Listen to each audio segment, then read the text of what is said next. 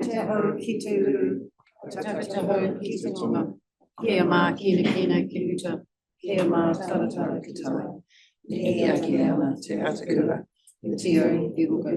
He hauhu. Tite Māori ora. So, kicking away this morning, we have an apology today from the Major. We have James Goff and Aaron Stewart who are constructing here today. We have an apology for Sarah Templeton for lateness. So I'll move those. Seconded, Councillor Scandrett. Those in favour say aye. Aye. Opposed, that's carried. And we have Councillor McClellan and Fields attending on Zoom this morning. Are they there? Morena, I hope you stood for the karakia. Right, declarations of interest from Councillor Goff and Kieran, as I've said. Anyone else have any declarations to declare? Just be vigilant during the course of the meeting. So today we're going to hear from submitters on the draft local alcohol policy. After the final submitted today, staff will be invited back to the table to answer any questions that we may have that occurred during the meeting. And if councillors have any questions that staff can't answer today, Natasha will collate these and staff will return on the 19th to discuss when we reconvene to continue our deliberations. Staff will do a presentation on the thematic analysis and discuss what the final policy could look like at the commencement of the meeting on the 19th. Ideally, we will close the meeting on the 19th with enough guidance provided for staff so they are able to bring a decision report to a future council meeting for us to consider. Right, so before we start hearing from submitters this morning, we'd like to welcome staff Thomas Lee and Amy Martin, who will briefly introduce the process so far.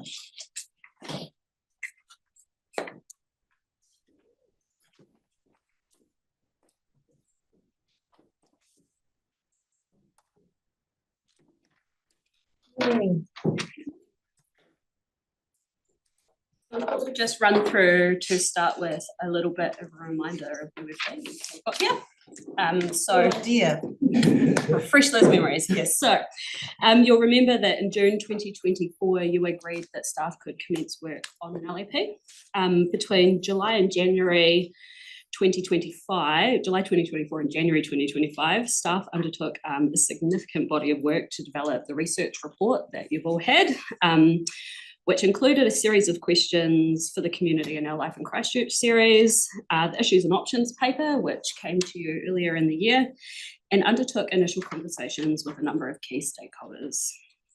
In February and March, we undertook early engagement, which together with previous work informed the development of the draft policy for consultation that we'll be talking about today.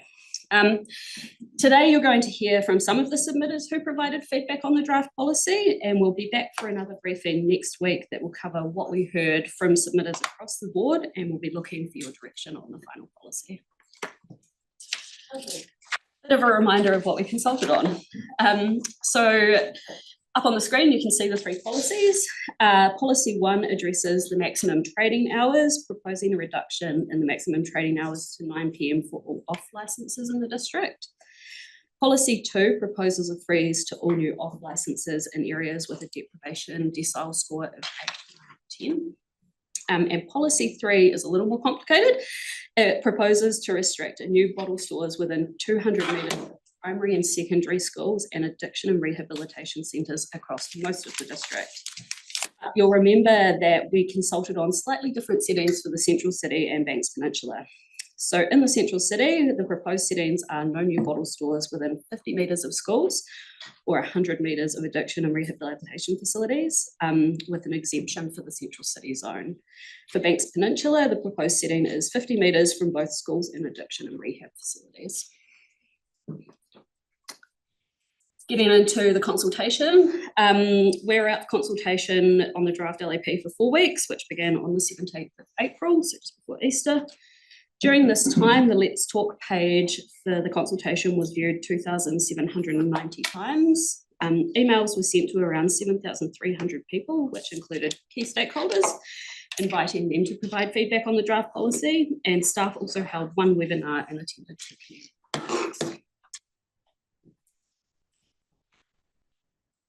So in total, we received 415 submissions on the policy. Just a note there, you may have seen 400.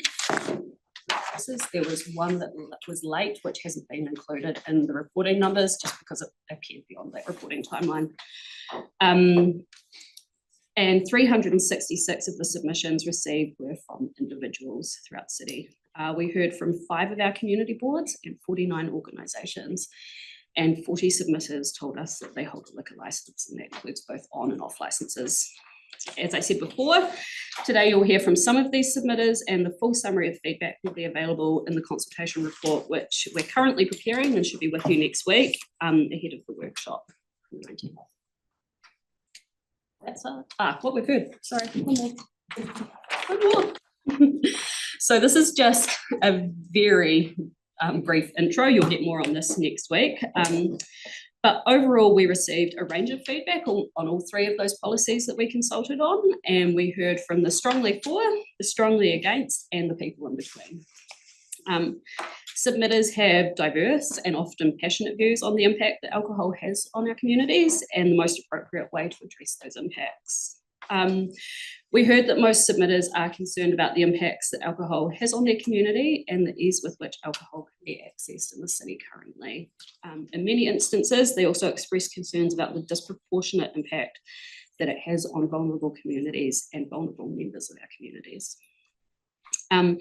Generally, most submitters expressed a desire for a proportionate and effective approach to addressing alcohol-related harm in Christchurch and Banks Peninsula, which largely reflects what we heard during that pre-engagement, which then formed the development of the policy.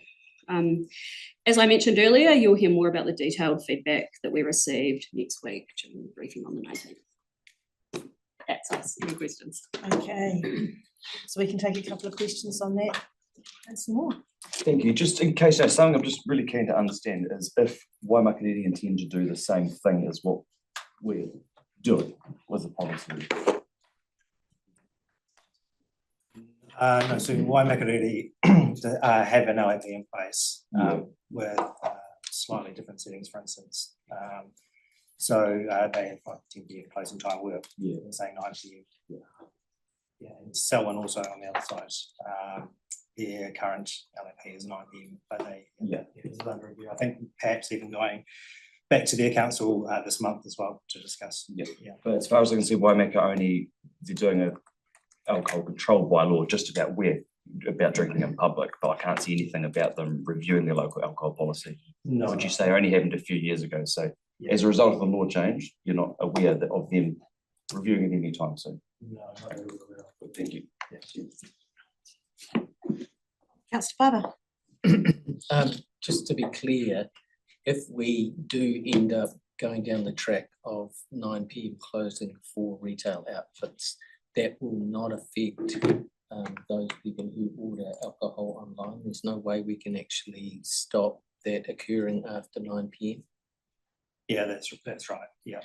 So the LAP can't deal with the remote sales, so like online sales, that sort of thing. That can happen the sale can happen at any time of day. That's more. So just to clarify, so someone, if we brought in 9 o'clock, between 9 and 10, someone would still be able to Uber Eats from Bottle Store in Kaikoura Rangiora. Is that the general gist of what you're saying? Yeah, so it's quite complicated, but yeah, so there'd be nothing prohibiting it. So bylaws go.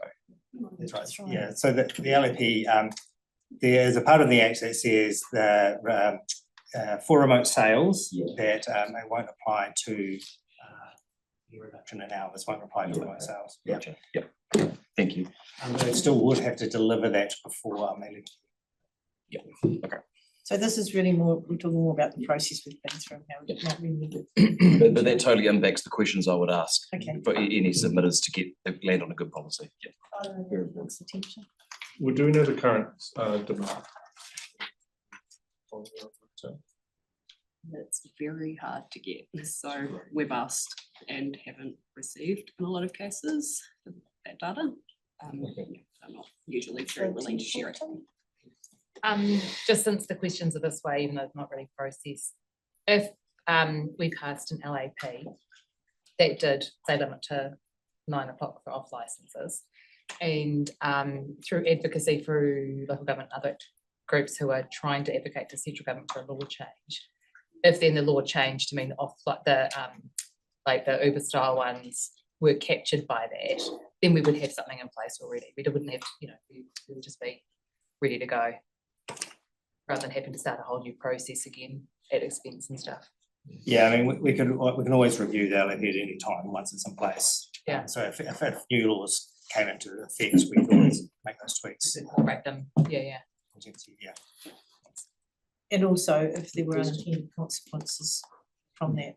Councillor Scandra, and then you've got Jake online. Yeah, thank you. It's a legal question. I don't think it'll be answered now, but the difference between Banks Peninsula and the central city and the rest of the city. So the principle of what's trying to be achieved through the policy is the same, but suddenly we've got different distances because of whatever. Would we be open to a legal challenge for someone in the areas that are not Banks Peninsula or central city? So if legal could ask that question, that would be good, because the principle of the policy is exactly the same right across, but suddenly we've got different distances for a non-policy achieve. I mean, we can get legal to come back on that, but the Act does allow different settings for different parts of the district. So yeah. Okay. Well, we've got people here in the room that were it's early, which is nice. Hey, thank you very much. We might as well get on with the submitters. So I'd like to invite Paul McMahon on behalf of the Waitai Coastal Burwood Community Board to come and speak to us for 10 minutes. You don't have to speak for 10 minutes. I don't. Say if you like. Well, I'm sure you're aware that I can if you want me to. And it's election year. True, it is election year. Well,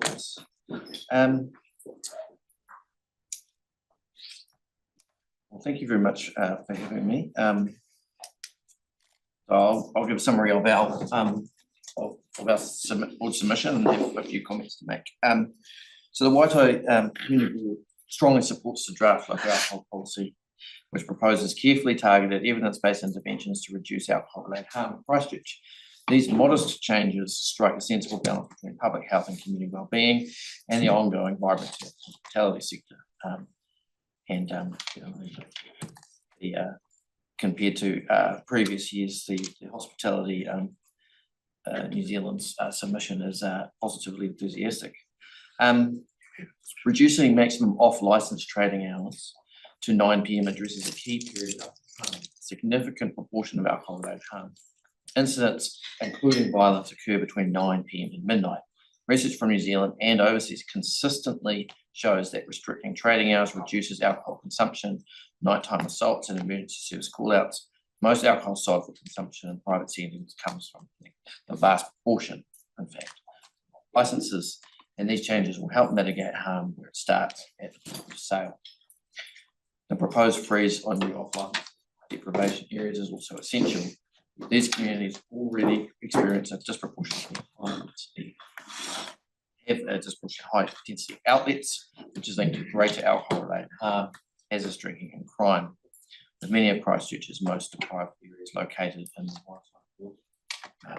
Waitai area, our residents have the most preventative and cautionary approach. Restrictions on the proximity of new bottle stores to schools and addiction services are another simple common sense measure. Alcohol marketing near sensitive sites such as these contribute to increased consumption, particularly among young people, and recovery evidence shows that Māori and Pacific children are exposed to more alcohol advertising activities. So taken together, these proposals represent a principled and proportionate response to the long-standing challenges associated with alcohol availability in Christchurch. And they are in line with public health advice and community expectations and reflect the commitment to safe health habits.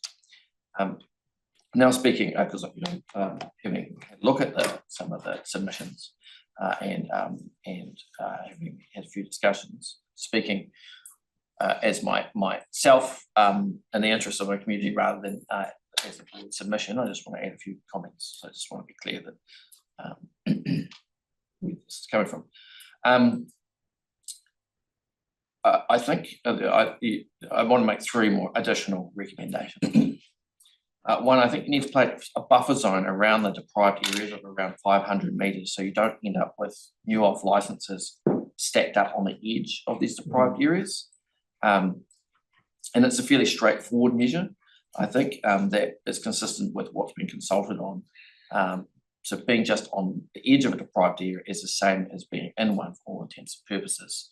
And the example I'll use here is in Auckland, where you have Glendowie and Meadowbank right next to each other, and which are basically just railway tracks in between them. And Glendowie is one of the most deprived areas, and Meadowbank, which is basically Remuera, it's not, and having it just on the other side of the tracks has the same effect, but it looks different on paper, so you need to weigh up practical effects. Secondly, I think you need to place restrictions on delivery hours from remote licenses to make them the same as other off licenses, because we'll end up with a proliferation of remote selling bottles. Careful, and I understand that some people are gearing up to do just that. Thirdly, the same licensing restrictions need to be imposed on supermarkets as on bottle stores. And yes, supermarkets sell more than alcohol, but the fact they claim it's not worth having stores, or may not be worth having stores without the ability to sell alcohol after 9 p.m. shows you just how much they do sell. And I know that Foodstuff suggests that such restrictions could lead to more abusive behaviour towards their staff, which is a surprising argument to be deployed in favour of increasing alcohol sales to those people, to say the least. Yeah. And finally, I want to note that Woolworth's submission makes reference to a Supreme Court decision regarding the Auckland alcohol policy in paragraph 85, of the Supreme Court decision. I invite you to read that paragraph and the surrounding paragraphs, but I'll read the final sentence of the one that they refer to. The two final sentences. On the other hand, we see any general concept of freedom to sell, buy or consume our liquor as irrelevant to the required exercise. The only relevant rights to sell alcohol are those provided in the 2012 Act. It's worth reading those other paragraphs. I'm sure you're also aware that the Supreme Court of New Zealand upheld the exact same restrictions that we're proposing. So I'm very happy to take any questions. Yeah. Okay, so we've got councillor Barber. Thanks, Paul. Just in terms of the board and your personal thoughts on sensitive sites in the central city, sure. Yeah, talk a wee bit about the reasoning behind that sentiment. So in the central city, we haven't really ventured much of an opinion because it's outside of our area. I mean, I could offer my own thoughts, but those would be distinct from the board. And that I think it's Well, as someone who works deals with alcohol harm, it'd be good to hear from you. I guess the difference between the two, those areas is that there's a higher density and a much higher density of outlets, and the cascading effects of having the same restrictions as in suburban areas would be very different. So wearing a policy hat, I think it's reasonable to have different restrictions if you're after a similar outcome, but also bearing in mind that there's a higher burden of alcohol-related harm in the central city, but very differently though, because that harm comes, it's contributed by those off licenses significantly, but because you've got a density of on licenses. Thank you. Okay, Tyler. Kia ora, Paul. I was really interested in that buffer zone part of your submission. Would you be able to elaborate a little bit more on that? Well, if you simply, so the object of the policy or what's being proposed is to reduce harm in deprived areas, right? But as you know, when you look at the deprivation index, it goes by census mesh mock areas. But people move between those areas, and I've heard lots of ridiculous arguments about this. The fact is that, and there are places in across the city where you literally have, some of them near here, a decile 10 area and a decile 1 area right next to each other. Yeah. And it's a practical effect of having the bottle store in a decile 1 area next to a decile 10 area. It's the same as having it just on the other side of the road. Yeah. So that's it. So having a half a K kind of buffer zone will prevent the reverse outcome of having it effectively easier to have. Rather than a hard line. Yeah. Thank you. Councillor Coker. That was my question. Right, any other questions? Councillor Moore. So there have been arguments around off licenses, supermarkets versus liquor stores, and liquor stores particularly offer different kinds of alcohol, and saying that they're the ones that are causing the real harm, and supermarkets are just there for convenience. Do you have any thoughts on that? Well, the thing is, convenience is a secondary consideration, and one that is elevated to the top of the arguments of the supermarkets. I have a read of Frank, just down the road in Missio's submission, what he says about supermarkets driving price reduction. And the fact is that supermarkets sell much more of alcohol that people consume, and should be held to the same standards. Thanks. So are you, just to be clear, are you saying that you support the comment that the supermarkets should not be exempt from setting up in the private area on the ground, or not be able to use that clause, that not for primary purpose? So that's my view. Yeah.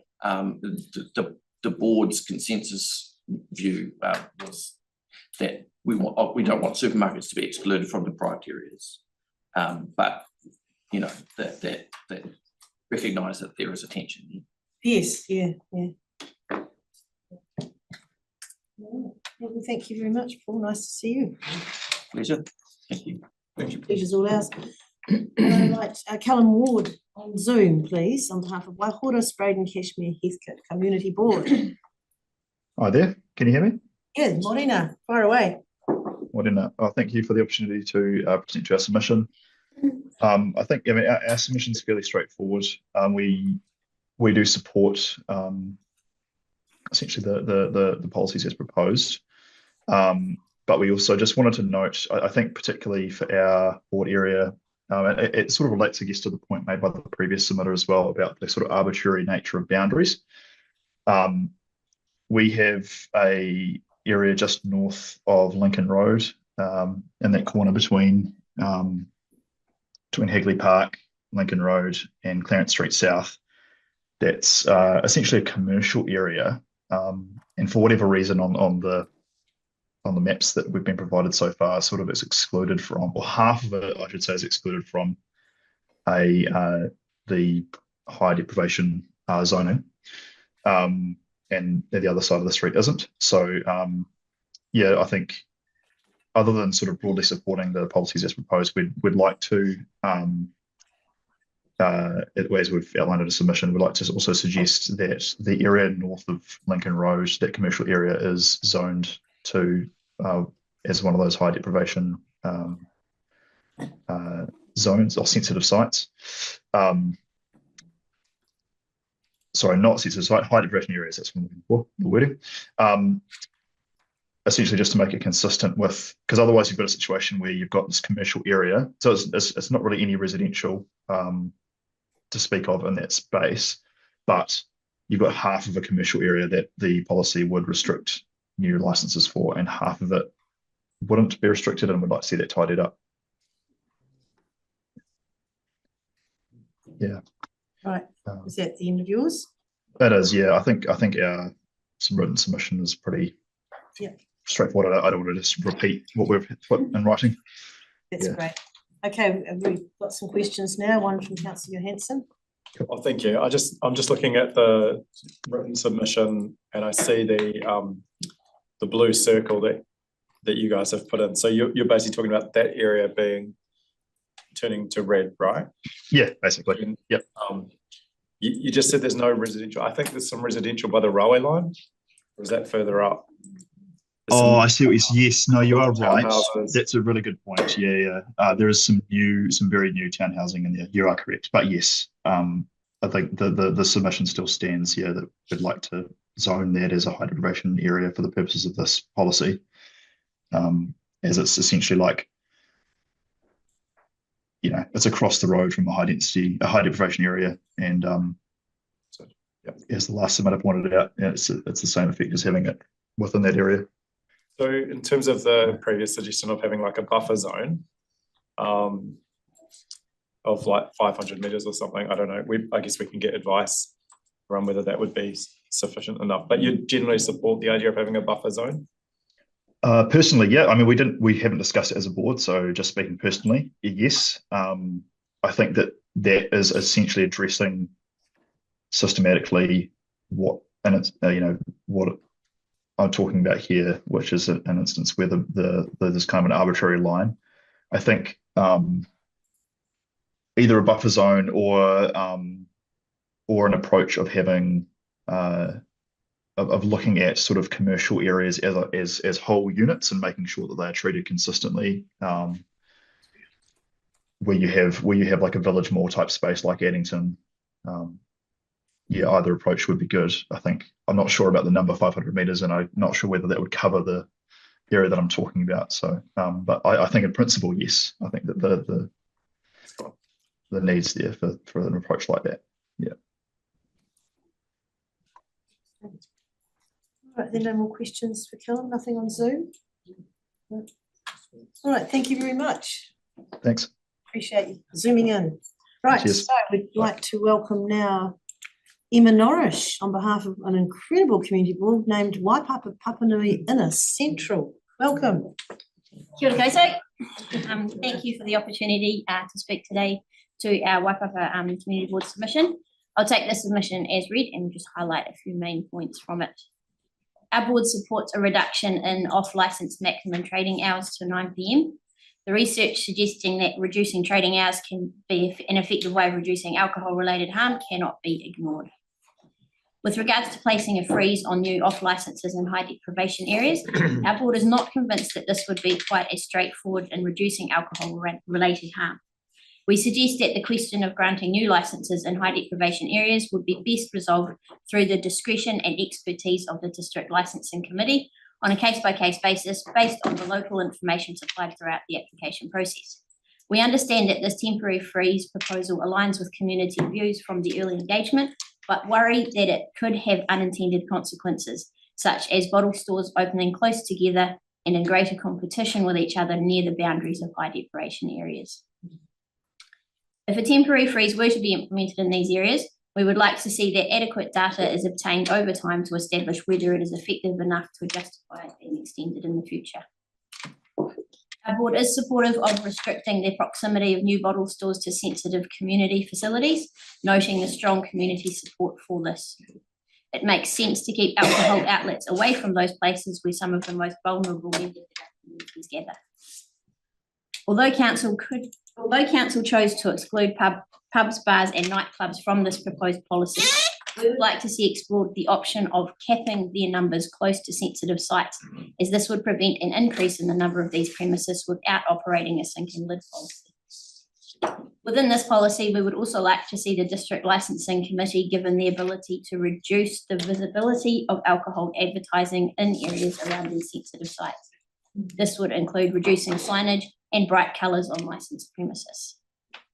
And finally, we also support the proposed restrictions for new bottle stores close to sensitive sites within the central city. I'll leave it there. Great. So regarding the freeze in the lower decile areas, and I know you can't speak on behalf of the board now because you haven't probably discussed this idea from Paul McMahon, but would that change your view if you had created a buffer zone because you have the unintended consequences of them clustering around the edge? Yeah, I think it's something like a buffer zone would be a workaround. Yeah. Interesting. No questions for Emma? Oh, very clear, thank you. Thank you. Nice to see you.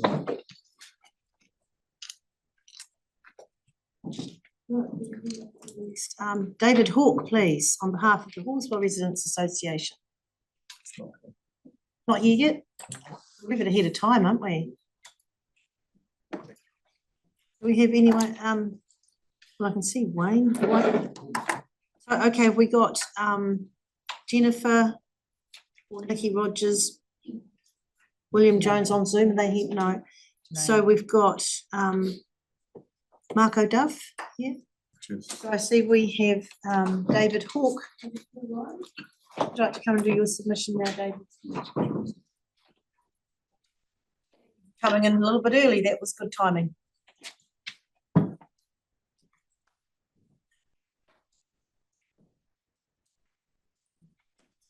Yes, kia ora, and thank you for allowing us the opportunity to present to you today. So with me is, I'm David Hawke, so I'm Treasurer of Horswell Residents Association, and with me is John Bennett, our Chair. And as it happens, we chose our two members of our association to do the presentation because the two of us fronted an objection to a suburban bottle store in Horswell back in 2017. So our submission is pretty straightforward. We've chosen to focus on the draft parts of the draft policy dealing with off licences because this type of licence is where it's one where alcohol consumption occurs without supervision. We also focus on the Horswell area for obvious reasons, though we do have interest in the provisions regarding sensitive sites such as schools and childcare centres outside our area because our residents use those sites. And an obvious example is Hillmorton High School, which is not in Horswell, but is our in-zone high school. I guess at this point, it's worth taking you through some of the dynamics within Horswell Residents Association. Our association's membership encompasses people from right across the political spectrum. And just between you and me, or you and us, there are some issues that we need to treat carefully around because of those political sensitivities. But opposition to alcohol off licences, especially in suburbs like ours, is an issue where there's been absolute unanimity across our membership. This view is also in our community, so there's no political niceties needed to be shotting around here. Back in August 2023, which seems a long time ago now, we ran a community survey that included 3 questions on access to alcohol. Over 70% of respondents either strongly disagreed or disagreed with the proposition that suburban bottle stores should be allowed anywhere, open any time the owner wants. Only 12% were in favour. As I said right at the start, it's worth pointing out that we've been through the licensing process for a suburban bottle store in Horswell from a time where there was no LAP. This meant that we had to base all of our arguments on the Sale and Supply of Alcohol Act with no guidance as to particular points that we might focus on, or even if opposing an application was a worthwhile use of our time. In the particular case, we ended up taking the District Licensing Committee decision to appeal, with John and I fronting our opposition. All of this cost us a huge amount of time and energy that we would rather have spent on other community building activities in Horswell. It actually cost the applicant a lot too. We reckon both time and money, maybe $30,000. Then there's also the cost to the agencies of a complex process where you don't have a local alcohol policy. The inspector, New Zealand Police, medical officer of health. So there is real value for everyone in having an LAP. As you will have read, we strongly support the proposals on the draft plan regarding off licences, although as we explain in our submission, we think that they're a minimum for the likes of allowable distances for new bottle stores from sensitive sites. And reiterating a point from our submission, it's absolutely critical that those distances are taken from every entry point to a school, not just the postal address. Something that comes through really strongly in our conversations in the community is that people who struggle with alcohol find it really hard not to give in. If you talk to a health professional, even in a community such as Horswell, you'll find that alcohol harm is pervasive and an important contributor to the issues they see in their clinics every day. It's one thing to avoid going into a bottle store, but much harder when you go to the supermarket and find alcohol displays right in your face. For this reason, we're really pleased at the proposed 3-year moratorium on new off licences in areas of high deprivation, which we think is an absolutely awful.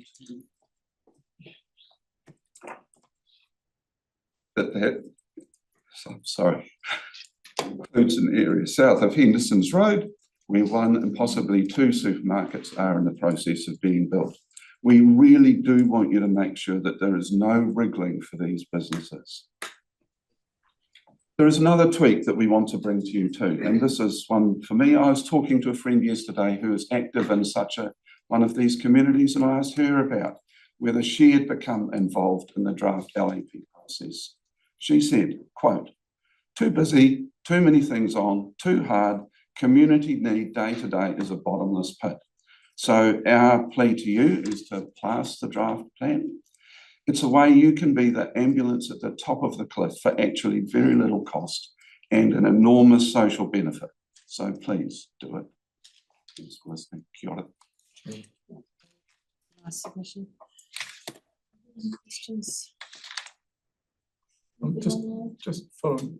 Councillor Scandrett. I just want to check that when we're doing those distances, as you mentioned about, rather than an address, it's actually the school gate, because that's actually the issue, walking past it. So if we could just double check those, that's what we. I think we have to pick that up. I think that's a really good point. Yeah, that's very. Actually, because a lot of schools do have multiple entrances, so if we just took it from the point on the map, it would be very different. In fact, most schools are like that. Yeah. Yes.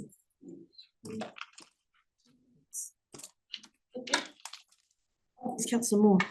You made a big call. No, I'll say it was 2 new supermarkets, which of course it'll be the key commercial centre of Causing, if you will, 2 supermarkets. It's a big call, but I get your reasoning. I guess my question is, what do you think the community's view would be on that? And is this sort of one of those things where, I mean, it seems likely that the community would not necessarily support that, but is this one of those things where you think council just needs to show some leadership and go ahead, regardless of if the community supports it or not? Yeah, sometimes we do need to do that. Yeah, it's an interesting question. It's quite complex because you say, well, the community. So in terms of, do you mean or not do you personally, but does one mean the community in the immediate area in that sort of Aidenfield, can't remember the name of it, there's so many of these things, in that development that you're talking about, south of Henderson's Road. So you mean that? So yeah, whether just that part, or I was thinking more the community that will use those supermarkets. So I was thinking more. Yeah. So we're going over to the north of Henderson's Road, and we think that one of the things that came through really strongly at another conversation yesterday, that said, I'm not going to say who said this. I work with a person who is a recovering alcoholic. She finds it really hard going into a supermarket to buy just her regular groceries and find this stuff which I'm really struggling with, sitting right in my face. I can avoid going into a bottle store, but I cannot avoid going into a supermarket. And on sale as well, special.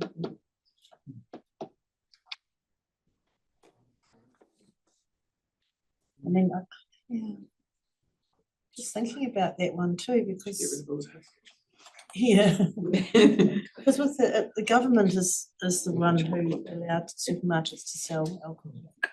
Would it be in the council's power to disallow that?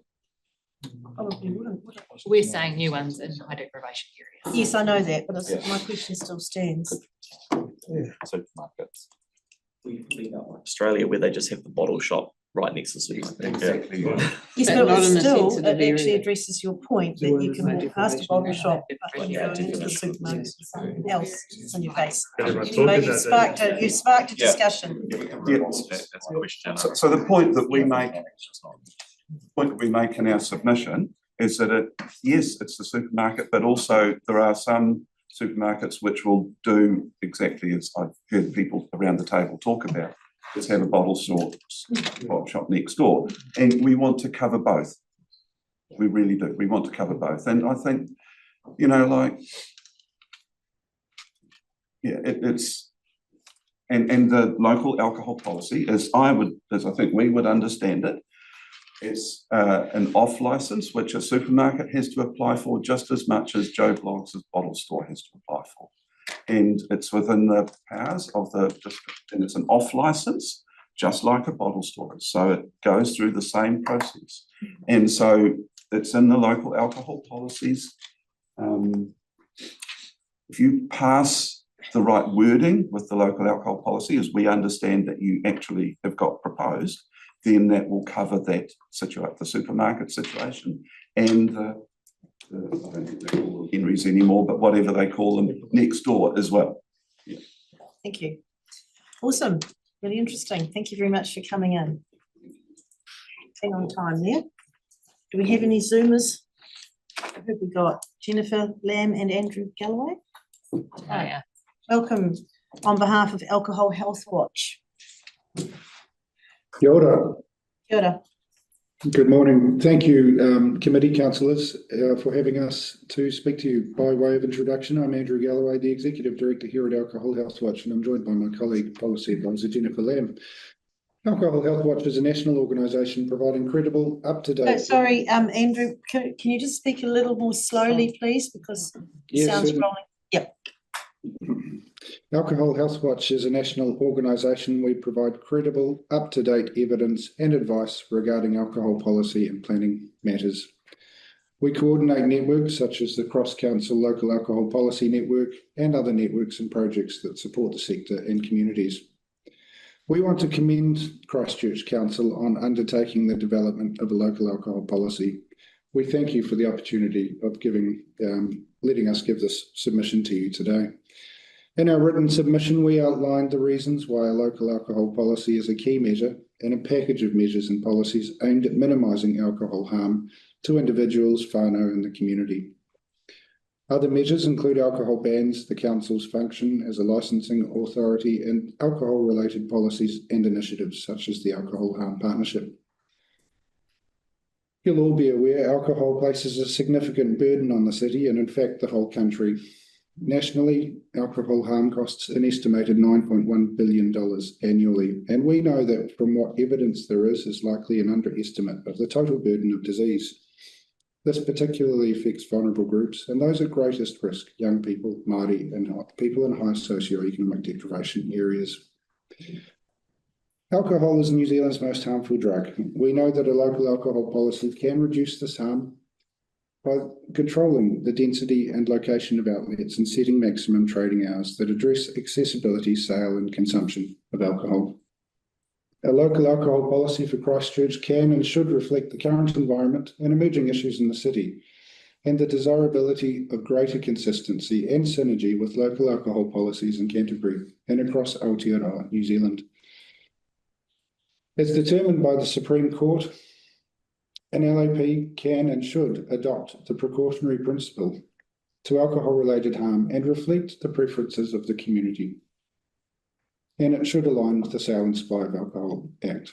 The local alcohol policy can include the full range of policies under Section 77(1) of the Act. We do note that the draft LAP solely focuses on off-licences and contains no policies on on-licences, club licences or special licences, nor are there any discretionary conditions that could provide guidance to the DLC, which does in some ways make Christchurch a bit of an outlier.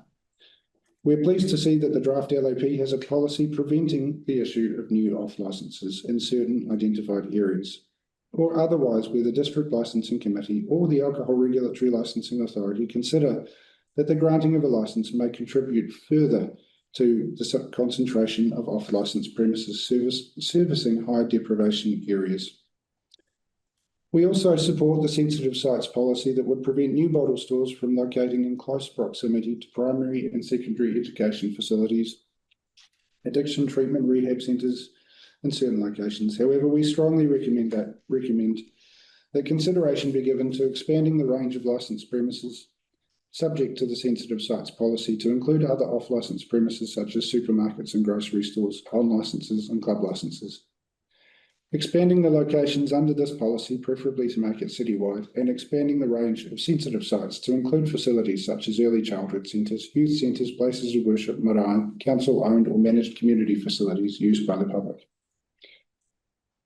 Considering that over 80% of alcohol is purchased from off-licences and often very cheaply, we strongly support the proposed off-licence closing hour of 9 p.m. and we recommend a later opening hour of 9 a.m. These trading hours reflect the current trend for reduced trading hours for off-licences and other local alcohol policies around Aotearoa when we're looking at bottle stores, supermarkets and grocery stores. Further consideration could be given to including trading hours for on-licences, club licences and special licences. Setting trading hours in the local alcohol policy can address community concerns and, as the research shows, will lessen the incidence of alcohol-related harm. Those can be assaults, intentional injury, drink driving, and a huge array of other harms associated with extended trading hours. We would hope to see additional policies in the LAP, namely those that further address the location of licensed premises, such as a policy under section 77(1)(b) of the Act, that could ensure that new licensed premises are not in close proximity or clustered with other premises. It could include a one-way door restriction as provided for in section 77(1)(g) of the Act, as this policy has the potential to reduce the burden on police, ambulance and hospital services, and can have a positive benefit not only for the patrons of premises but the community generally. Discretionary conditions as provided for in section 77(1)(f), including those that address single sales, external alcohol signage, advertising, the management of premises, and conditions that are aligned to CIPTED, crime prevention through environmental design principles. A condition that would prevent special licenses for events focused on children and young people under 18 years to limit their exposure to alcohol. Discretionary conditions can also address emerging issues such as buy now, pay later schemes or afterpay, as they are totally inappropriate for the purchase of alcohol, and ID checks on the purchase and delivery of alcohol.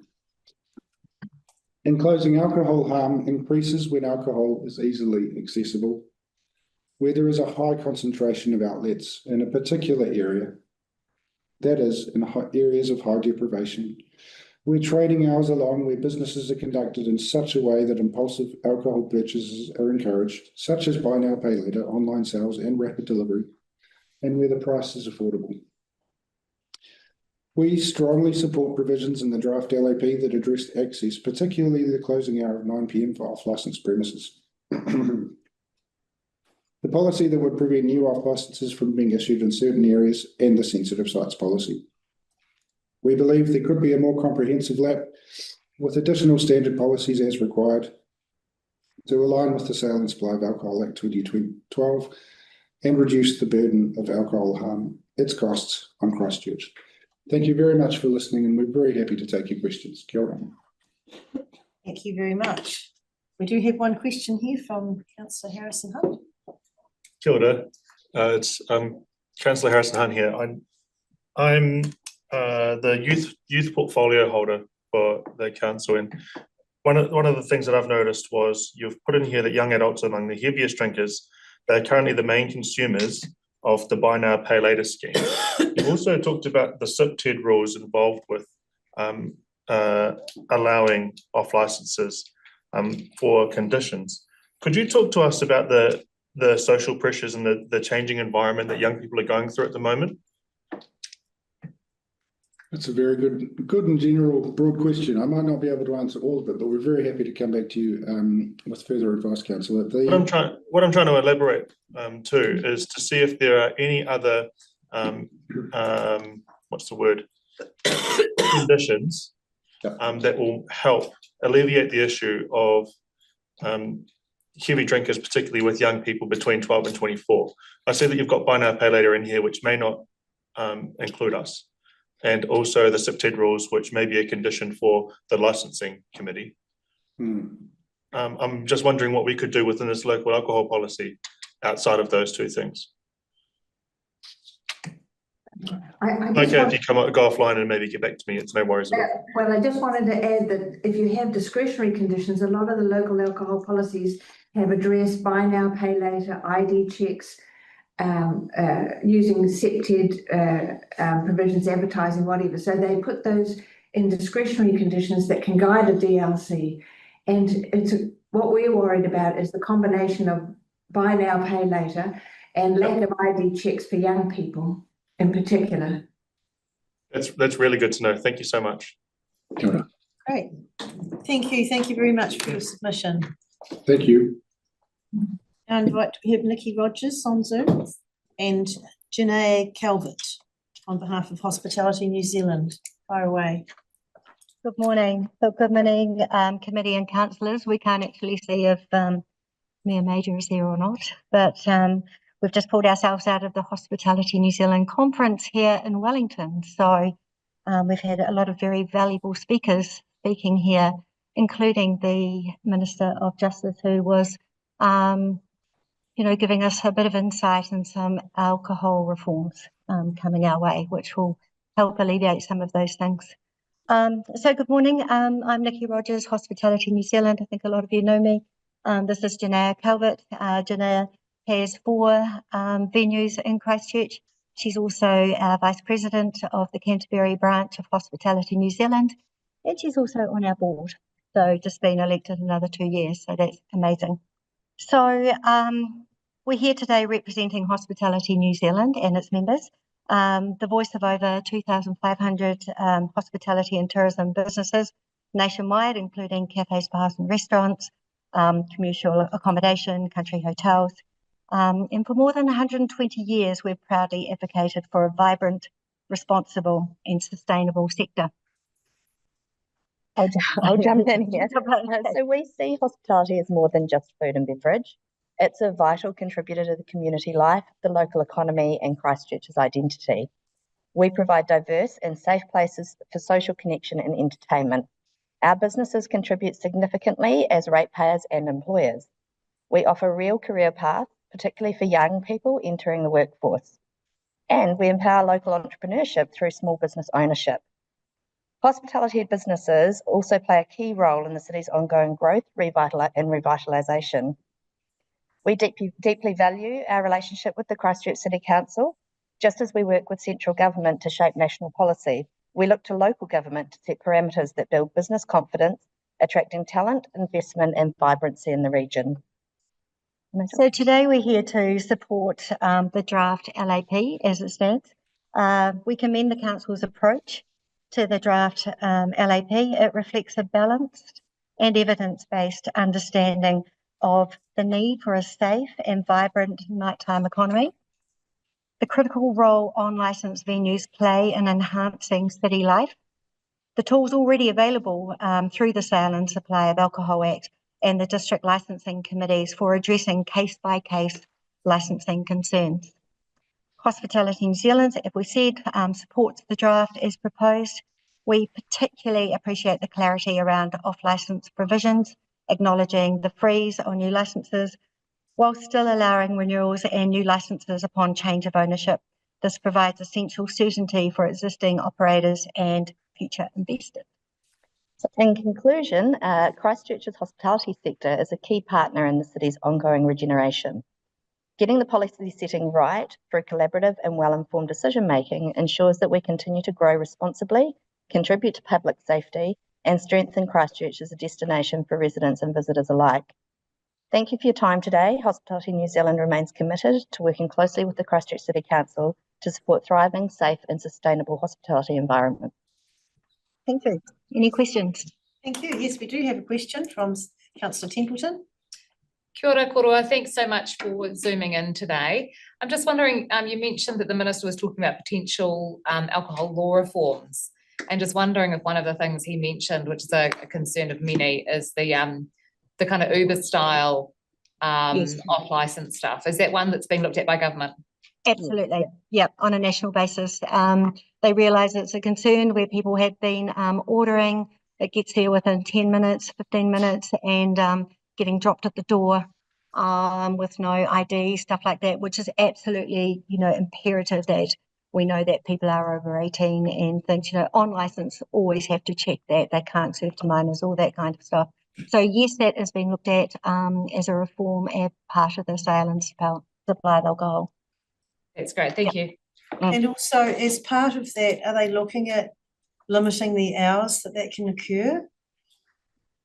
They didn't go into those details. They didn't go into details, but they know that they have to look at that area because it's quite a concern.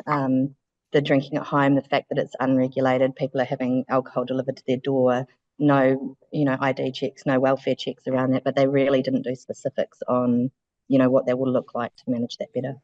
So as part of Hospitality New Zealand, we've been having a lot of dialogue at that level because we feel that, this is a concern for safety and because it is unregulated. Yes. Well, I'm sure they'll look at local government and take a steer from us at some point. I'm sure they will. Have conversation. Another question from Councillor Scandrett.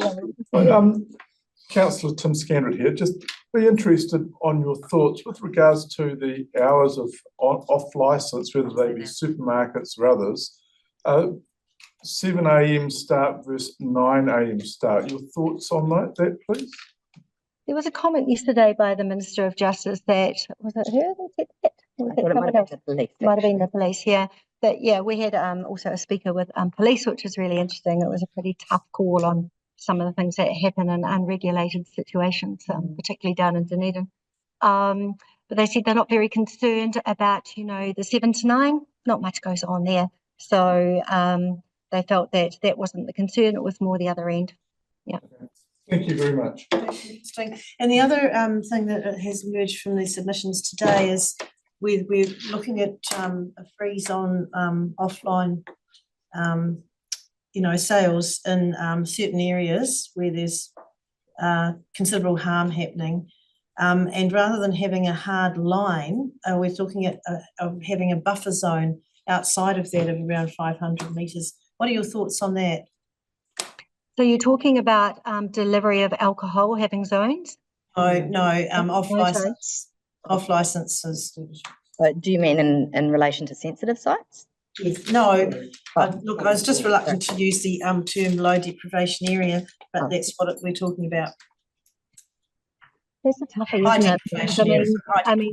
I mean, if you look at the map, there's lots of little areas, and I think you would find it hard to put a zone around that. I think, and does that allow for kind of growth areas of, different areas kind of coming up a wee bit more with, a mix of different people moving in and changing what the zone looks like. So I think that would be a hard thing to put in place. Okay, thank you. Yeah. All right, no more questions. Thank you very much for giving us the time out of your conference, and I hope you enjoy the rest of it. Lovely, thank you so much. See ya. Thanks. And do we have Jones? No.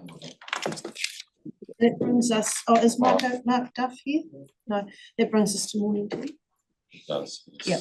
So we're a little bit ahead, which is nice. And morning tea, and then we'll be back at 12. Is there anyone else here that's due to speak? Up at 10 minutes when it's You are? What's? I could speak, I'm due to speak at 1:20. Oh, sure. Are you Bruce Tulloch? Shall we wait? Let's hear you now. That'd be great. Well, this is familiar territory to some extent because in 2017, in July, I was here for 2 days in atrocious weather when we filled up the hearing room here because we had a liquor application in vicinity, corner of Trafford Street and Harewood Road. I'm speaking personally here now, but I was one of the coordinators at that time, and this is just a quick cover of our experience. We were a bunch of amateurs, but people were concerned and started talking. We realised that if we didn't do something, it would come on more or less by default. We had advice from the community law and the police, both of whom were very helpful, particularly helping us focus on the parameters of the process. They both said our chances were very, very slight. Well, we had a little petition went round and they got 1,144 signatures within a kilometre. Looks like a bad dose of the measles. We logged these off with the residents' addresses so that we had an idea that it was real. Now, that's a level of community concern that you don't very often get. People are very, very definite on this. We had, I think, what do we have? We had 86 objections. We had about 50 people at the hearings on both days. It was suggested that rather than have people speak who were within a kilometre, we restricted to within 500 metres. With the number of people speaking, that was sensible enough. So we ended up with 11 people speaking. As I say, we took 2 days on it, so it was quite good.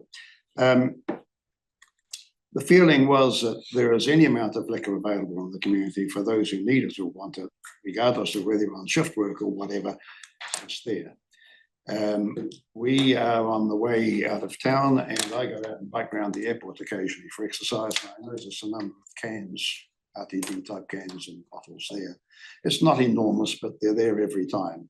No doubt they get picked up by the mowers as they go around regularly. But this was a concern as well. It's not just the drinking in the local area. It's a passing by, picking up, drinking at home, getting sozzled, preloading, going to town, going out in the countryside, driving drunk, all of those things. People are aware of the risks. I won't go on about this, we all know it. Just a few points. In our process, we were rather concerned with the report by the district licensing person, who said that our area was above average in socioeconomic status for Christchurch, generally speaking, and that there were no real problems. Well, come off it. One of our people had access to the deprivation index mesh block system. While the street I'm on, Trafford Street, is zone 1, which is top grade, on the west side, on my side of the street is zone 9. Now, I hope this gives me a reduction in my rates. On the east side of the street, we have 3 zone 8s, 1 zone 9, and 1 zone 10. So content about the general thing is grossly irresponsible, I would say, in that sort of detail. However, this strengthens the requirement for some sort of buffer zone on these things. Now, it will be difficult because we have mix and match all over the city, but the principle is fairly important. There's no point in worrying about deprived zones if you've got one on the other side of the road. The online sales delivery is another one that people are concerned about. You've had enough information, I think, on that. There's plenty of experts who can fill it out. I would, just before my time runs out, like to have a wee whack at hospitality in New Zealand. That's a cynical perversion of language, calling the industry a hospitality industry. If you or I give hospitality to people, we are not selling them an addictive drug, no social harm. They are in business for private profit at public cost. With a lot of the little liquor stores around, it's very obvious that they are hardly economic exercises. So one in our corner was a prime example. There is enormous self-exploitation or exploitation of staff. We bring people into New Zealand from migrant communities to provide us with things we need, not to sell alcohol and vapes and so forth at exploitive rates of the people consuming. We just have to bear this in mind. It's not quite part of our remit, but we have to look at the reason why people are in this business. In part, it's to make money. In parts, it's to get residents and various other reasons. I had to look at the ownership of New Zealand liquor industry. The latest figures I found were the Ministry of I&E, something or other, employment, industry and employment, I think. In 2017, 69% of the liquor manufacturers in New Zealand are foreign owned. They're not in it for our national interest. So the ethical side of this is almost indefensible when you think of what people are selling, what the consequences are. So that, I think, pretty well covers my points. We've heard the cost of alcohol from Wayne. After our, we succeeded in our application, which was very gratifying, really. And we passed on the information. I went to 3 other suburban places, Barrington, Phillipstown and Hornby, and we sort of passed on the things we learned. They all got the liquor applications turned down. One of them was appealed and turned down on appeal. So that was really gratifying. It was very obvious that unless you have a few people with the capabilities and the time to organise these things, you're left with people who are intimidated. I mean, to see the lawyers standing there with a straight face saying, oh no, they're not going to sell to the kids with penny lockers with the RTDs or to the elderly disadvantaged with cheap spirits. We're here to sell to people for fine wines and spirits. It was a farce. But these are the things that go through without challenge if you don't have people there to do it. So we need the muscle of the council behind us. Individual communities often can't cope, or as we heard, people are too busy and it's too difficult. So thank you for the opportunity. It's a great chance to actually get these things out. There are lots of people in politics and elsewhere who know the cost of everything and the value of nothing. We have to concentrate on the values to our communities. Thank you. Thank you. Thank you very much for coming in.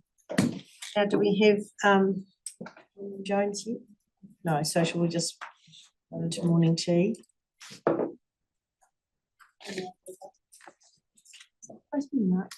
Yeah, it was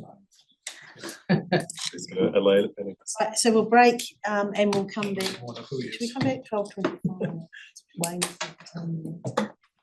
Might get 12:20. Because if they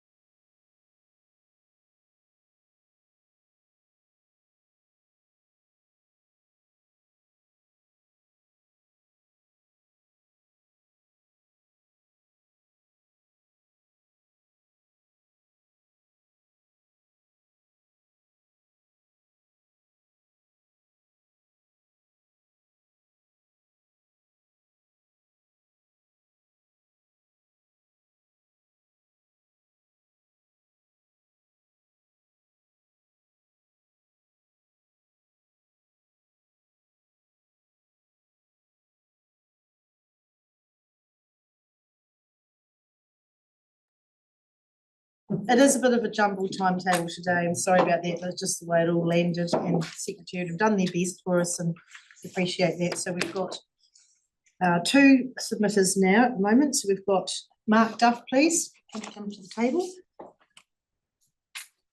Welcome. Nice to see you, Mark. What an exciting day for the councillors around this table. You have the opportunity to really make a change in this city and reduce alcohol harm. And it is easy as not giving 2 ticks that you normally give, but by giving 3 ticks.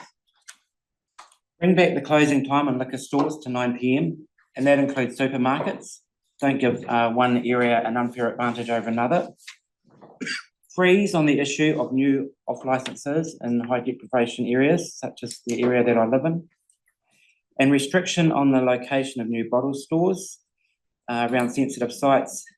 And I'd really welcome that measurement be taken around the perimeter of, say, the school.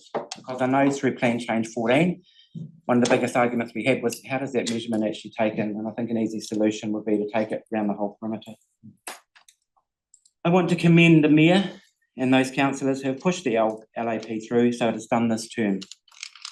In years to come, will actually be your legacy for this term. The changes are actually quite minimal, but they will have a lot of impact. And I want to say well done to the staff as well, because I know you've put a huge amount of work in, so thank you very much. And it's been interesting listening to your briefings. I want to talk about my ward councillor, Councillor Mark Peters. I fought beside him to reduce alcohol harm in our area through the current liquor licence set up. And to be honest, it's bloody hard. It's not easy going to those hearings, and it's scary to residents to give it a go. But you have to make a change. I'm glad you have concentrated on off-licences, as I believe that is where our real issues are. Getting involved in community organisations, I'm sorry to get a bit emotional, but when you get in those community organisations and hear from your Salvation Armies and your other community groups, it's bloody frightening what's going on in your own backyard and you're not aware of it. I was lucky to be brought up behind a white picket fence in a family, but we drank alcohol in a conservative way around the table and used it when talking about things at night. I went through a high school where I saw the harms of alcohol in the families. I saw one who was my head boy at the time, who had 2 alcoholic parents, but was good enough to say to himself that I'm going to get above it and go to university. As I say, I've seen and heard firsthand that liquor is doing in our area. And the major change you can make is bringing the closing time back to 9 p.m. There's not a lot of good goes on with liquor after 9 p.m. Sorry, I feel like I'm doing a title at the moment. It's quite emotional when you do hear what's going on in our community. Liquor stores have no obligation, and that's what I found during the hearings. When people go in and buy the liquor, they take it home. There's no consequence to that liquor store. We sat through a community application not so long ago where someone said they were right behind the community. Yet when we questioned them and their application was a person from Bluff, they had no idea what our community groups were or what positive change they could make by supporting our community. Yet they got their liquor licence. The most ridiculous argument I've heard on the LAP was that you will be able to go into the Waimate or Selwyn area and purchase liquor. That is no excuse to not take action in your own backyard and do what is right. If this is seriously an argument not to go ahead with the LAP and that people will travel to other districts to purchase alcohol after 9 p.m, it just highlights more what a major issue we do actually have. We have at our community with alcohol and safe harm. I want to bring up an example with my dad, who waited for an open hour for an ambulance one night, who had had a fall, and we did not know whether it was going to be his last night. When the ambulance drivers arrived, they apologised. And they said, and when I questioned them further, they said, look, we've had so many alcohol-related harm incidents tonight, that's why we're running late. And they take priority because lives are at harm. Imagine if we could take 5% off that and take that pressure off our emergency services. Our emergency services deserve a break, and I think bringing the closing time back to 9 p.m will help that. So be brave, be courageous, and be the council that leaves this positive legacy around liquor licensing going forward. Thank you.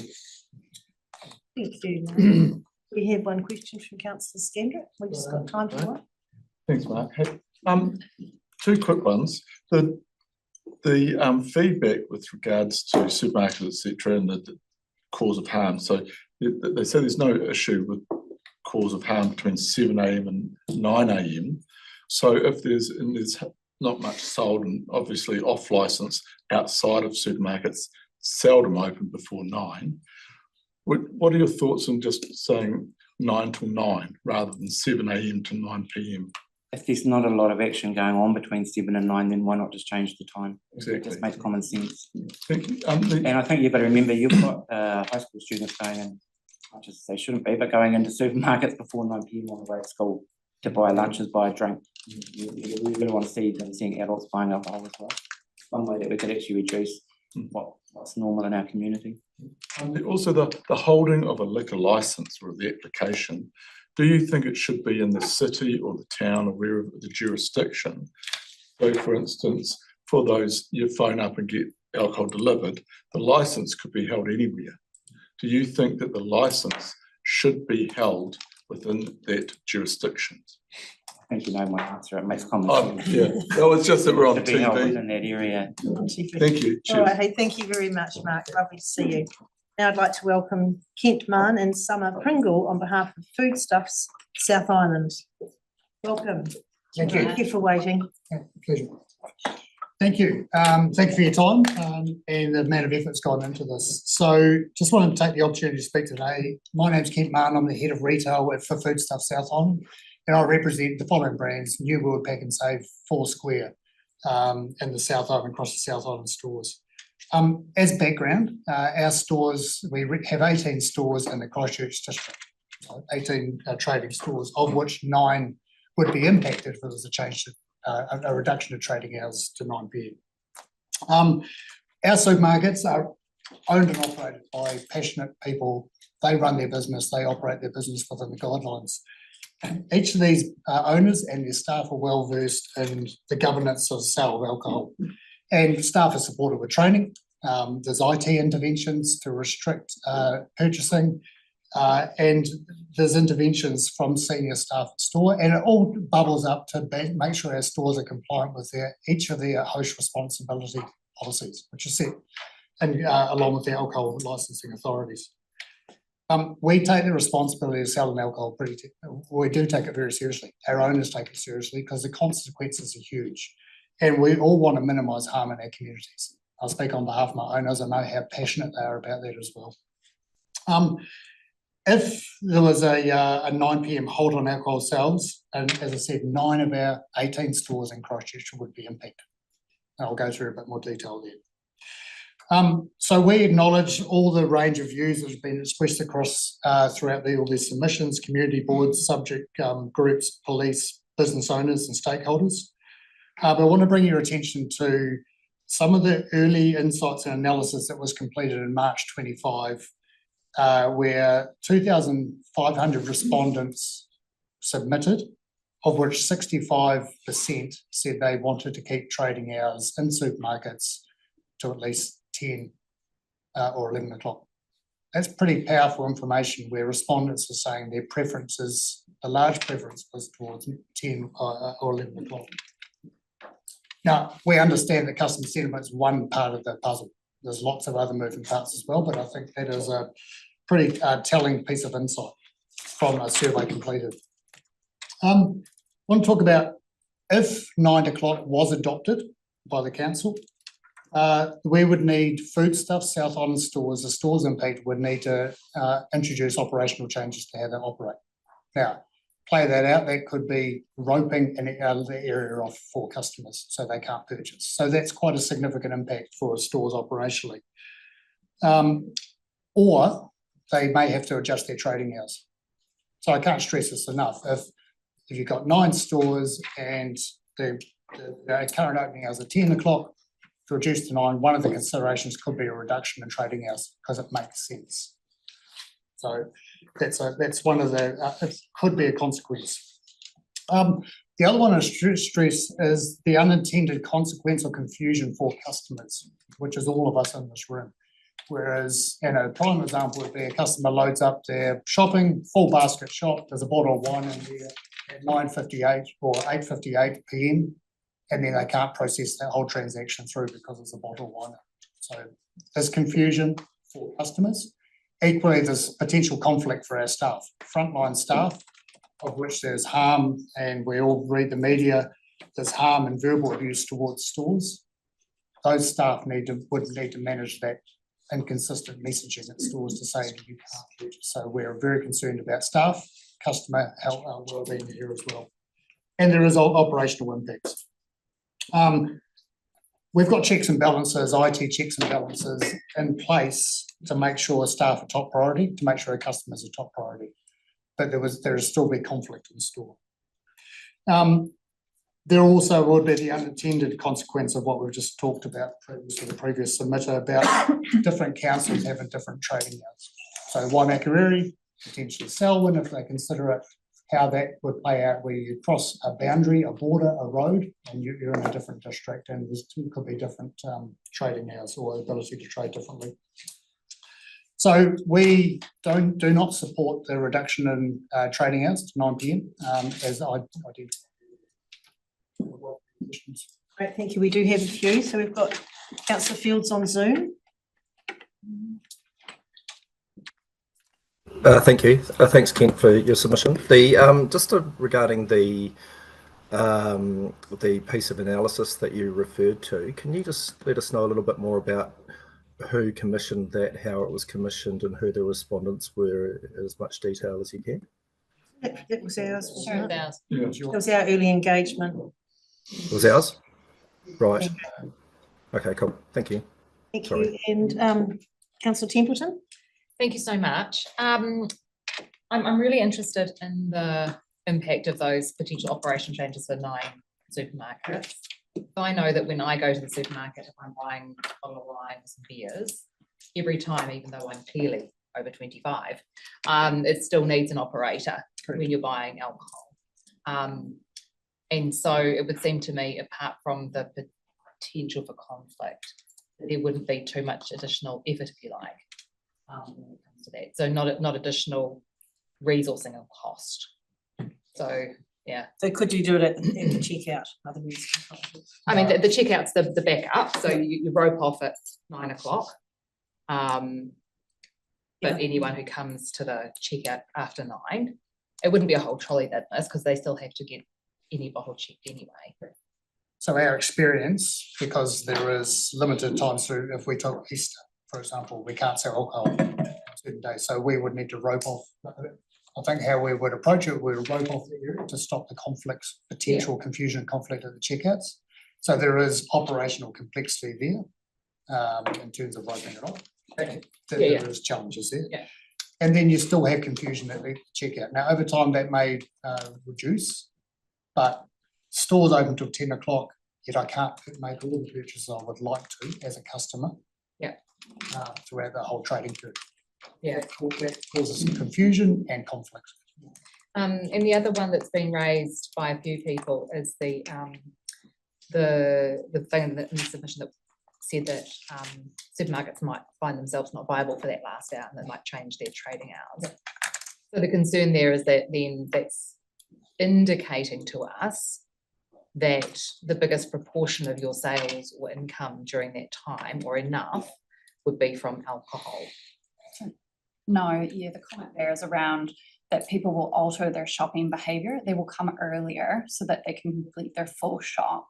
So it's nothing to do with the alcohol sales between 9 to 10 PM. Okay. It's just that we believe our customer behaviour would shift forward and come forward, and you just wouldn't be getting the normal amount of customers through. The people who wanted to buy alcohol would come earlier, so fewer people. Well, just customers that want to do their full shop, so that want the option open to them, would potentially come earlier. And that is one of the unintended consequences of the Auckland change, where some stores have reviewed their trading hours. Yeah. So, but you would still, but if people are still doing their shop there, you're still getting the same amount of it now. Yeah. Councillor Moore? Yeah, sorry, you actually just answered my question. My question was going to be Auckland changed to 9 o'clock. So you're saying, so as a result, some supermarkets are now closing earlier. So while you you can cater for a closed off section, but the reality is that some stores here may choose to do the same, close at 9 p.m. Thank So you. my question is, why do some stores have 9 p.m. closing and others 10?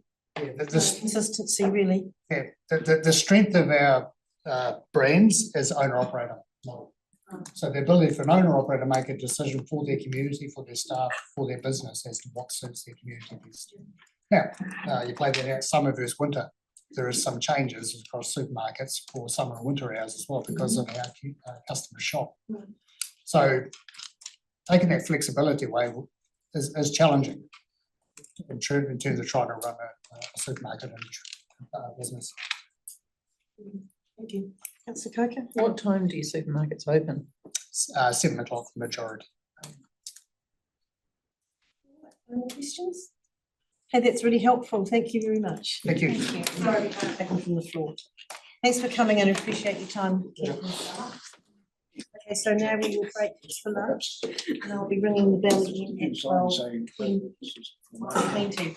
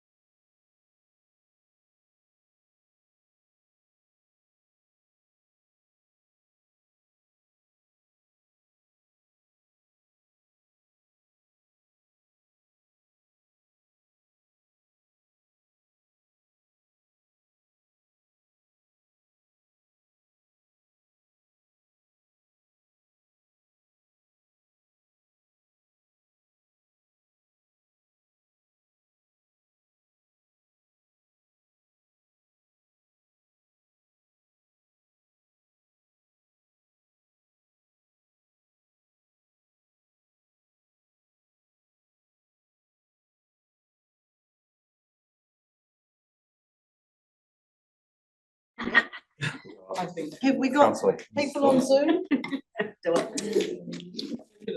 You know, It's not here, but the person after. this is Lisa, right? Liz hasn't arrived yet. We are, that's right. So, okay, Lisa. Welcome. Would you like to come to the table now? We're running a wee bit early. Are you ready? Oh, so nerdy. So I'll just here we. Yep. I think you should. I want to be on. Sam. Got 2 seats. Sorry. Two seats. Two seats. So Lisa, thank you very much for coming in to talk to us. You have 5 minutes, and that includes any time that you want to have open for questions. Okay. So far away. Okay. Thank you for letting me speak today. I'll just give a brief overview. So first of all, submission for support for earlier closing times. Yes, I support that generally, and support on freezes on granting of new licences and restricting the proximity to treatment centres and schools. I say should be considered in terms of kilometres, not metres. The need for broader consideration of harm factors. The LAP currently is drafted. It omits several key factors that contribute to harm. The silent practices and quantities. Basically, there's no limit on how much alcohol can be purchased by individuals or households, which contributes to excessive consumption in private settings, which is a known source of harm. And the business operations and financial responsibility. Some alcohol retailers continue trading despite insolvency or substantial unpaid tax obligations. Publicly available High Court liquidation notices and documents confirm this, yet there are no reporting requirements or mechanisms to assess whether a licence is operating in a financially responsible or ethical business. And because public money is used by the Inland Revenue to bring liquidation claims to the High Court. Oversight and accountability. Licensing inspectors and district licensing committees are not required to examine the broader conduct of licence holders, including financial or employment practices that may affect community wellbeing, because they will have an impact on our community engagement and intimidation concerns. Now, the clause 7.4 of the LAP allows for applicants to seek exemptions from local restrictions if they can show they've engaged with the affected community, but there was not any clarity in the LAP as regards to what constitutes meaningful engagement. So basically, is like a positive Google review considered a form of community engagement? And negative reviews online, for example, complaints of poor service or unsafe environments, so they also considered in terms of community engagement. And my own experience with illustrates that community members who raise legitimate concerns can be regarding alcohol licence outlets, can be faced with legal threats from applicant lawyers, including accusations of harassment. In my case, my submission to oppose a licence renewal, which was initially based on the public gazette notice, was struck out by the District Licensing Committee without adequate explanation. And I also received an email from an applicant lawyer threatening civil action because of the submission that I made. That kind of really puts people off, making submissions and bringing their concerns to the council when they can have threats made against them like that. It's horrible. It's horrible. The barriers to public participation and the current licensing framework is overly legalistic, time restrictive, and difficult to navigate for the average resident because the hearings are held during business hours and submissions are discounted if the submitter does not appear in person or deemed to have lived too far away. Objectives without any official title or organisation backing are often dismissed, regardless of their relevance or their concerns. And such barriers disproportionately affect low-income and marginalised communities. So these things here have been my experience from attending hearings, some of the issues there that come out of those. Now, the transparency and reporting gaps. Basically, there's no requirements to report on quantities sold, and remote sales, that needs a lot of consideration. The Salvation Army, I noticed in theirs, mentioned that 20% of all off licenses are done by remote sales. And that needs to be, should have been in the lap there somewhere. And financial performance and legal compliance of licence holders are not considered in the licence renewal process. So we should be allowed to understand how an outlet is operating. And the recommendations I made were to expand the scope of the LAC to include oversight of financial practices of licence holders, transparent data collection on sales volumes and consumption, regulation of online and remote sales, and strengthening the community protections by clarifying community engagement and implementing formal protections against legal intimidation of. Let's just to say your 5 minutes is up if you want to wrap up. Okay, yeah, that's pretty much it all, and just asking to maybe you people would advocate for a review of the actual sale and supply of Alcohol Act. That to include everything that covers. Okay, that's a good request. Thank you. There's time for just one quick question from Tyler.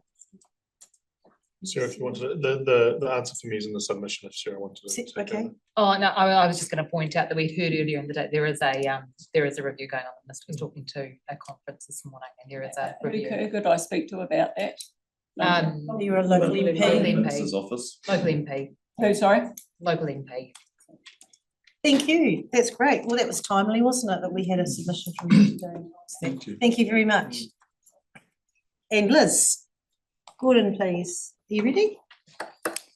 That's the review of the sale and supply of Alcohol Act later this year. Yeah. Hi. Kia ora. Thanks for coming in. I'm sorry, I apologise for being late. No, don't. You're being on time. It's perfect. Sick. Oh. I lost my handout to you on the way over here because I went to Papanui and then had to fly all the way back here. So it's been a comedy of errors. So thank you to the committee. I'd like to say that in general, I like the LAP and I think it'll go a long way. What I'm concerned at, my main concern is the overlay. And what I know about how people select going into trying to start new liquor stores, they look at maps and they'll take this in, that you can't have a liquor store there now, but you can have one there. And there's the potential for a huge skewing of liquor stores into the so-called white areas, the areas without an overlay. And I actually wasn't able to get close enough into to the map to see, but tomorrow we've got a huge case that revolves around the Christchurch bus exchange, which you people gave $750,000 to last year to provide a safe place for youth. And right opposite it, there's going to be a new liquor store if the objectors don't stop it. And I don't think that that is a sensitive site on the overlay. I don't know because I can't see close enough. And so that's a really good example of why it's difficult. I believe, and I've got it all written down, and I will send it to you, hopefully we can circulate it, that you need to move to a more flexible system that allows more in-depth look at what a sensitive site is, more in-depth look of what deprivation is. And there is an approach which is being used partly by the Auckland Council, which is the concept of a rebuttable presumption. I don't know even if you've looked at this. What a rebuttable presumption, I can't even say it when I'm healthy, let alone when I'm half dying. What a rebuttable presumption says is that that the committee will start from the position that there'll be no more liquor stores in Christchurch City for 3 years, which is the period of the LAP. So that would be the starting position, but that an applicant may rebut that by giving certain evidence. And I think that you can put in in place there, and I've got it all written down for you, that will involve looking at the deprivation levels, it will involve looking at the sensitive sites, not just schools and churches, but all the sensitive sites. A sensitive site is a sensitive site because there's alcohol harm there, so all places of alcohol harm. Perhaps a bit of proliferation. On my one pager for you, I put my famous John Minto map that shows that John lives within less than a 10-minute drive of 15 liquor stores. If these two new Christchurch Central ones get things, there'll be 17 liquor stores.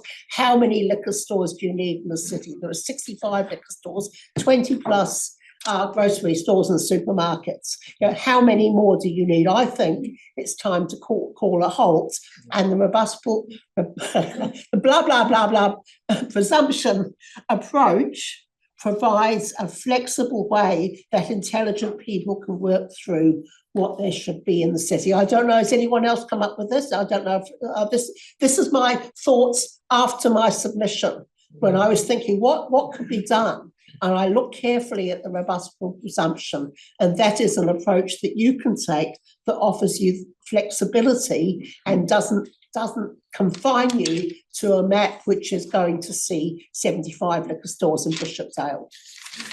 Really interesting. Thank you so much. That's okay. So we've got a minute or so for any questions that there may be. A rebuttable presumption, surely a lawyer came up with It doesn't like a bottom. Good, Dr. Liz, how are you? Kia Thanks for coming in. I've just got a question around discretionary conditions, things that can help bolster the DLC's decision making.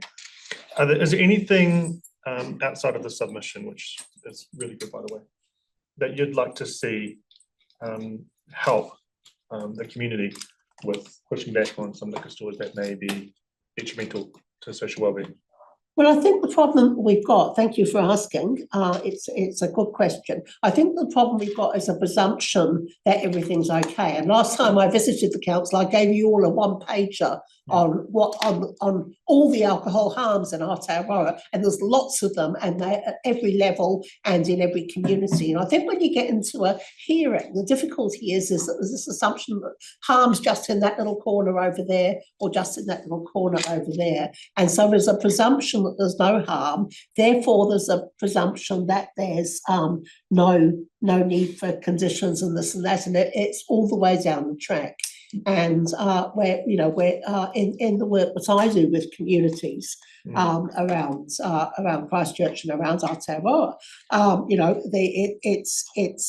it's about actually providing communities a voice to try and articulate that.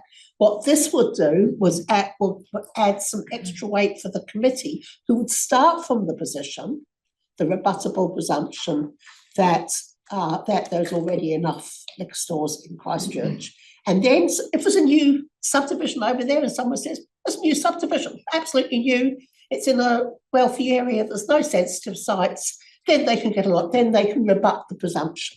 Yep, fine. I've got a couple of other questions. So Mark and then Councillor Barber. Thank you for coming, Liz. That's a pleasure. We had it put to us this morning, the idea of perhaps putting in some buffer zone around. Sorry, Mark, say it loudly. We were put to us this morning by yes, the idea of having some buffer zones around in private areas. What's your thoughts on that? I'm perfectly in favour of buffer zones, but there's still that issue of the inflexibility. It's not going to help you in Christchurch Central bottom line. She prefers the rebuttal assumption. Yeah. Thank you. Rebuttable. Councillor Barber. Thanks, Liz. Really interesting your point about removing all alcohol advertising from outlets and things. How do you see that working? Say it again, please, Mr. Barber. Removing alcohol advertising from outlets, etc. How would you see that working? Well, I think that it's time that also for the next LAP round, although not this one, I think, because I think you just got to get something through that you looks at alcohol advertising. What I can tell you is we've been massively shrinking three things: advertising of product, advertising of price, and also advertising of franchise, and so you'll see I just went past Thirsty Liquor in Papanui where I wasn't, Papanui where I wasn't supposed to be, and they've now got their back wall painted black, and instead of being thirsty liquor orange. And so we're doing this all over the country, all over, and particularly all over Christchurch. We've already seen a shrinkage in the profile of alcohol. And my intention is that needs to continue. Maybe it needs to be in the LAP when it's revised next time, but we might have solved it by then. And I just wonder whether you would have any context for alcohol advertising on television. Do you know whether it's banned in some countries or not? So it's banned here until 8:30 at night. Right. But you're right, if you can Google at 9 o'clock in the morning. If you Google a stuff story, you're just as likely to get a super little advert. So online is a huge issue. I don't know how to stop online. I'm certainly not an expert in that, but within the town, and also, telly and radio, not till 8:30 at night. It's been reduced a lot. What about other countries? Do you know of any countries that ban it at all? I'm sorry, I don't know. Hey, thank you, Liz. Thank you very much for coming in, even though you're crook, you've made a big effort, and that shows how passionate you are about this. So Thank you again. get well soon. For all your work on this. Okay. Joe Bader, you there? Welcome. Welcome. On behalf of Aviva, so you have 5 minutes to talk to us today. Thank you. Tēnā koutou katoa.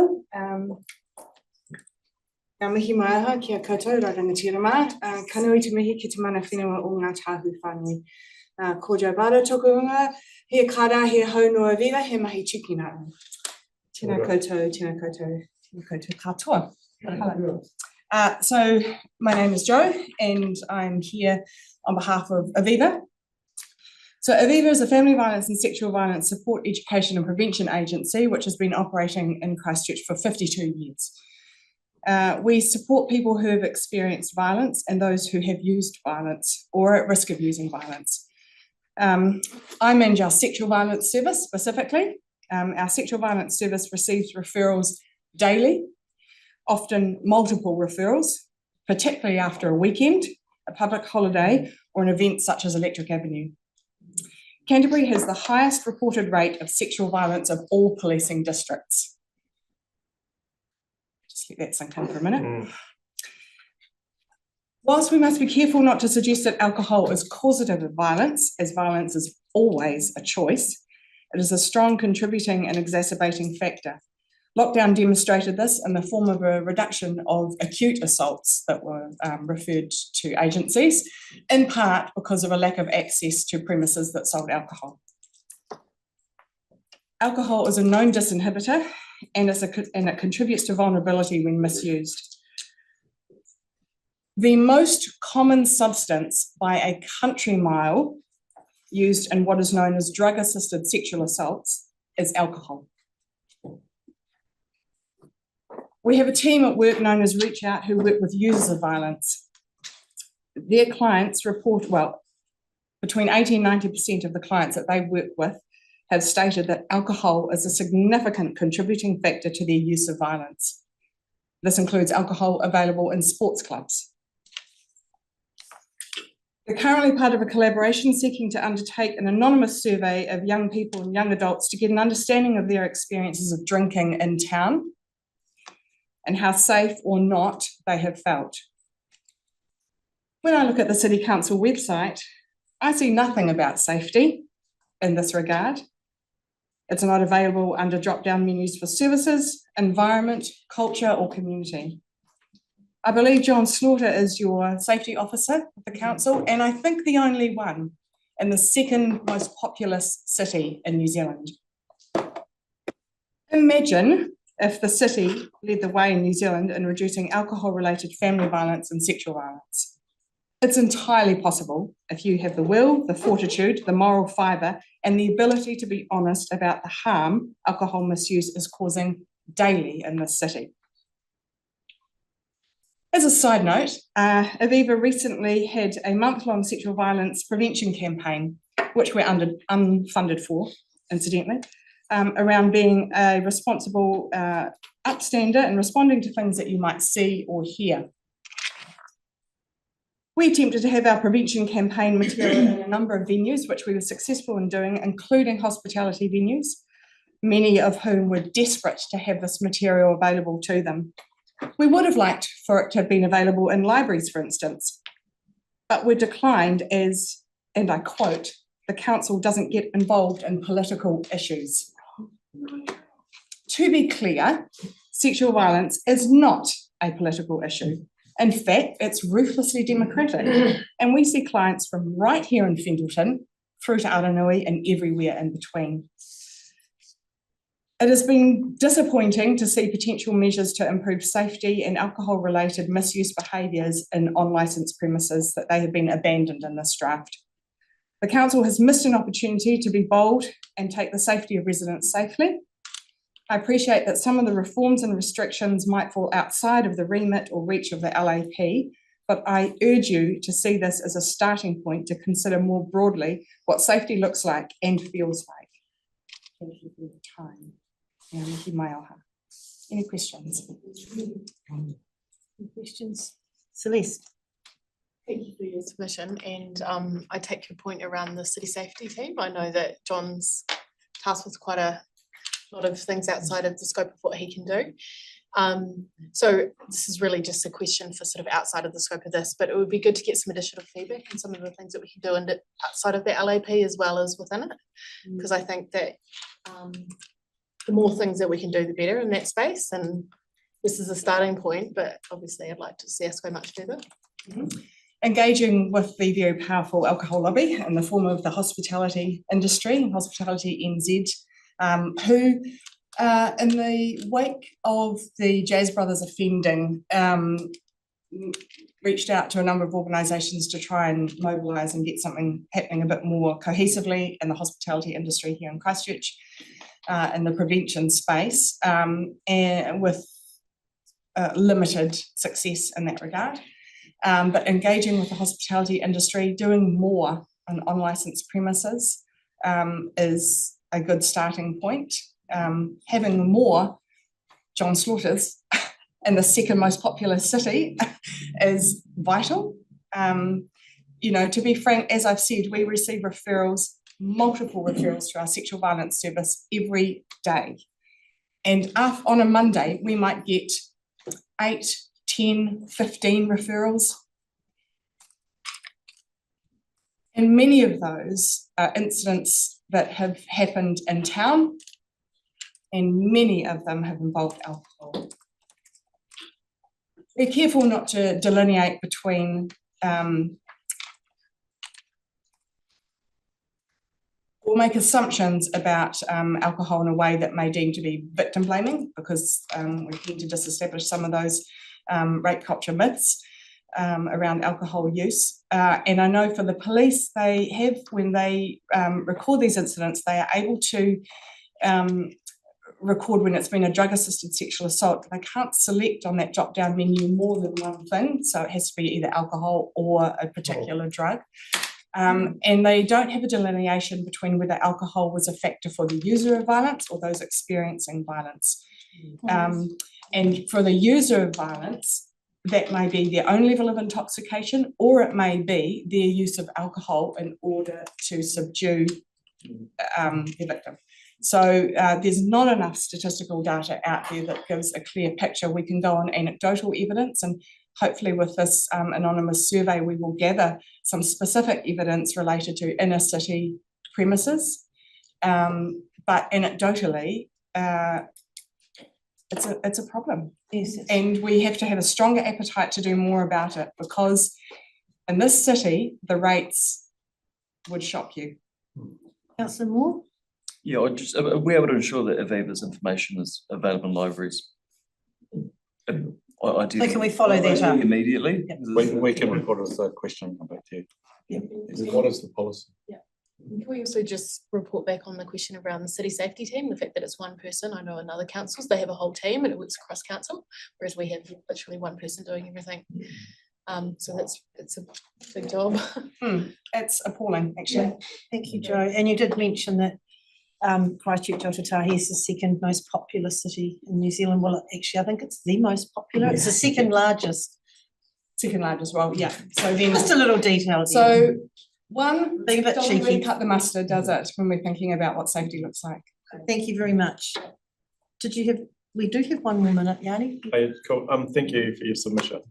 Just interested, you mentioned events. So I just wanted, is there anything else you think we should be looking at in terms of events to reduce harm that happens at events? Yeah, absolutely. There's an organisation called Soundcheck Aotearoa. They have been doing a lot of work with venues and with I mean, they're predominantly around sort of music venues and that sort of thing. So we have had some relationship with them around what can be done. It's a woefully under-regulated, I don't know, I call it industry or sector, I guess. But certainly we can be looking at measures to increase safety at those events.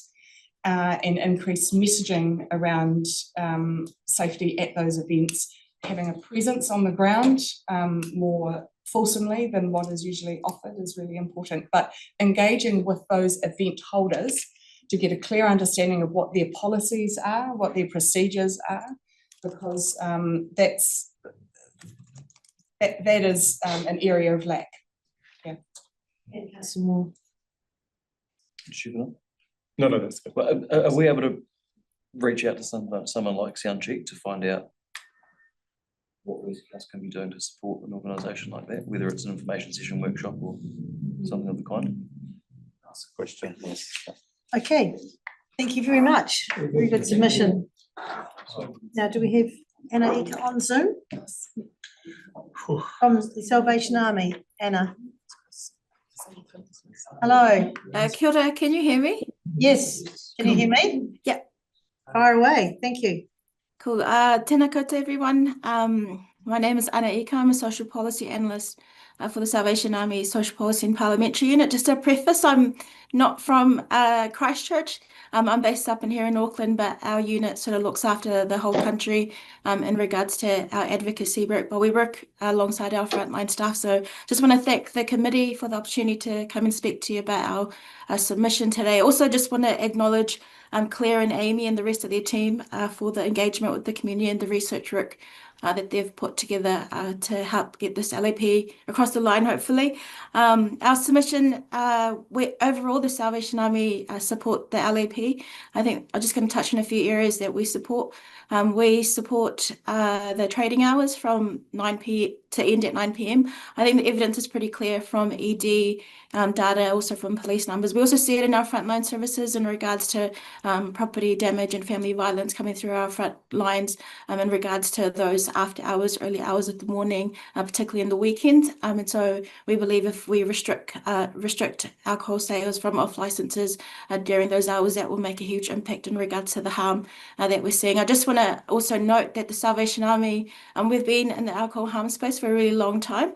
And we see sort of alcohol harm from a wide spectrum. So we see it in our food banks, in our financial mentoring, all across to the acute end with our addiction services, which is our bridge, which is located in Addington.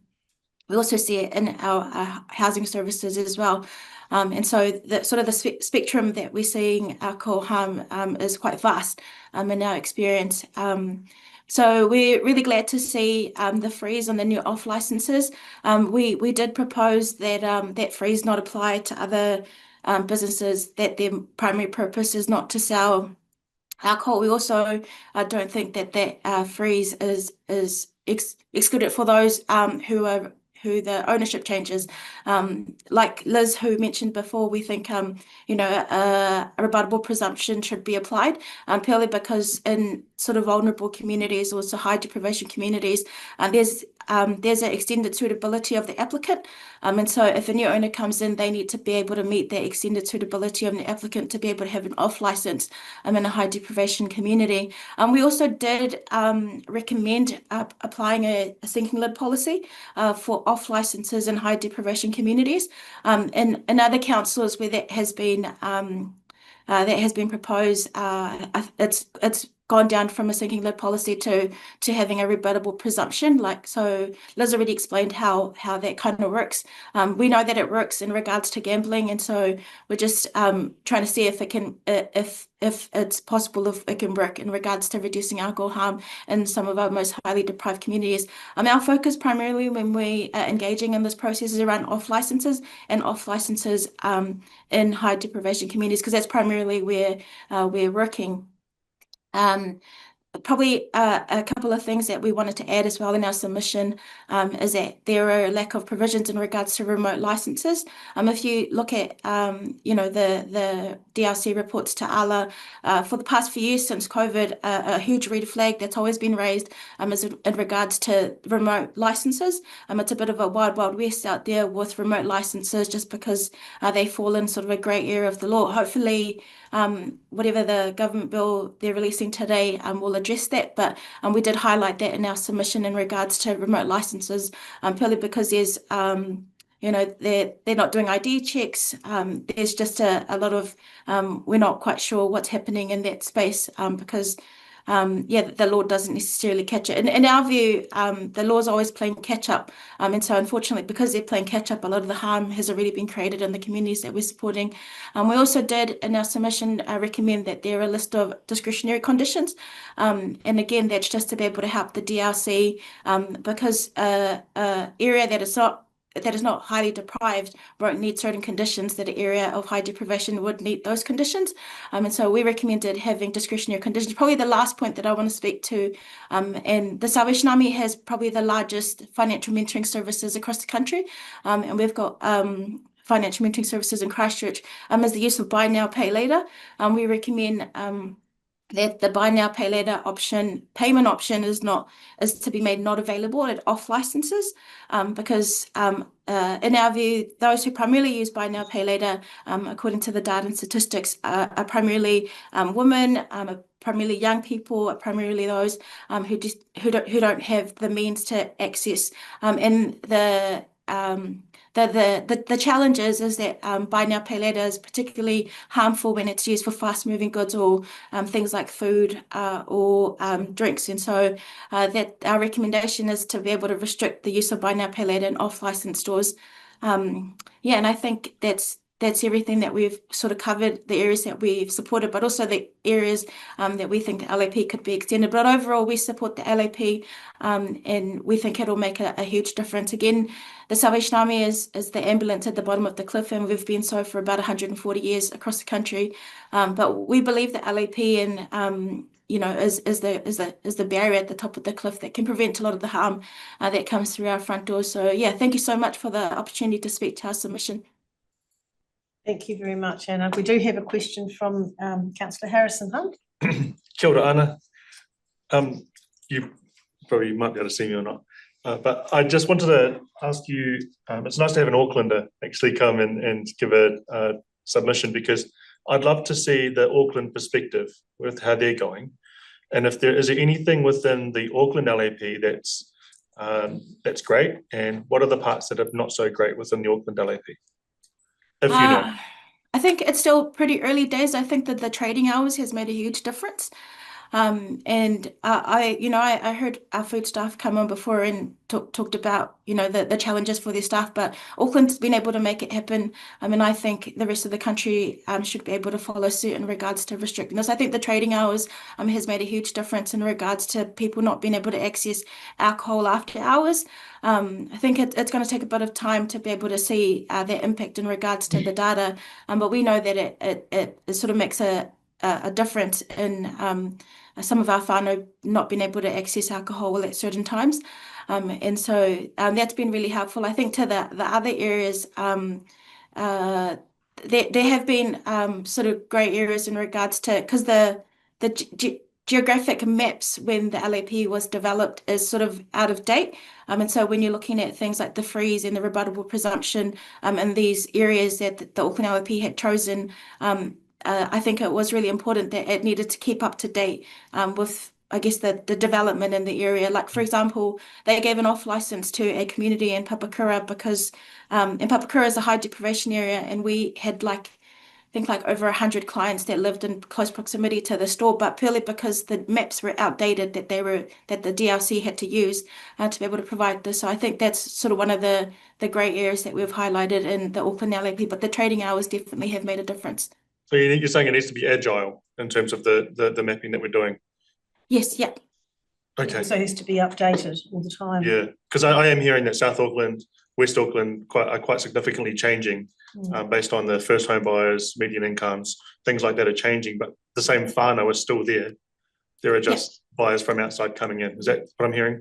Yeah, it's just to take into account, I guess the huge developments that are happening, particularly in areas of South Auckland. West Auckland, they're a bit different because they have a trust model, and so they don't have alcohol in their supermarkets. They just have the bottle stores that are run by their trust, and so it's a sort of different dynamics out in West Auckland. But for South Auckland, there's a lot of development and a lot of changes that are happening that aren't necessarily captured in the maps that were used to develop Auckland's LAP, if that makes sense. Yep, thank you. Kia ora. Councillor Coker. Hi Anna, do you have any comments on the different distances around sensitive sites in the central city versus elsewhere in the city? Yeah, I think we supported the what the LAP had proposed. I think in our view, because so our bridge, which is our addiction service, we primarily don't want any off licenses close to any of our services or any of our but the other thing on the other end is we work on a community reinforcement model. Because the reality is a lot of our tangata whaiora will have to go back out into the community. And so our job is to try and help them build internal resilience and how to deal with the availability of alcohol in their communities. And so we supported what the LAP said. I think in our view, the greater distance from sensitive sites, the better. Great. Thank you. That was great. Perfect timing. Thank you very much, Anna. Thank you. We have Medic.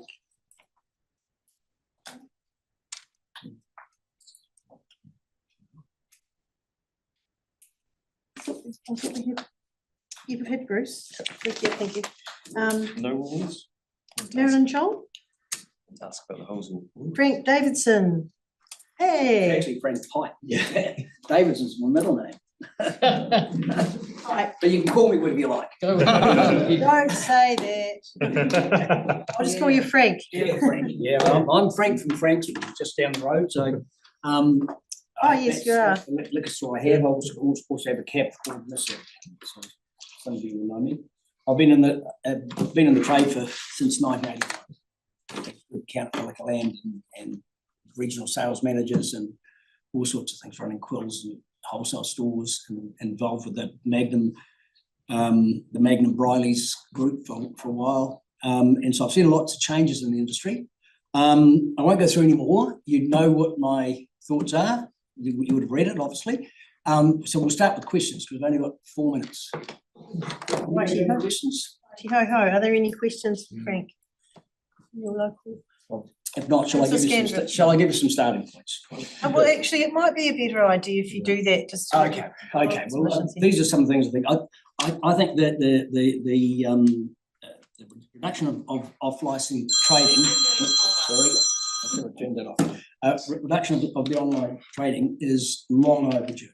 The licensing, both nationally and locally, have let the community down. Right, and this is from somebody in the trade who's been in the trade for 40 odd years. Everyone knows there's only trouble all the trouble is that the violence lady was saying it happens. She didn't mention the time frame of those things. It always happens at night. Nothing good happens after 9 o'clock. Everybody's got a belly full of booze, and why do they need more? Right? Confused about why it's always pushed at the off-license people, because the biggest problem in liquor has happened when alcohol went into supermarkets, right? Supermarkets, and I've read their submissions and they're full of it, right? Because what they're saying is they look after the community, it's only a small part of their business. From the time supermarkets got liquor, they started discounting against everybody else. their philosophy, and I know this because when I was with Magnum, we owned the Countdown Group and the Quills Group. So if ever we put a liquor store into an area, we'd put them in, we'd watch the marketing that was done by the people in that area. We know what the locals drink. We would target those products. The pie is only that big. We're not drinking more. In fact, as a community, we're drinking less, right? But those that have an addiction to it are drinking more. So when you're going into it, you put another store in the area. You target your opposition. You know, how you're going to get a share of their pie. You're going to target their products. You're going to undercut them. Supermarkets went straight in. The first thing they did is they were selling casks for $11.99 and $10.99 for 3-litre casks. Why did they do that? Not to look after customers, not to get people through their door initially in that stage, but to put the wine shops out of business. They did that in about 2 years. All the wine shops went bust. Then, if you look at them now, they changed their philosophy from saying it was discounting. It's not discounting. It's loss leader. We're using it as a loss leader. So they then, as you would have heard, they get about $5 billion in subsidies on the food chain, but included in their products, because to them, alcohol is just another product. It's another commodity, right? It's got nothing to do with, we love our wines. I mean, if you come to my store, I'll walk you around the wines. I'll tell you what they taste like. You know, there's a real passion. You've got people like Vino, Fino, Decant that do the same sort of thing. There are only 4 independents left, 5 left in the South Island. Everybody else is owned by the big boys. The whole Liquorland chain is now owned by Foodstuffs. They also then bought out the Henry's chain and changed them all to Liquorlands. So they control those. They control those things. So they go into the suppliers. And they just bargain. They'll say to Heineken, we want 100 pallets. You know, I used to do this when Robbie Burns was around, and I used to have the Carlton liquor game against them. And I used to run all the trusts in the South Island. You know, we'll say, oh, he's taking 100. I'll take 150 pallets of Heineken, give us the better price, right? But we would pass the price on. But what these guys are doing is they are then manipulating the market. There are times. Now, where I can buy Heineken cheaper from Countdown or Pack and Save than I can buy it through the trade. Through buying a pallet, I can't get a pallet at the same price. I'll go into the Countdown stores, right? This is the new ones of all the new stores. I'll go and say, right, I'll have 24 packs. Oh, we've only got 3. Sorry, sir. I said, well, when are you getting your next lot in? Oh, we're getting more in tomorrow, right? I'll have a pallet. Oh, no, we're only getting 4 in. They only get 4 in because when that 4 is sold, they're in the shop, they're either going to buy food or they'll buy some other booze, right? It's manipulative, right? And they do I can't remember what the name is. There's a name where they had someone, I think New World got caught out 3 or 4 times last year when the guy that was organising was on holiday. So what they do is they put the prices up for a month, and then they'll bring them down. They'll say savings of $6. Well, in actual fact, they inflated it by $3 for a month, and then they put the discount type, or you know, they'll put the savers. The trade has, or the licensing have let them away with so much. When they originally got the rules for liquor licensing. Again, we had Countdown, we forced the rules as well. You had to put your liquor stores at the back, you had to put your liquor at the back of the store. So everybody could, they had to get away in. In Australia, they have to build a separate area. You can go into the supermarkets, and you have to go into a separate area to get into the liquor stores. Here in New Zealand, we're such softies. They put them in the middle of the store or opposite the checkouts, where they're all standing there in checkouts. Oh, I'll grab a bottle of wine, or I'll grab this. If you go to our local supermarket here, right? You walk in, you go through your veggies, you go through all your liquor, and then you get to your meat. We are just so dumb.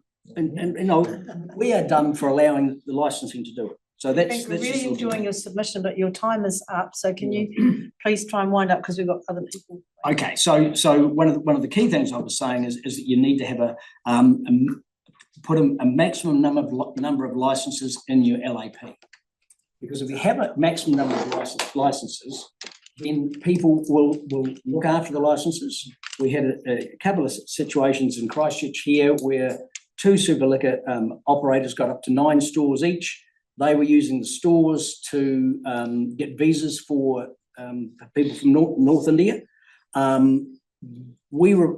reported it to licensing 5 or 6 years before they got taken to task by the IRD eventually.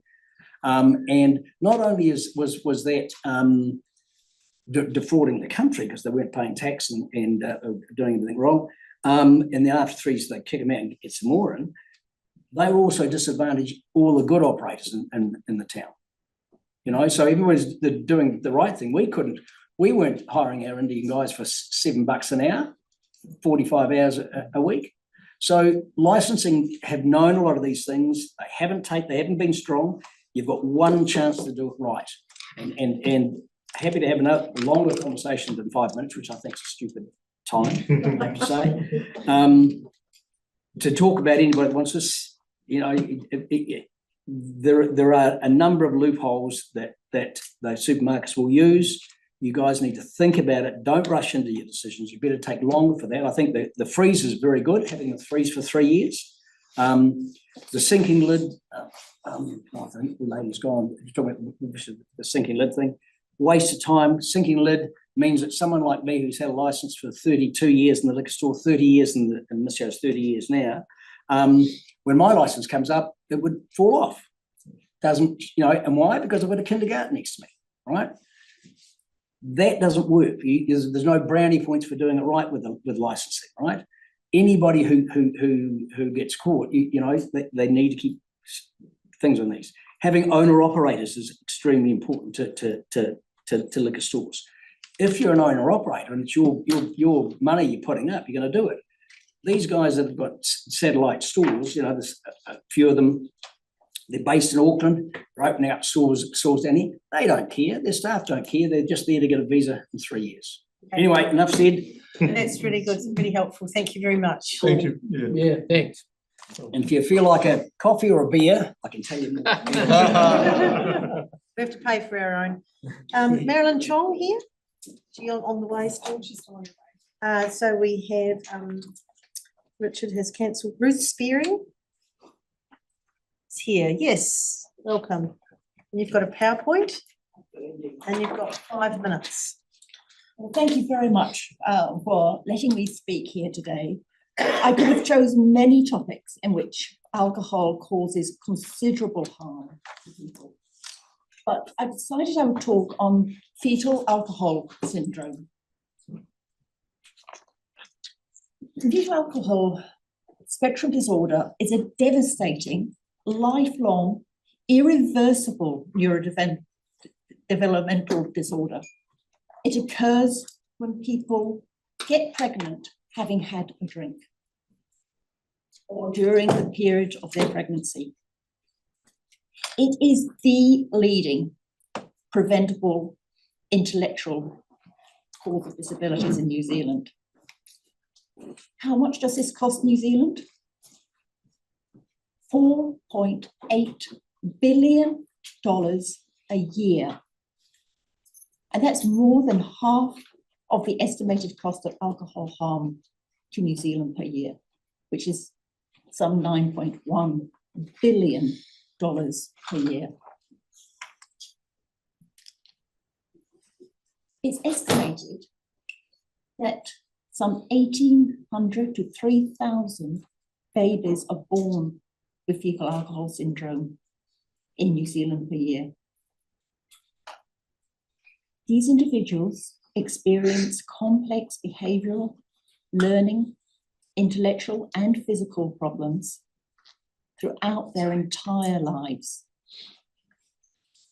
And of course, this leads to major problems in terms of poor education, poor employment outcomes, increased contact with the justice system, increased times on benefits, and increased contact with the alcohol, mental health, and drug services, as well as an increase in early deaths.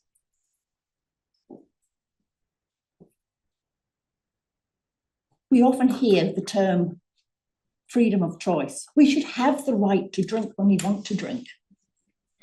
But these individuals have no freedom of choice. There is plenty of international data that confirms that longer opening hours leads to increased alcohol consumption. Increased alcohol consumption is known to increase the risk of fetal alcohol syndrome. Guys, come on, common sense indicates that late night sales of alcohol increases the potential unplanned and unprotected sex.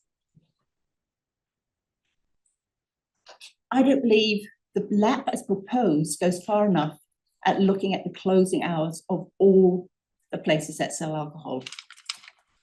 And when you make the decisions in the next few weeks or months, please think of people with fetal alcohol syndrome.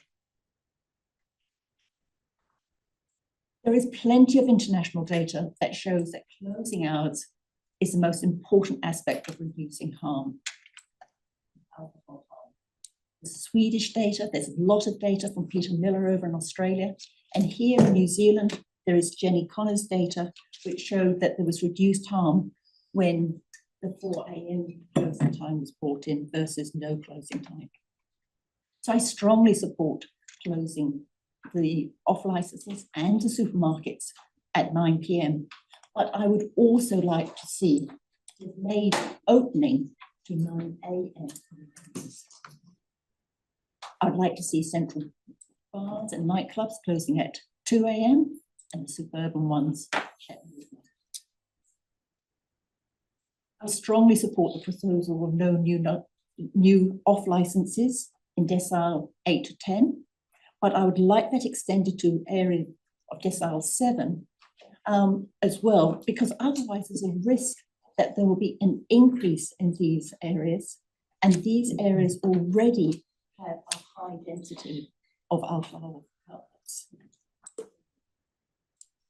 support the restriction of bottle stores within 200 metres of schools and addiction areas, but I believe for the 4 avenues areas that this should also include bottle stores, and for outside this area it should include bars and nightclubs, and that it also should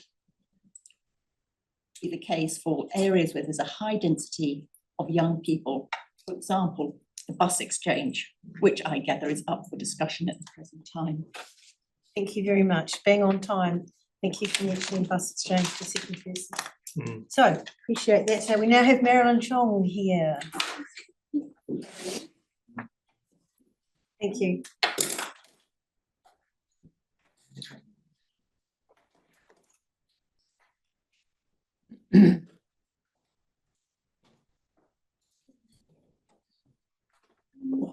So Marilyn, you have 5 minutes to talk to us, and that includes any question time. So over to you.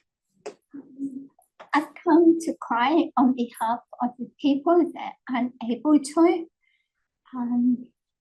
The fetal alcohol syndrome children, the people in car crashes, the recipients of family violence. I have noticed I had a bang on the head, so I'm not so well prepared. I fell. The people that are impaired by a crash from alcohol related, that don't reach their potential, that may be in a wheelchair a lifetime of pain. Alcohol doesn't really help anyone at all, so I would plead for no alcohol at all, please. And in the writings, those who sell alcohol will be held accountable for all the injury that comes from the sale of it. So maybe I'm crying for you people as well, from your hearts, that you will consider your family, your children, your spouse, your parents. If something untoward happened to them due to the misadventure of alcohol, not that I wish it on anyone, but this is my heartfelt cry for the abolition of alcohol. Thank you. Are there any questions for Marilyn? Appears to be, but thank you very much for your time today and coming and talking to us. Thank Very you, kind of you. Okay. So we're up to Delicados. Is Della here? Yep.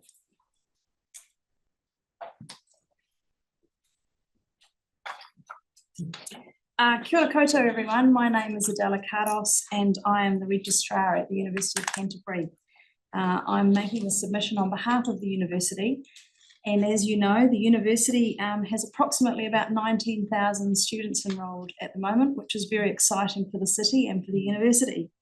For the most part, students bring a very vibrant and energetic approach to the city, which we all love, as do many of the surrounding residents. However, unfortunately, as you will also know, that there are some students who experience alcohol-related harm, and that negatively impacts not only the individuals involved, but also the surrounding residents and the city as a whole, and the university. In my capacity as registrar, one of my roles is to handle and manage student misconduct. And in my personal experience, a lot of the misconduct incidents that I have to deal with are related to alcohol issues.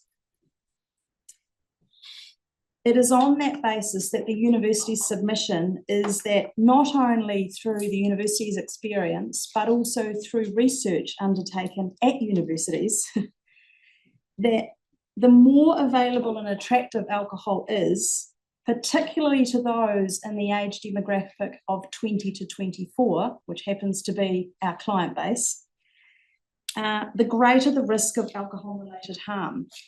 So by reducing the trading hours and reducing the number of off licenses that are accessible to students, the city and the city council is therefore positively supporting the university and its students. I've seen the negative effects of alcohol consumption or excessive alcohol consumption on students. And at the time of consumption, students don't necessarily appreciate the life-changing impacts that that may have on them. So really it's our job as a city and as a university to assist students by reducing the attraction to alcohol. And the way to do that is to limit the hours and to limit the number of venues that they can attend to consume alcohol and purchase alcohol. We want students to come to Christchurch, and they are. They're coming from all over the city and all over the world, and that is a really positive thing. But once they get here, what we want them to do is have a really positive experience. We want them to focus on their studies and we want them to have fun. But we want them to have fun in a really safe environment. So anything that the City Council can do by way of this policy is effectively assisting the university and its students to have a fun, positive experience in their tertiary education time at Christchurch and the University of Canterbury. Thank you very much. Thank you. And to be able to remember it. Yes. Yes. Questions from Councillor Barber or Thanks, Adela. Yeah, I attended Canterbury University a long time ago, and I'm glad that the university has this attitude now, because it certainly didn't seem to back in the day, allowing some of the steins and things like that to happen. My question really is around what you guys are doing to ameliorate the use and restrict the that sort of behaviour at the university. What are you guys actually doing there? So we do an awful lot. We have a lot of education campaigns that we roll out at the beginning of each semester and throughout the year. So we engage with students through educational campaigns that tells them about the harm and the responsible drinking and the impact that it has on not only themselves and others. So that's one aspect. Another aspect is we work very closely with the UCSA, the Students Association, so that when events are occurring on campus, we take a very responsible approach alongside the UCSA with how much alcohol is distributed, how it's distributed, and who to. And we engage with the residents surrounding the university who lodge complaints and issues about black parties. We have proctors who do investigations into excessive alcohol harm. And then we have a whole student support network where if a harm incident has occurred, there's a lot of support that goes to both the complainant and the respondent in that situation. Yeah, no, yeah, my wife works at the university, so I do hear a little bit of that sort of thing. So yeah, congratulations on the improvements you've certainly made over the years. Thank you. Yeah, students are doing a really good job themselves of making much better choices too. Sorry to interrupt. Yeah, that's good. Councillor Moore. Thank you. You talked about the need for there to be less venues available to be consuming alcohol, but you also mentioned that you want people to have fun, but ideally in a safe environment. But surely the controlled unlicensed premises venues are a safer environment than unregulated house parties. So, but where do you stand on that? Because there is particularly around the university, there is a lack of safe venues, right? As an option. So the only choice is parties, and of course everyone lives in the house. So yes, so going to a liquor store and purchasing alcohol, the university would see as enabling students to have access to excessive amounts of alcohol because there's nobody monitoring how much they're drinking when they take it back to a flat. Whereas if they go somewhere, as you say, and they're then hopefully monitored and managed by that venue and its staff, that is a safer environment. Yeah, but sorry, when you talked about the desire for there to be less venues to consume. I'm talking about venues where they can go and purchase alcohol to take away. Okay, so you're not talking about unlicensed venues. Okay, gotcha. Okay, off license is what I mean. Yeah. Okay, nice one. G'day, Bella. Hey, you might know that it's a huge part of my job is actually working in that precinct, and there is some interesting things that come across my table. I want to ask about partnerships outside of what we've got here, and I was a student probably closer to anyone else at this table. they used to run O-Week specials in Dunedin. I was in Dunedin night, not in Canterbury. But is there anything that you're currently doing at the moment, working with those off licenses to help, I guess, partner with those organisations to lessen alcohol harm? To be honest, I'm not aware of partnerships with off licenses. What I do know is that our security team do engage with off licenses where there are issues. So our security team they provide a huge pastoral care aspect to their roles. So they go out and they speak to residents and they try and glean information about where the hotspots are and where the particular issues are. And in some cases, they do talk to off licensees where they see that actually there's an area that isn't being managed well by the off license when alcohol is being sold. Okay, and are the alcohol bans working that you see around the surrounding streets?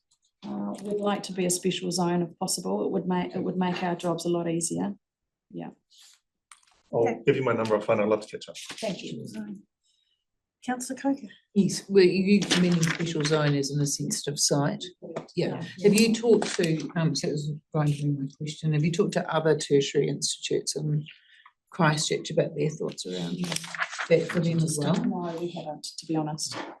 We've just focused on our particular area, but we haven't talked to, say, Ara or Lincoln. Fantastic. No, that's very good, that last point about the sensitive zone.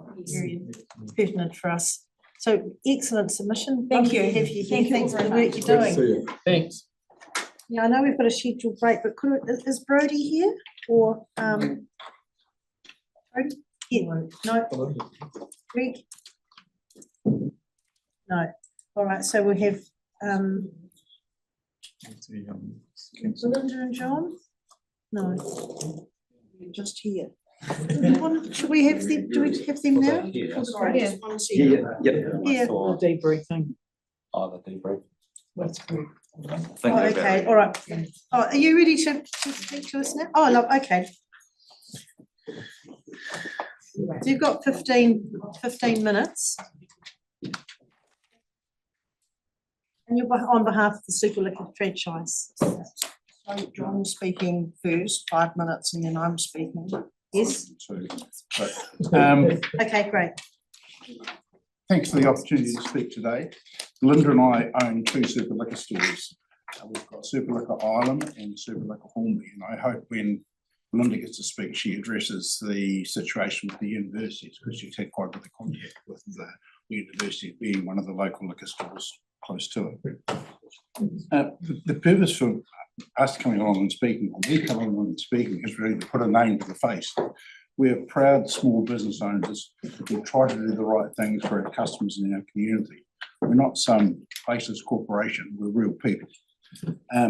We're part of the Super Liquor franchise group because they give us access to great support services, in particular staff training, legal and compliance issues, as well as obviously buying and marketing opportunities.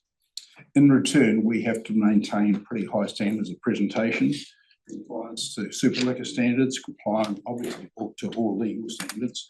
We're also audited regularly by the Super Liquor Group to make sure we do comply, and there are financial penalties and expulsion from the group if we don't do it right. So not only is our interest to be responsible citizens, we also need to be doing it right by the group.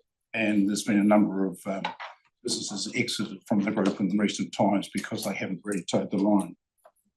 We put a lot of effort into training our staff to comply with all the requirements, with all staff having to complete regular training modules every quarter, and we're all on those.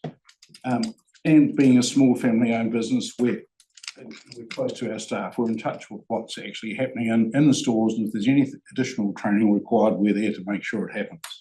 So with that in mind, that's the background. I want to emphasise 3 points in my submission.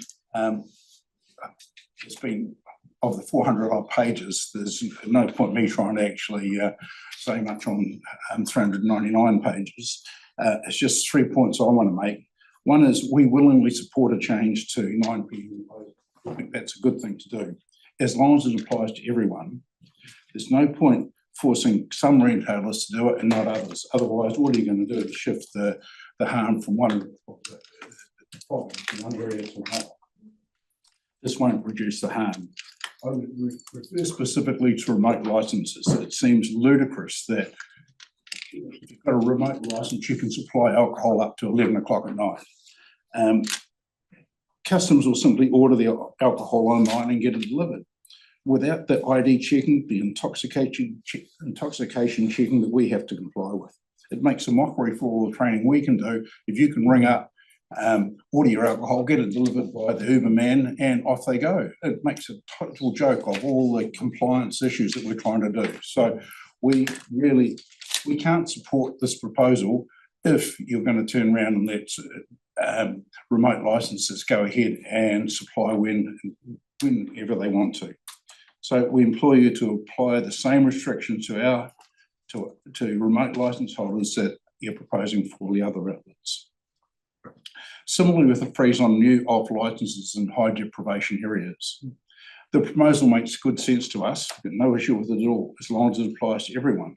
It doesn't make sense to me that there's an exemption for supermarkets. It's above supermarkets, with the power that they've got, they can do far more harm than we can. We put far more training into our staff, into our stores. We're focused. Supermarkets it's a shotgun approach. And here you're looking at giving them an exemption to be able to sell when they want to. So we would ask that there be no exemptions to the proposed freeze. The last one's really just a suggestion for the proposed freeze on new off licenses. I'd suggest that it should really extend to 500 metres beyond the high deprivation area to stop the bottle stores opening up in areas across the road from the high deprivation areas. If you really want to be effective in those high deprivation areas, you really need to make sure that you haven't got a ring of liquor stores on the outside. So I'd suggest that if you're really going to head down that track, you need to have an exclusion zone there as well. So, thank you for your time. You can have them. Okay, first of all, my name is Belinda, obviously John's partner, and I've been in the liquor industry for 15 years now. And I have very close and first-hand experience with harm caused by addiction, namely alcohol. So it's not something that I'm unaware of. I don't know if the proposed changes that you're suggesting will reduce harm, but I'm absolutely support it and give it a go, because it's not going to reduce harm if we keep doing what we're doing. I've already highlighted my concerns in my written submission, and John's actually just covered most of what I totally agree with. And again, talking about the remote sales, it's a major concern. Now, I know that the Auckland LAP had a bit of an issue with remote licenses are able to carry on delivering in Auckland at the moment, because the LAP, I think, which I'm going to get Greg from Super Liquor is going to address in more detail, but I think it's because they concentrated on the sales time, which is in the law, the legislation, whereas if you concentrate on the delivery time, I believe that you can have an effect on that. But I'll let Greg speak to that in more detail. It's common knowledge to me that the industry is in Christchurch is gearing itself up to be able to do remote deliveries if it's not included in the LAP. So it's a thing that everyone is gearing up for. And I don't want to see that happen, because I think it just absolutely makes a mockery out of closing at 9 o'clock.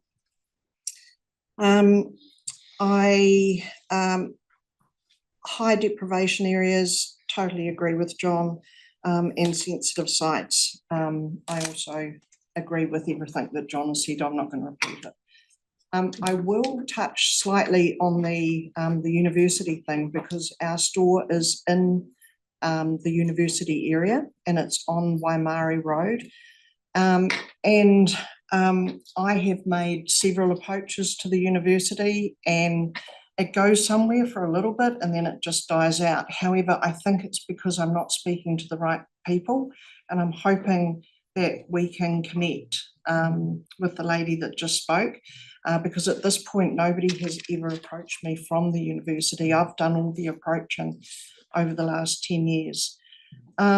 We do things in the store, like we have a sober to be served, which we believe that the students can make a much better decision if they have not got any alcohol on board.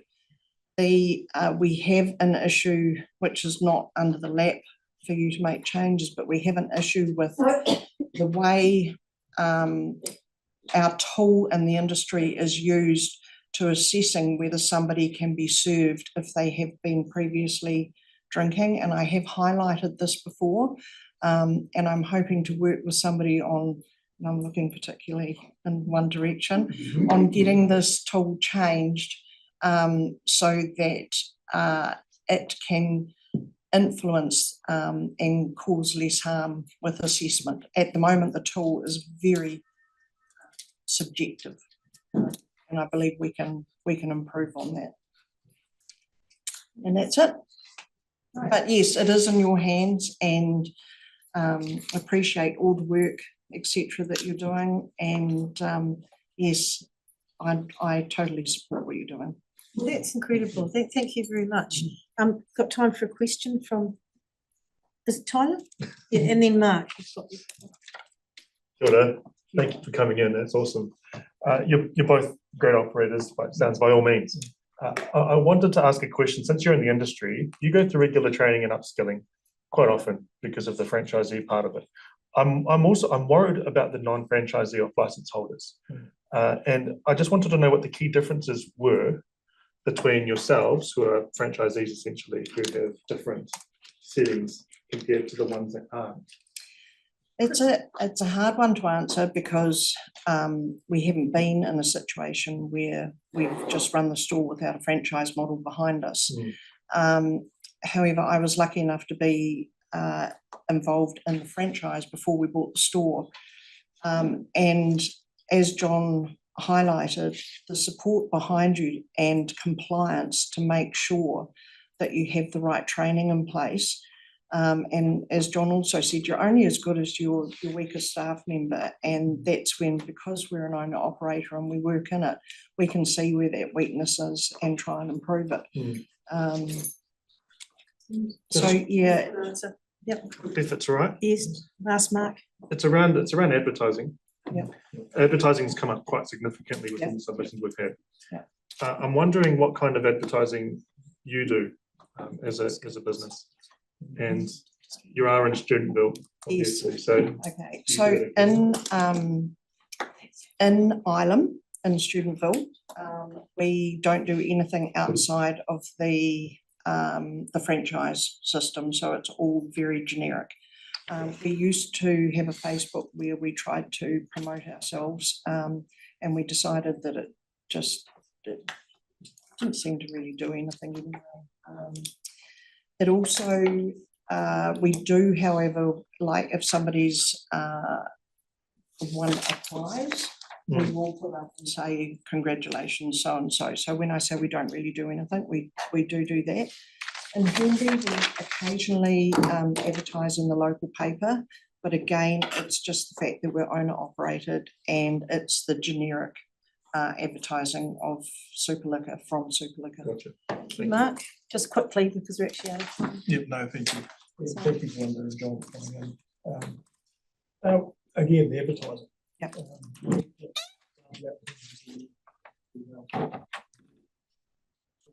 Is that something you think that we should somehow through our LAP? I don't know whether it makes any difference, but I agree with, I understand where Liz comes from in the respect that it's the busyness, a visual busyness, and less is more. So I can understand where she's coming from if there's anything you can do about that to make it look smarter. Okay, hey, thank you. One last thing, you've got a view into your operating and judging that you do. I'd really like to find a way for us to get the DLC team to perhaps link up with share the way they operate, because it's really good. Thank you. From the owner operator, I appreciate that, Mark. Thank you. Very nice submission. And did you say Greg now? Greg speaking? Carolyn. Just the rest. That's the view. Yeah. All right, come to the table, Carolyn.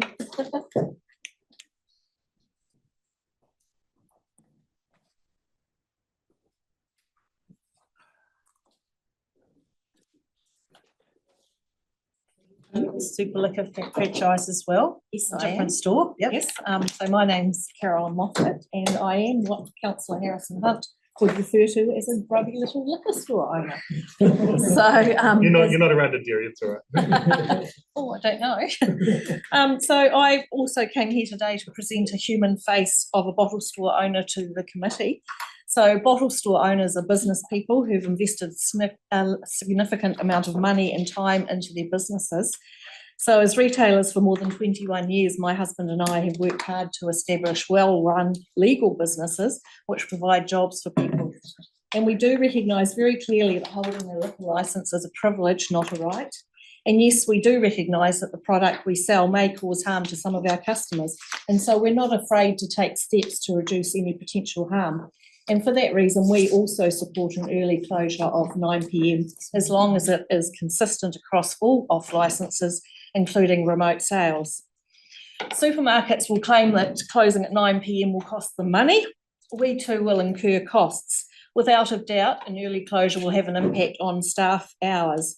We will need to offer our staff earlier starting times because our staff have guaranteed hours in a contract, and we will still be legally obliged to provide that. And of course, we'll close our doors earlier 3 days a week when we currently open until 10 p.m. That has financial implications for us and all off-licence owners, but we recognise the need is there and we're happy to support a 9 p.m. close. I've been watching the submissions here this morning from home, and I know that you've asked some people some questions about opening hours. So our licences currently are from 8 a.m. We don't open at 8 a.m. We open at 9, but it enables us to put through some sales. Say if we've got a sports club with an order and when someone's there at 10 to 9, they can put that sale through and start getting it ready for delivery. A 9 a.m. opening wouldn't really have an impact. It wouldn't be a huge change. It would just have to be consistent. Sometimes we open at 8:30 on Christmas Eve, just for those people like me who can't stand crowds when they're shopping. But again, 9 a.m. opening would have little impact. I've also been listening to the conversation about maps, and I was interested in the lady from Salvation Army talking about up in Auckland how the areas have changed. I think that, I own Superliquor Papanui, and I was really surprised to see that Papanui Shopping Centre was classified as a high deprivation area, because that is not our experience as operators there for 21 years. When I did my last liquor licence renewal, I did something on Gap Maps. I saw and did a 3 kilometre radius and came up with a deprivation index of 5.37. And I just wonder whether a solution to this problem of peripheral stores opening on periphery, whether we just have a radius around a particular area, which on the day when someone applies, you go, well, what is this area at the moment? That might be. I'm also a wee bit worried about unintended consequences to any freeze. For that reason, I think applications should be assessed on merit. For example, we had to move our business in Papanui after the earthquake, so we had to apply for a new liquor licence because, as I believe the liquor licence is attached to a title of an address. And even though we weren't a new business, because our premises had changed, we had to apply for a brand new liquor licence. And I think it would be an unintended consequence potentially if we had to relocate for a reason such as fire or earthquake, that we possibly wouldn't be able to do so if there was a freeze on an area on new licences, because technically we would be a new licence. Not that would be any further harm in that area because we were already there, but that's possibly an unintended consequence of a freeze on licences. So I think, in other words, we should have the right to apply for a new liquor licence in the same area, and our application and every other one should be based on merit. I'm also concerned that an opportunity has been missed when considering whether supermarkets should be exempt in high deprivation areas. A supermarket should be able to operate its core business of food supply without relying on alcohol sales. They do this in trust areas such as Invercargill. Supermarkets sell a lot of alcohol, and it would be foolish to assume that a supermarket opening with a liquor licence in an area designated as high deprivation wouldn't have an impact on alcohol-related harm in that area. If the council is serious with its intent to reduce alcohol-related harm, they would consider each application, including those made by supermarkets, on its merit rather than have an exemption system in place. Failure to do this simply gives supermarkets a free pass to sell liquor when other retailers are not given such an opportunity. Supermarkets already have a fairly free run when it comes to applying for liquor licences. By that I mean they very rarely receive the volume of objections that a standalone bottle store would. A fair and level playing field is what we seek, and considering each and every application on its merit would deliver that. And finally, I'd like to urge you to get the LAP done and implemented before the October elections. Hey, Carolyn, we do have one question, although we're out of time, we have to make it quick, but also just on that opening comment of yours, grubby little liquor stores. Do you have any comment on how you differentiate your super liquor stores from perhaps some other ones? Well, I mean, as Belinda and John said, we have a very good franchise system and are backed up. My husband and I work in the business, although I don't go to the shops. Shall we say aesthetically?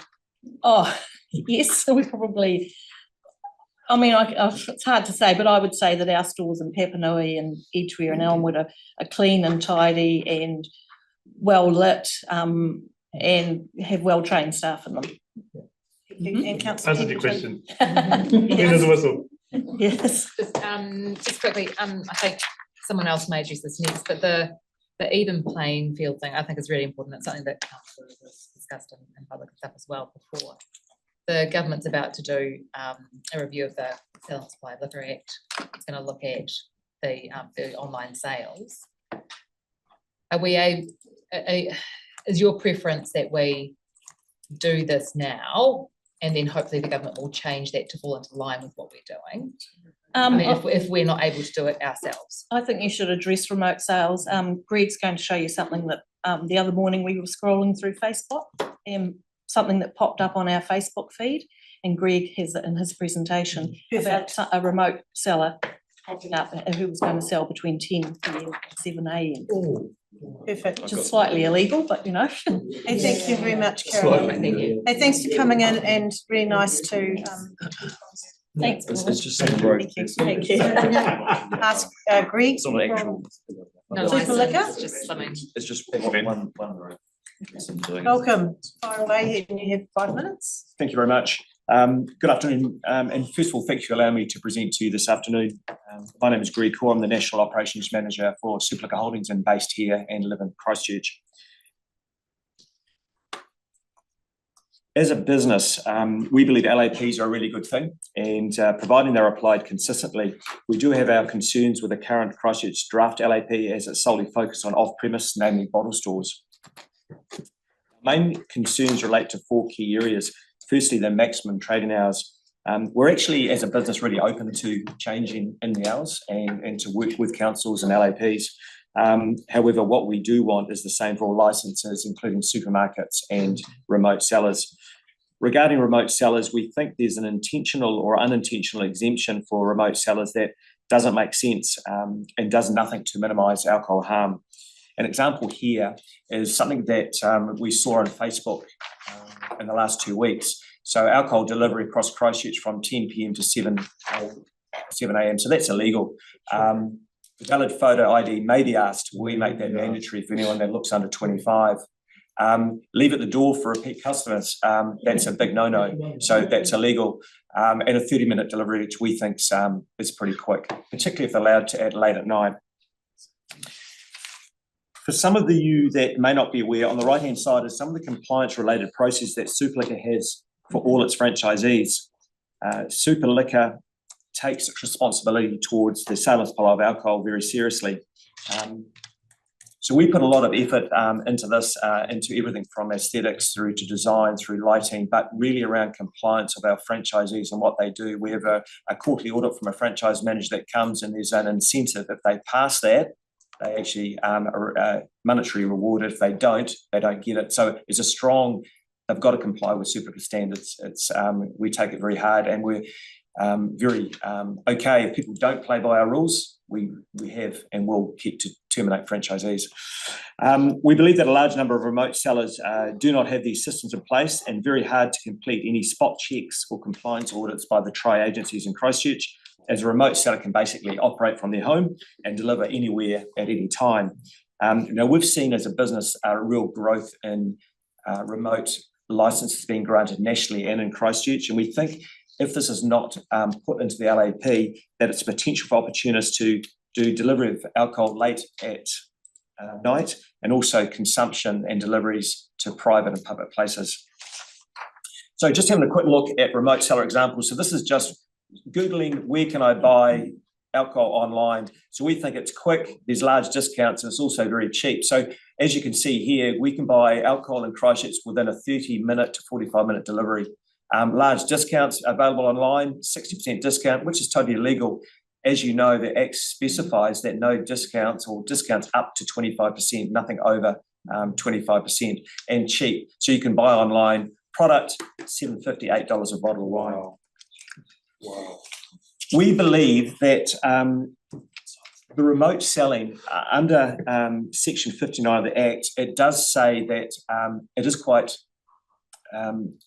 it's written well in the sense of what remote sellers can do. They can sell pretty much any time of the day, but what's not captured, and we think there's an opportunity here for the Christchurch to take up on it, is the delivery component. So they can continue to sell, so they can transact the data through their tills, but deliveries would be kept to the same hours of off license. Now you might look at me and think, am I being uncompetitive? No, because as a license holder, we are still remote sellers. So what we're saying is that we want to do the right thing. If we're saying, hey, change the hours, we'll actually agree with it, as our franchisees have said, but we only think it's fair that everyone operates under the same rules. So we think there's an opportunity here to impose a condition restricting the hours of delivery for remote sellers. So they can still sell, they can't deliver. So you sell it, prepare it, get it ready. So that's something we'd like to put at you. The restriction of licenses, really, we think that every application should be judged on its merit. So we're not a big fan of actually blacking out areas, because we think that basically licenses should be the quality license, not numbers. So why would you have a blacked out area with a lot of bad operators when you can have a super liquor, really good, responsible retailer? The next thing I've pointed out here is a quote out of the draft LAP is an applicant can apply for an exemption to this policy. We think that's largely targeted around supermarkets, and we think that we've heard from supermarkets today that they may not be profitable, they may not be viable, but we know in West Auckland Trust, Invercargill Licensing Trust, they do operate profitably. So I know I'm out of time. Could you record me 1 more minute? Thank you. Just one point that we think would love the draft LAP or the council to clarify is around the sensitive sites. So we're comfortable with the measurements you've got in place. It's just how the measurements are measured, if you like. So as the crow fly doesn't work, we think that the Marlborough draft LAP has nailed it, and we'd love you just to have a look at that to see what you think in response. And finally, we're on premise, not treated the same. If there's concern that off-premise normalises alcohol consumption, I find it odd, as you have to be 18 to enter into an off-premise or with a legal guardian. You can walk past on-premise outlets like you've seen here, or through a liquor section in a supermarket without being questioned. So, Councillor, you said before about the light colours and the bright colours and those type of things. We actually have clean sites, so there's no branding of beer, RTDs, wine on our buildings, but I can walk past an on-premise and see people smoking and drinking outside with happy hour signs, or waltz into a supermarket, but I find that the argument's one-sided. So once again, thank you very much for your time, and I welcome any questions if you've got any. Great. Hey, a very, very good submission. Thank you very much for coming in. Is up your time? Thank you. Excellent, great, thank you. So, I've got so many questions. so we now. Brody, is Brody here? All right, we'll go into afternoon tea break and resume at 3:20. When, sorry? 3:25. It's great, man. Yeah.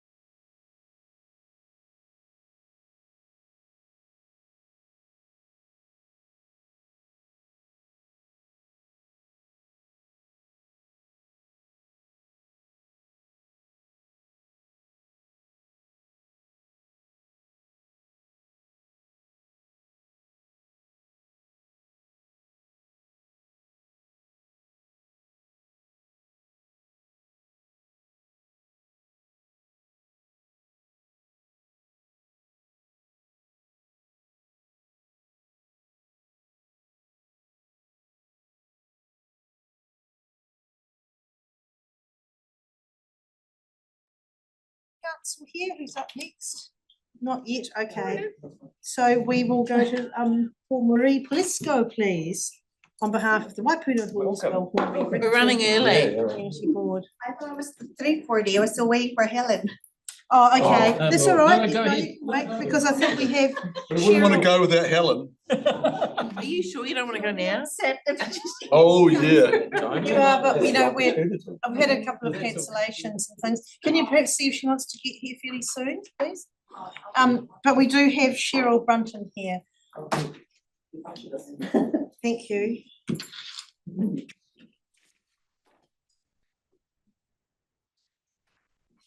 To order. Nice laugh. Alcoholic. Let's play what? Yes, and you have 15 minutes, Cheryl. Yes. House. Pretty sweet.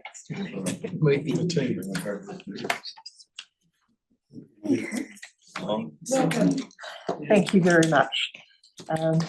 We're presenting on behalf of the National Public Health Service, and introduce myself. I'm Dr. Cheryl Brunton. I'm one of the medical officers of health. And to my right is Professor Joe Bowden. To my left, you've already met Ruth Spearing, who's a hematologist, and I'd like to introduce Dr. Laura Joyce, who is an emergency medicine specialist. We're not proposing to go over a lot of detail. What was in our submission is a lot of data and referencing in there. But before I turn to my colleagues to talk a little bit about some particular areas that we'd like to bring to your attention, which we're proposing in the LAC will help to do, just really want to reiterate for you that alcohol is not an ordinary commodity. It might be sold in shops and all the rest of it, but it's not an ordinary commodity. And it is a commodity that does cause harm. That harm isn't actually confined to people who drink alcohol or to those who drink irresponsibly or to intoxication. And that harm can be both health related, it's what we're going to talk about, but it's also economic and social. Essentially, alcohol causes both acute and chronic harmful effects right across the lifespan. There isn't any risk-free dose of alcohol. One type of harm you're talking about, but there isn't one. That's why we don't have safe drinking limits. We have low risk. An evidence-based local alcohol policy is a really important tool in reducing the harm that's caused by alcohol in our communities. And just want to say how very appreciative we are that City Council is grasping this nettle, given the experience that you had last time. Given the changes in the law, we're really, so our feedback is really on the basis of supporting most of what you have in that policy and also suggesting some things that we have many others. I'm going to turn to Ruth now and she's going to talk about one of the chronic harms of our exposure to alcohol. Joe is going to talk about a mixture of both chronic and acute harms, and Laura's going to talk about where a lot of people end up, which is in the emergency department. So, having been involved in treating cancer for all my professional life, I couldn't go past this chance of actually bringing to people's attention something that's really not actually known by the general public very much. But back in 1987, the International Agency for Research on Cancer classified alcohol as a group 1, in other words, a high of carcinogen. So the same category as smoking, same category as asbestos. Alcohol is most clearly associated with mouth and throat, esophagus, bowel, which is increasing, particularly in young people, and for the women around this room, breast cancer. There are clear mechanisms by how alcohol actually damages the DNA, which leads to the cancers. And there are statistics which really show just what an increase in cancer occurs with drinking. So a woman who drinks 2 drinks a day has a 30% higher risk of cancer during their lifetime than someone who drinks less than 1 drink per year. And as you can see from the graph in front of you, women are at much greater risk of cancer during their lifetime because of breast cancer. But men too have an increased risk of about 4% if you drink 2 drinks a week, a day. So is this personal choice or is it an increased burden on society? I haven't got that And one. again, oh, sorry. The slide might be missing, so. It's, I mean, obviously a huge burden on an individual who develops cancer and on their loved ones and families. It's also a real impact on society. There are surgical teams here in Canterbury who no longer actually operate on anything other than cancer because of the amount of cancer around. And that means that people with non-malignant conditions actually can't get surgery. And in terms of the expenditure, Pharmac recently let me know that the cost of cancer and immunosuppressive drugs per year is now $250 million per year. And that's a 23% increase compared to the 2021-22. Indeed, that data of 250 million, in fact, is 23-24 data. It will increase this year.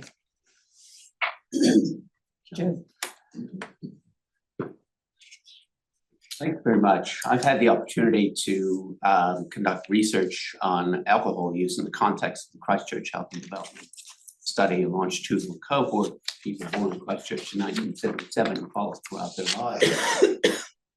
As part of this, I've been involved not only in research, but in policy circles here in Aotearoa. And there are several things about the relationship between alcohol and mental health that I would like to leave you with. And the first, most important one is alcohol is in fact a cause of mental health disorders. It is a cause of major depression. In fact, problem drinking, having an alcohol use disorder doubles the risk of developing major depression when you have it. And in fact, these two things tend to reinforce each other. It's also important to note that alcohol is also a cause of suicidal behavior. Severe alcohol use disorder increases the risk of suicidal behavior by 50%. And 1/4 of all suicide attempts, and we examine this through coroner's reports, involve acute alcohol use. So it's quite clear that in terms of particularly depression and suicidal behavior, that alcohol is one of the primary drivers of these. We have the worst youth suicide stats in the OECD.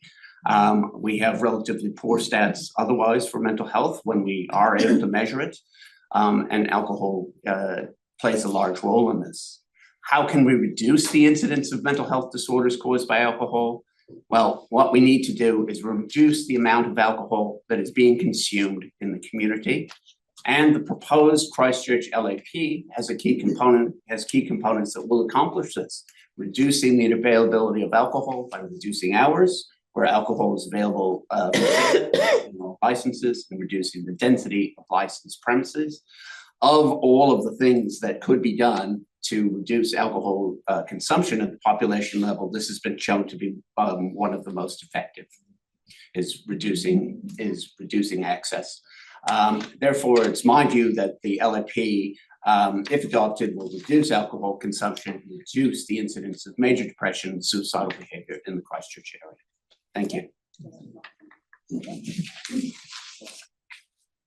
Kia ora koutou. I'm Dr. Laura Joyce. I'm an emergency medicine specialist. I am also a researcher and I'm Deputy Dean of the University of Otago Christchurch.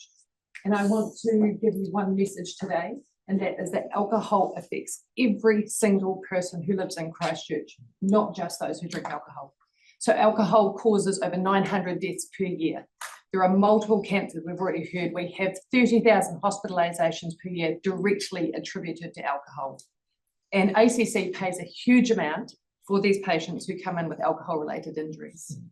We know that almost half of alcohol-attributed injuries are a cause of hospitalizations. And we know that 1/3 of all alcohol-attributed deaths that in the community and coming to hospital can be due to injuries caused while under the influence of alcohol. But it's not all just about those people who drink. The people who do drink and come in intoxicated, they have a 5 times increased risk of death in the following year. This is not just tonight when you're drunk, this is a lifetime risk. And alcohol affects every single person in our ED, not just those who are intoxicated. So our EDs around the motor are overwhelmed. In Christchurch ED, we are seeing over 400 patients per day. More than 10% of those will have a condition related to alcohol, but 90% won't. But we know that for any time our ED has more than 10% of patients waiting more than 6 hours, every single person in that ED has a 10% increased risk of death in the next 7 days. So your mum who's fallen over and broken their hip, and your daughter who's in there with an infection, and your child and your grandmother all have an increased risk of death due to something that is preventable. And so my invitation to you is I'd love you to come and work a shift with me on a Saturday night, because who I would like you to meet is the patient that I met a year ago who was not drunk, her boyfriend was, and he crashed their car and she died in my ED. I'd like you to meet her mum, who I had to give that message to. I had to break that news. I would like you to meet the 4 kids I had to look after a month ago. There was nothing wrong with the kids. Their mum was in with alcohol-related domestic violence and the kids had nowhere else to go. I would like you to meet the 22-year-old, which is the youngest person I have ever seen bleed out in front of me because he had chronic liver failure, which means your blood doesn't clot, you get big blood vessels and they burst, and he died in front of me. So I want to leave you with one message. Alcohol is not just about those people who are drinking, it's about every single person in their community. And if we can reduce alcohol-related harm, we can improve health. Thanks. So really just to leave you with a broad summary of the things in the local alcohol policy that National Public Health Service and my clinical research colleagues support. We really strongly support that proposed reduction in trading hours for off licences to 9 p.m. and I was interested to hear some of the franchisees from off licences say they did too. I think they are right, however, that there needs to be a level playing field. Absolutely right, and in our submission we have identified that there is a very large proportion of alcohol sales that go through supermarkets. So we would not be averse to reducing or removing that exemption. That is entirely up to you. We, however, I was interested to hear that the franchisees from off licences talk, we would also support a reduction in trading hours for on licences. Now that's not part of your proposed LAP, but we know from the evidence that reduction in hours is one of the most effective things that can be done to reduce alcohol harm, and that we've made some suggestions about on licences. We believe that those are reasonable and consistent, and they're not inconsistent with other LAPs in the region. We really strongly support the freeze on the new off licences in high deprivation areas. I respect the position of the franchisees, but those communities are more vulnerable to alcohol harm. And case law around the Sale and Supply of the Alcohol Act acknowledges that and requires a higher standard of suitability for people to operate. It's really difficult for those communities, and I know some of you represent them, to be forced to have to take these things to the local district licensing committee every time. And we would really like to reduce, as I know you would, the impost on those particular communities.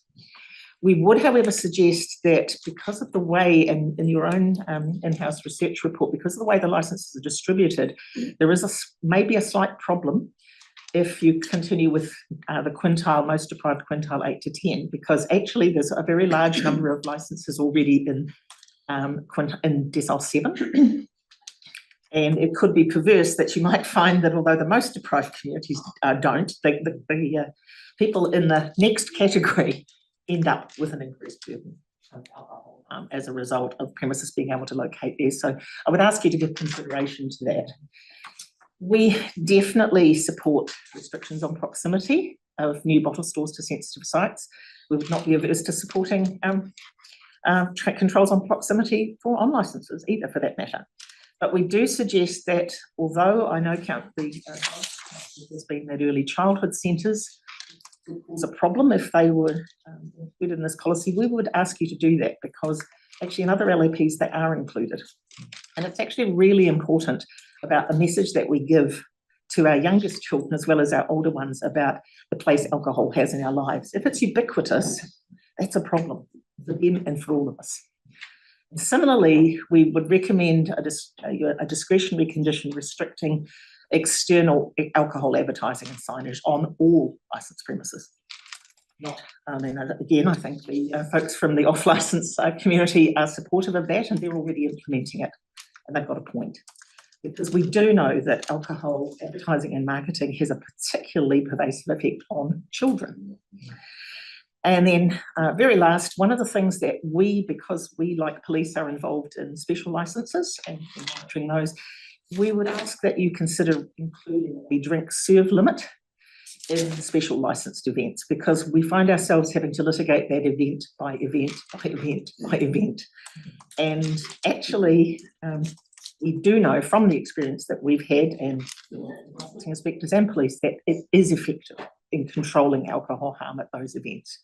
And we would like that to be the case. We have also made a suggestion that restriction of same-day deliveries of alcohol. So again, you've heard from others about that. We think that's a really good idea. The current situation with the Act did not envisage remote sales of the kind that are happening now. They were thinking about wineries who might deliver your box of wine next week, kind of thing. They were not thinking about the essential free-for-all that's taking place right now and is harmful. You may wish to consider prohibition of buy now, pay later services off licences. That's another thing that, again, the legislation hasn't really kept up with. And it's something to think about, because that's also about what Greg, the gentleman from Super Liquor, commented on. That's about immediacy. And you not only can you get it delivered any time of the day or night, but you can get it delivered immediately. And you don't even have to pay for it right now. So finally, just to leave you with what I said at the beginning, alcohol isn't an ordinary commodity. We really are very pleased to see that Council is taking on board the need to develop a local alcohol policy. We would like it to be a good and strong one and consistent as far as possible with policies in the wider region. And so we really do applaud you for this effort. It's not an easy thing, but if I could reiterate what another speaker said, we really would like to see this in place and soon. So thank you very much for your time. Thanks for coming in. Morning. Do we have anyone from the Youth Council? Just outside the bench.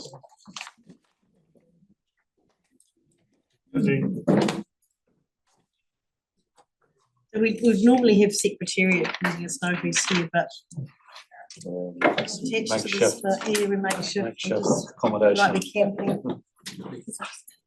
Welcome Youth Council. So how many are coming to the table? 5 of us. I don't know if we've got enough seats, but just find a seat somewhere.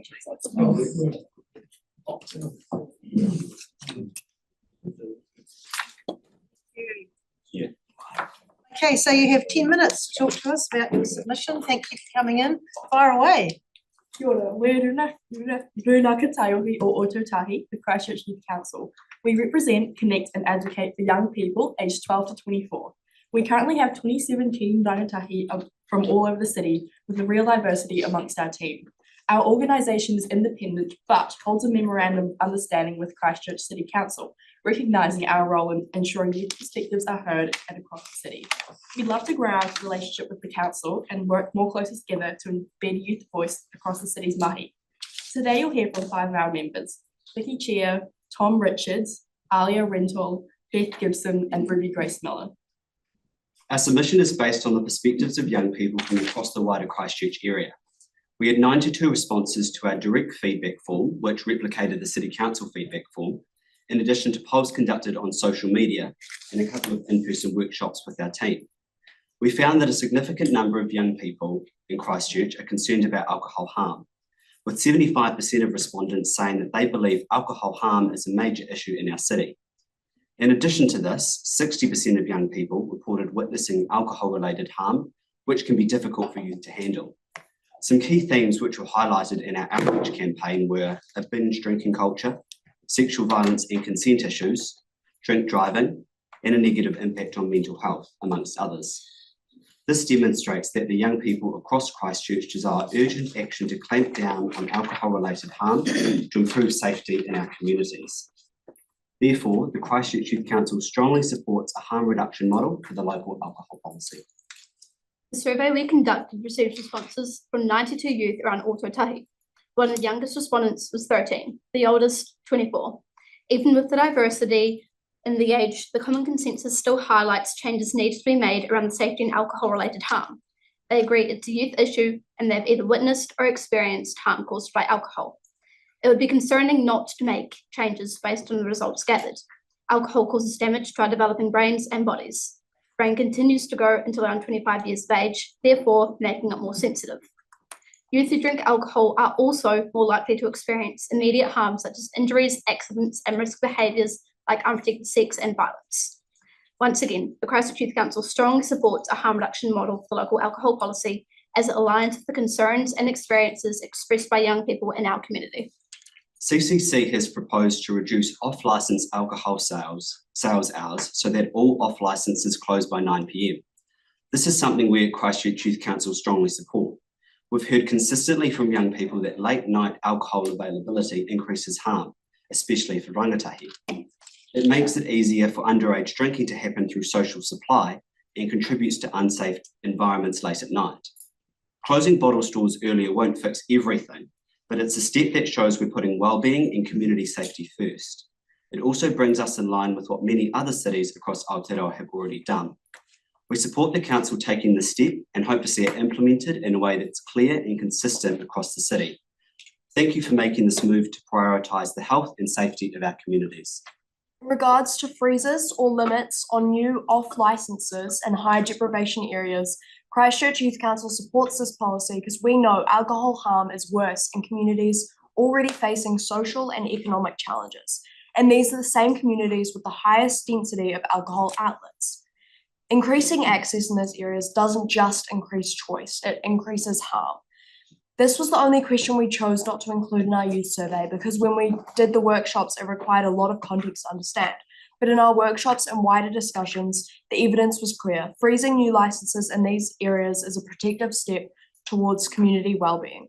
Young people want a healthier, safer future for everyone, and we believe this freeze is part of making that future possible. Young people felt unsafe when alcohol outlets were placed too close to where they learn, grow, or seek support. We strongly support the proposed buffer zones around secondary and primary schools, and we believe these distances strike a good balance between harm reduction and practicality. However, we also heard concerns around the lack of protection for some of our youngest tamariki. That's why we're recommending the council include an early childhood education centres in their policy with a smaller buffer around 50 metres. These spaces are equitably valuable and deserve the same level of consideration.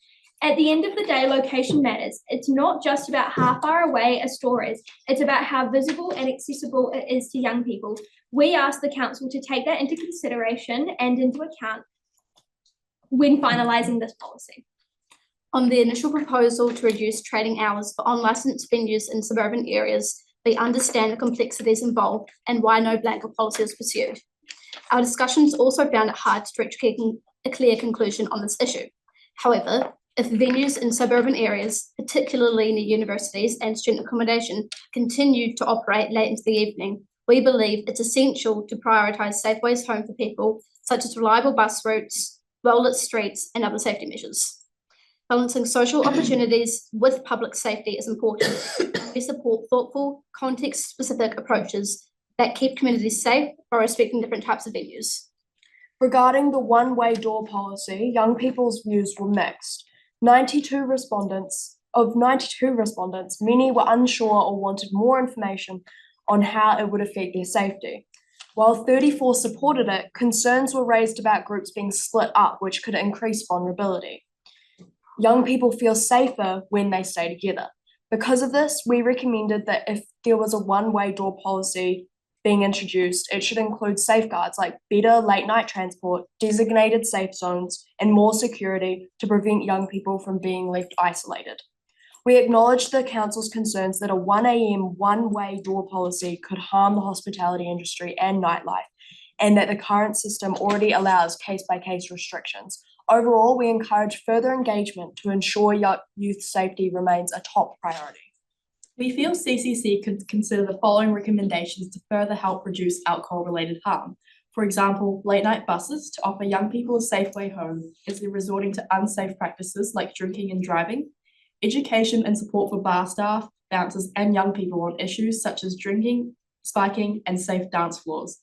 A red light program similar to the Angel Shot initiative, where young people in unsafe situations can discreetly seek help from bar staff. Supporting venues and organisations that promote non-alcohol related events and activities for young people to reduce their reliance on non-alcohol driven environments, and maintaining safe street lighting in areas with nightlife.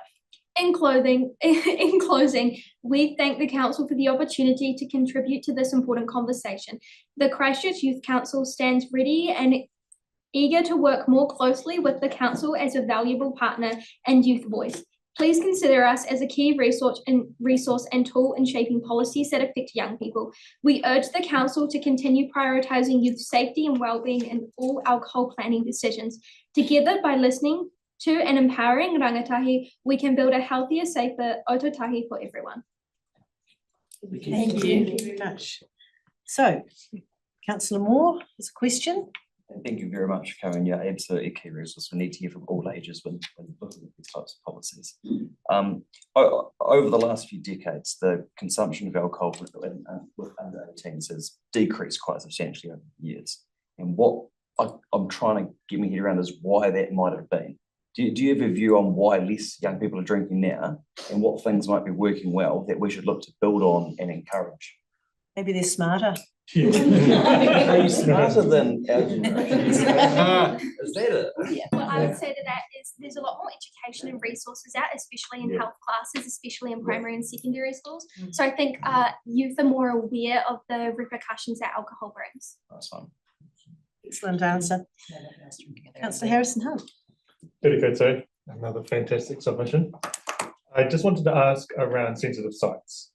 In some submissions prior to this, there was a recommendation to add the bus interchanges, particularly the city centre one as a sensitive site. What's your view on that? We've talked about this before.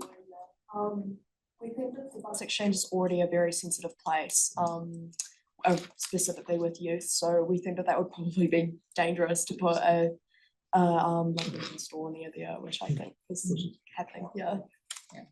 Awesome. Thank you guys so much. Yeah. Thank you very much. Really appreciate you making the effort to come in and talk to us again. It's really important that we hear from you. Thank you. Thank you. And so we can build that bridge. Yes.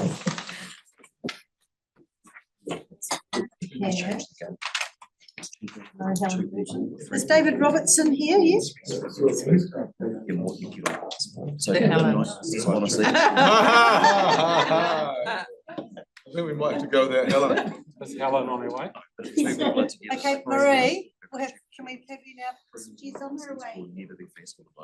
She's been travelling for a while, unless she came with that police Need car. you to start. Maybe she got lost. Change the game so much. It'll be Dave Robinson. Much safer than us. Thank you, Marie. I'm sorry, but we've got to keep it 3:40. That's all right. Yep. Magandang hapon po. Good afternoon, and thank you for the opportunity to speak on behalf of the Waipuna, Holswell, Hornby, Riccarton Community Boards.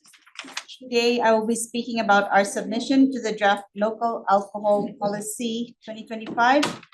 And Helen, if she comes on time, will be sharing later some examples of earlier incidents and community concerns. Now, our board represents a diverse and growing population in the western and southwestern suburbs of Christchurch. Our wards include areas with high foot traffic, schools, the university, and young families, as well as late-night commercial areas. Residents have raised concerns about public drinking, antisocial behavior, and harm linked to alcohol. One of our biggest concerns is the proximity of liquor outlets to schools. We've also seen issues around late-night venues contributing to noise complaints and disorder, particularly around Riccarton. And Helen will tell you more about it if she comes. We recommend we commend the council, apologies, for including several strong proposals. In particular, the reduction in off-license maximum trading hours to 9 p.m. and placing a buffer near community facilities that are deemed sensitive sites are sensible. I note in our early engagement feedback that we supported a distance of 200 meters as a buffer, but our board would strongly support an evidence-based approach on this. Youth well-being is a priority for our board, particularly as we do have a university located in our board area. We encourage the council to invest in education campaigns alongside enforcement. We consider this two-pronged approach is key to reducing long-term alcohol harm. Our submission supports broader council goals, particularly those creating a livable, safe, and equitable city. Reducing alcohol harm contributes to all of these. In summary, our board believes the draft policy is a strong step forward. We encourage the council to be bold and decisive in adopting and strengthening these measures to ensure a safer future for all communities. Thank you once again for your time and consideration. We remain committed to working alongside the council and the whole wider community to address alcohol-related harm effectively. Thank you. Question from Councillor Harrison Hunt. Kia ora, Marie. Referring to 2.5 in your submission, it said that the freeze on granting new alcohol licenses for off-licensed premises and high deprivation areas be revisited in 6 years. Can you tell us why the board came to that number, 6 years?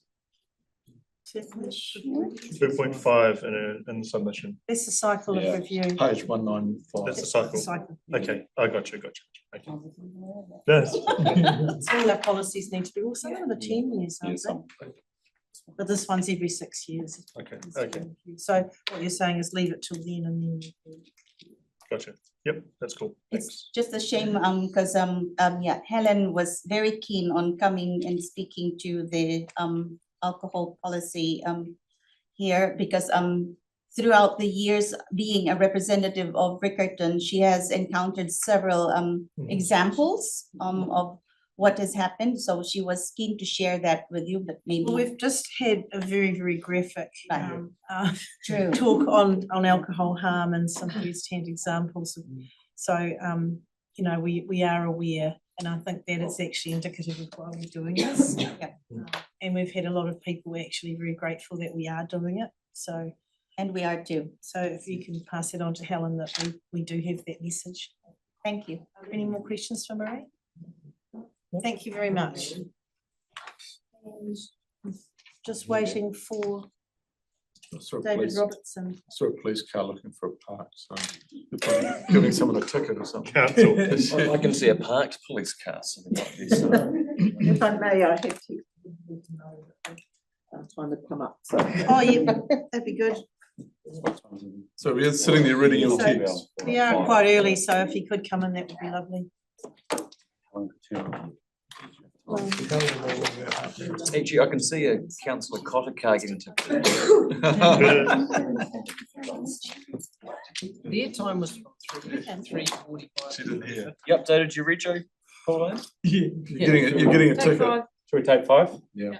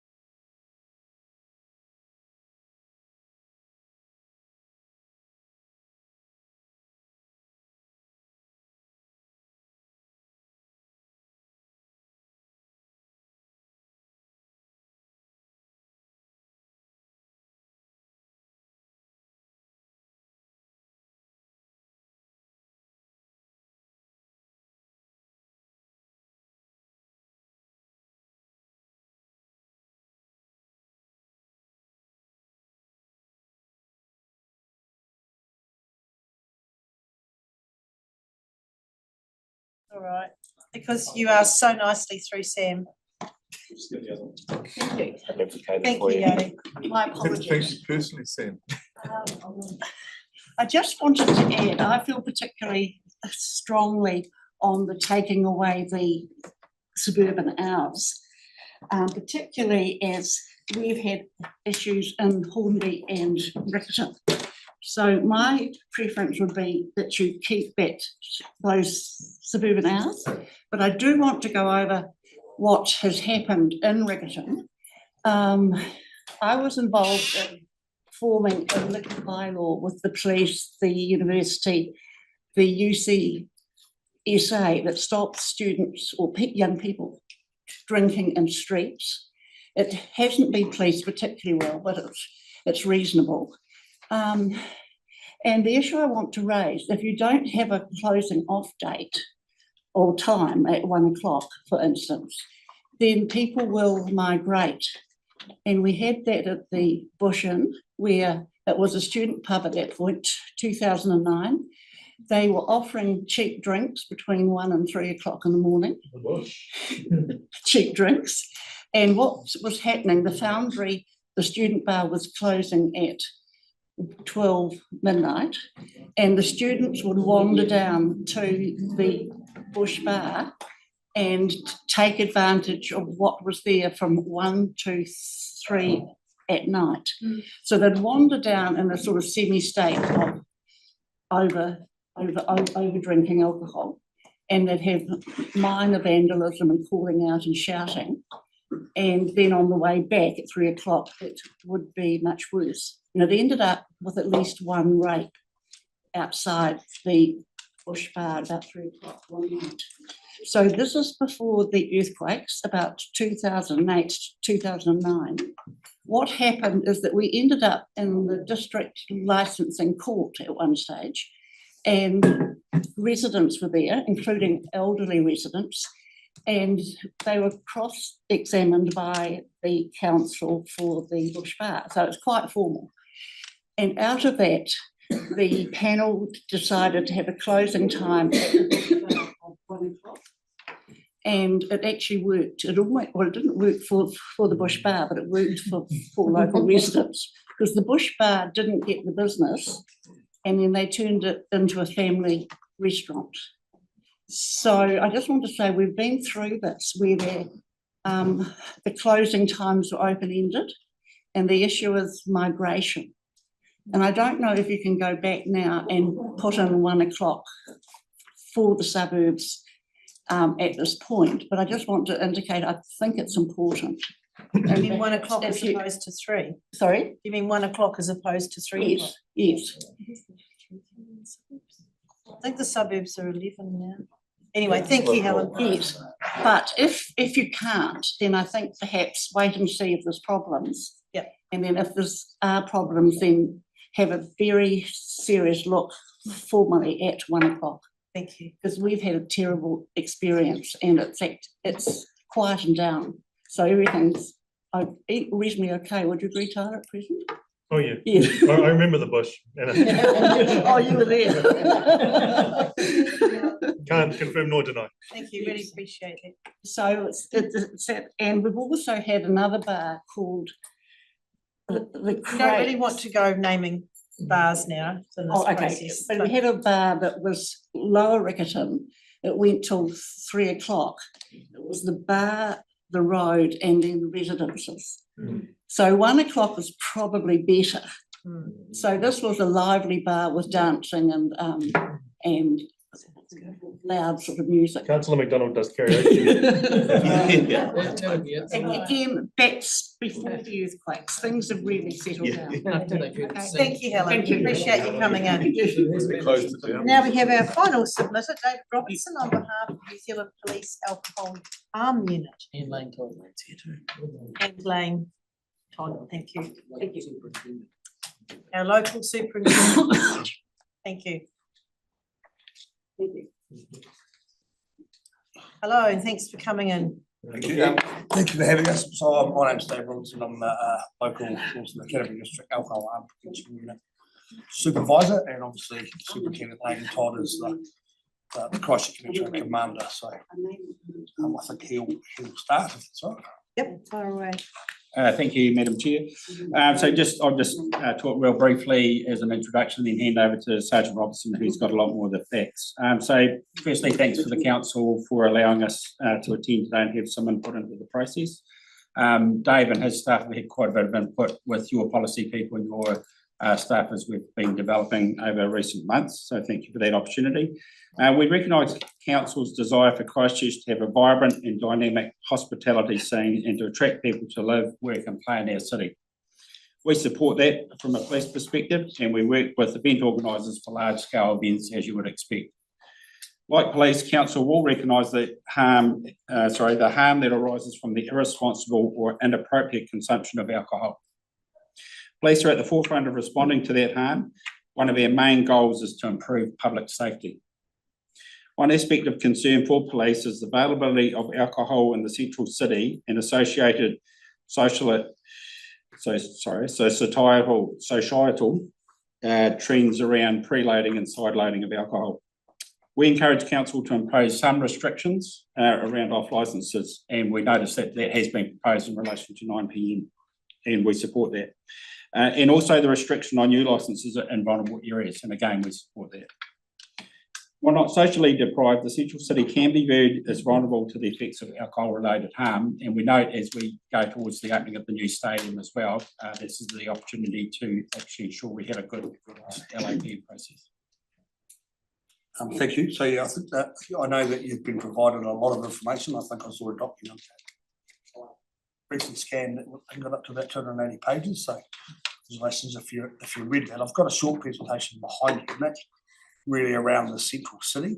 So the central city accounts for around 30% of acts with intent to injure, by which we mean assaults, serious assaults, assaults with weapons, etc. So that's a very high percentage that arises from within the 4 avenues. Additionally, in terms of sexual assaults, around 18.7% arise within the 4 avenues as well. And there's no doubt that our intel staff can tell you that that's very often alcohol is a underlying factor in that, or a contributing factor. The data you have behind you relates to the central city. Very briefly, I've obviously represented police at a number of district licensing committee hearings for renewals or new licences in different areas of town, and we produce this document relevant to each area, and generally we apply a 1 kilometre radius. Some of the figures we normally see for premises, and I won't name them, but the likes of Hornby, around 700 to 800 relevant police incidents where alcohol is a contributing factor. Some of the higher areas, Limwood, Aranui, might get towards 2,000. As you'll see from this document, in the last 5 years in the central city, it's in excess of 8,000 incidents where alcohol is identified, positively identified as a contributing factor. So the central city really is a hot pot, if you like, of alcohol harm. Part of that is because we have the highest concentration of licences in that area. At the same time, the police recognise, and we work with your council licensing inspectorate and with health to work with licensees. And with a non-licence, there's a certain degree of, I suppose, self-control. So if our licensees are meeting their requirements under the Act, they're monitoring their patrons on premises, they're making sure they've got water and alcohol, then those people are much safer than people that consume alcohol in public places or even at home unrestricted. So that, just to touch on what Superintendent Dodd said, we're not saying there shouldn't be off licences in the central city. We're just saying that if there's a proliferation of them, or if they don't have the appropriate staff systems, training and policies in place to perform at a very high level, then it's a natural igniter of what would perhaps be described as a bit of a powder keg in the central city. We see, for example, with Electric Avenue, which is a great event, becoming popular, becoming larger. We see people pouring out of off licences in the central city with their RTDs and drinking all the way to the entry gates. So that's an alcohol ban area for a reason, but that's kind of reflective of the societal trends that police are seeing. We'll address that as we can, but clearly restricting the ability of people to purchase alcohol in bulk in the central city, to consume in the central city, needs to be a focus for council. Just pick up on one other thing, which the previous speaker mentioned. As part of this process, the police recommended 3 AM as a hard close for the central city, and perhaps because of the nature of Christchurch being a circle effectively, perhaps for some of the entertainment precincts such as Maryvale, even Littleton, Addington, and Akaroa, they may stay at 3 AM, but we suggested otherwise, that most suburban areas should be subjected to a 1 AM maximum trading hours. Many of those premises don't trade until 1, they only trade until 2. They don't want to trade later because that's not the nature of their business. But having some restriction would be helpful.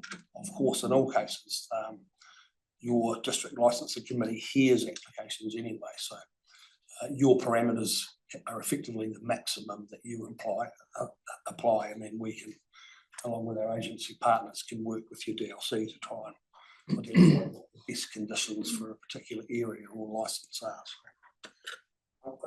I imagine there may be some questions, so we have There are a couple of questions, but I might just kick away, like when you're talking about off licences in the central city, are you suggesting a way forward with that would be to perhaps have a capped number within that 1.2k? I don't think the place would be seek to be that restrictive. As I said before, your district licensing committee has to hear them anyway.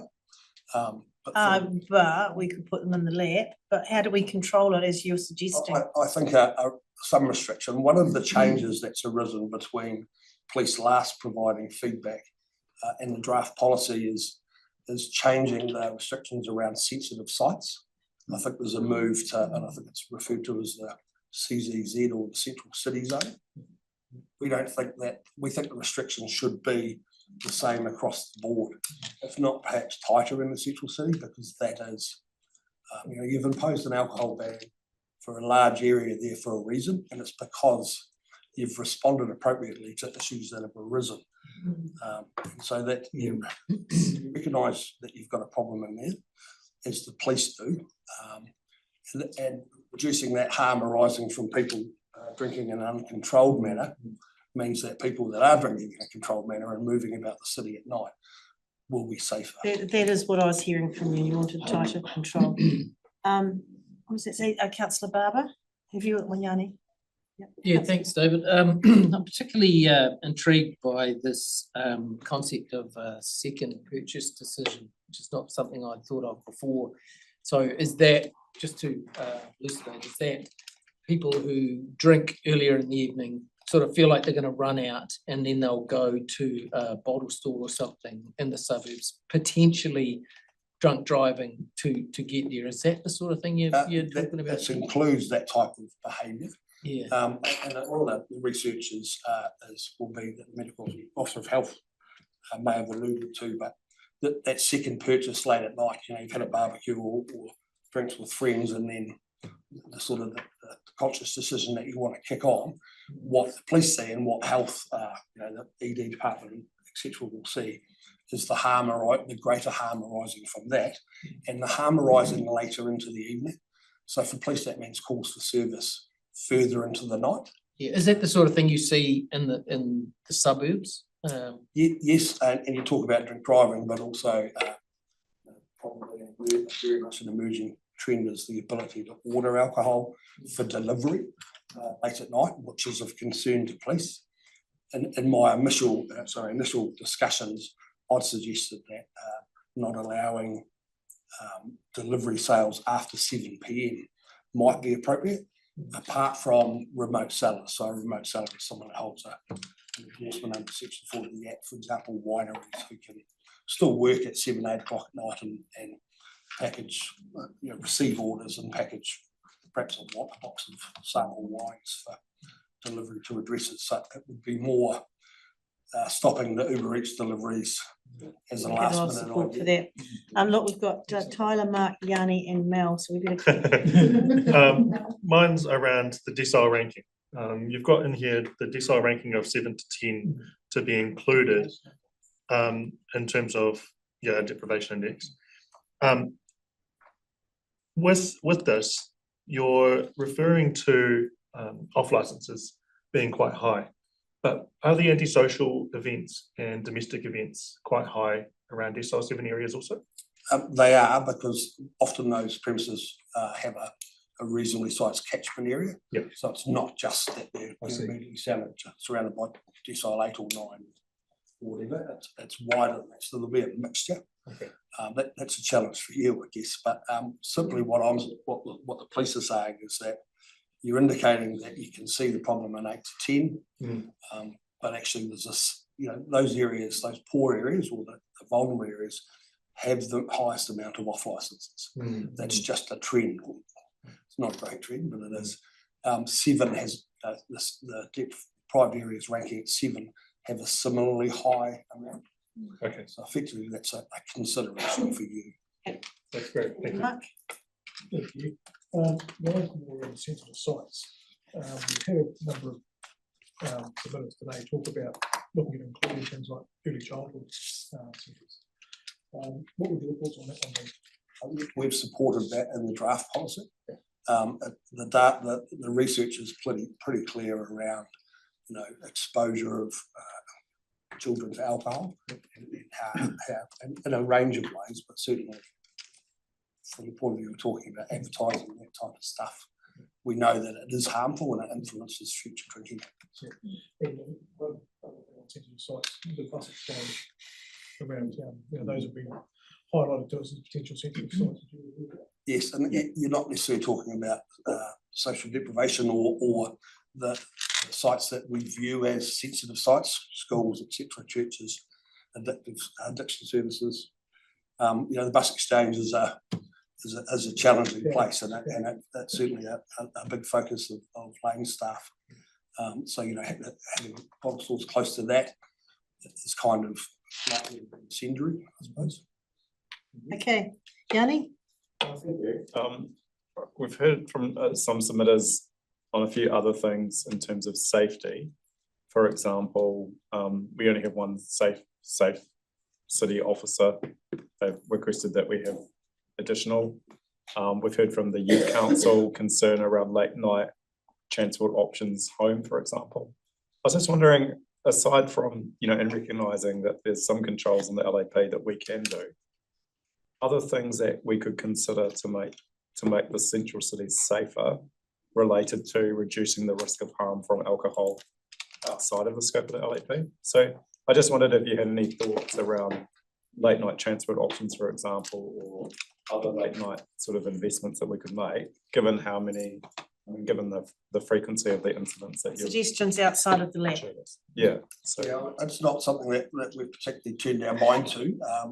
The bus exchange can be a problem as it is, and so having larger groups of people later at night may be an issue if you're talking about expanding your transport services.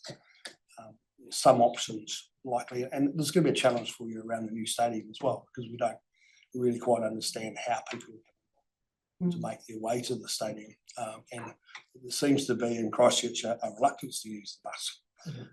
When actually it's the way our city is geographically, it probably fits. So I don't have a particular sort of theory on that. We talked about city safe officers. They've been very successful as a prevention tool in other areas or in other cities and in other parts of our city. I was involved in a pilot for the ambassadors in New Brighton, going back quite some time, working with the local community board there. Any deterrent presence helps, and will ensure that people,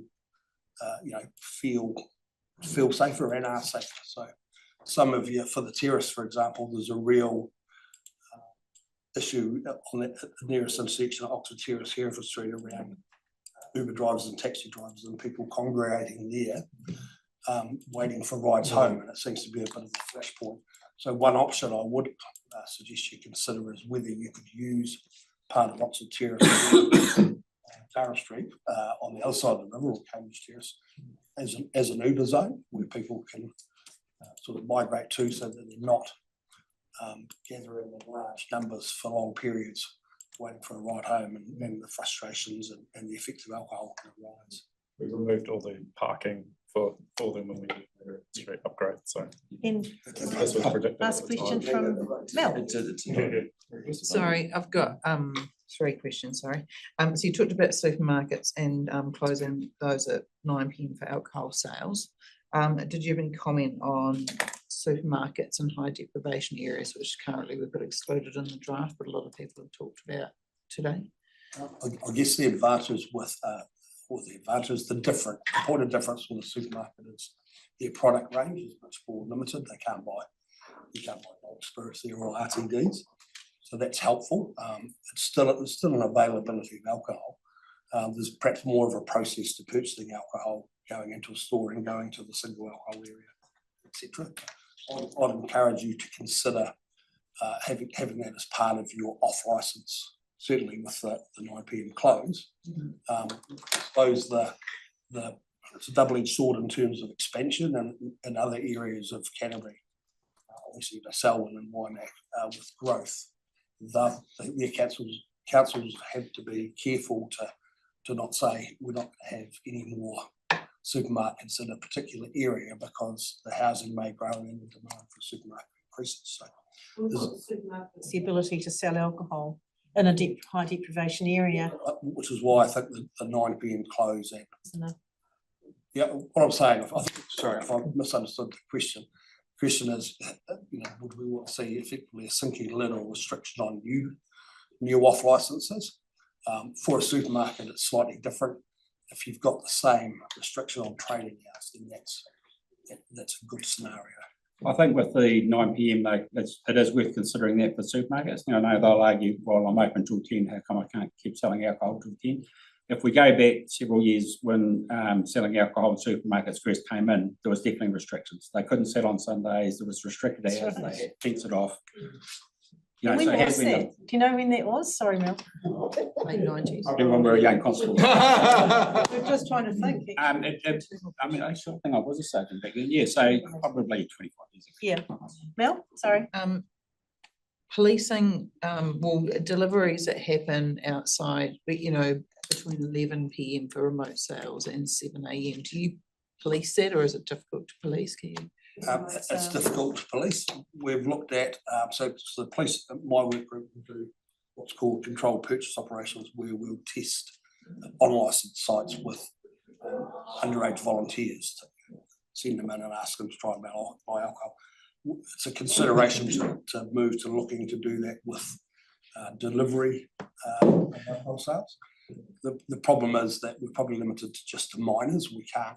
One of the concerns for police is that the immediate availability of alcohol to people in those situations late at night when they're already intoxicated or when they're already significantly affected by alcohol.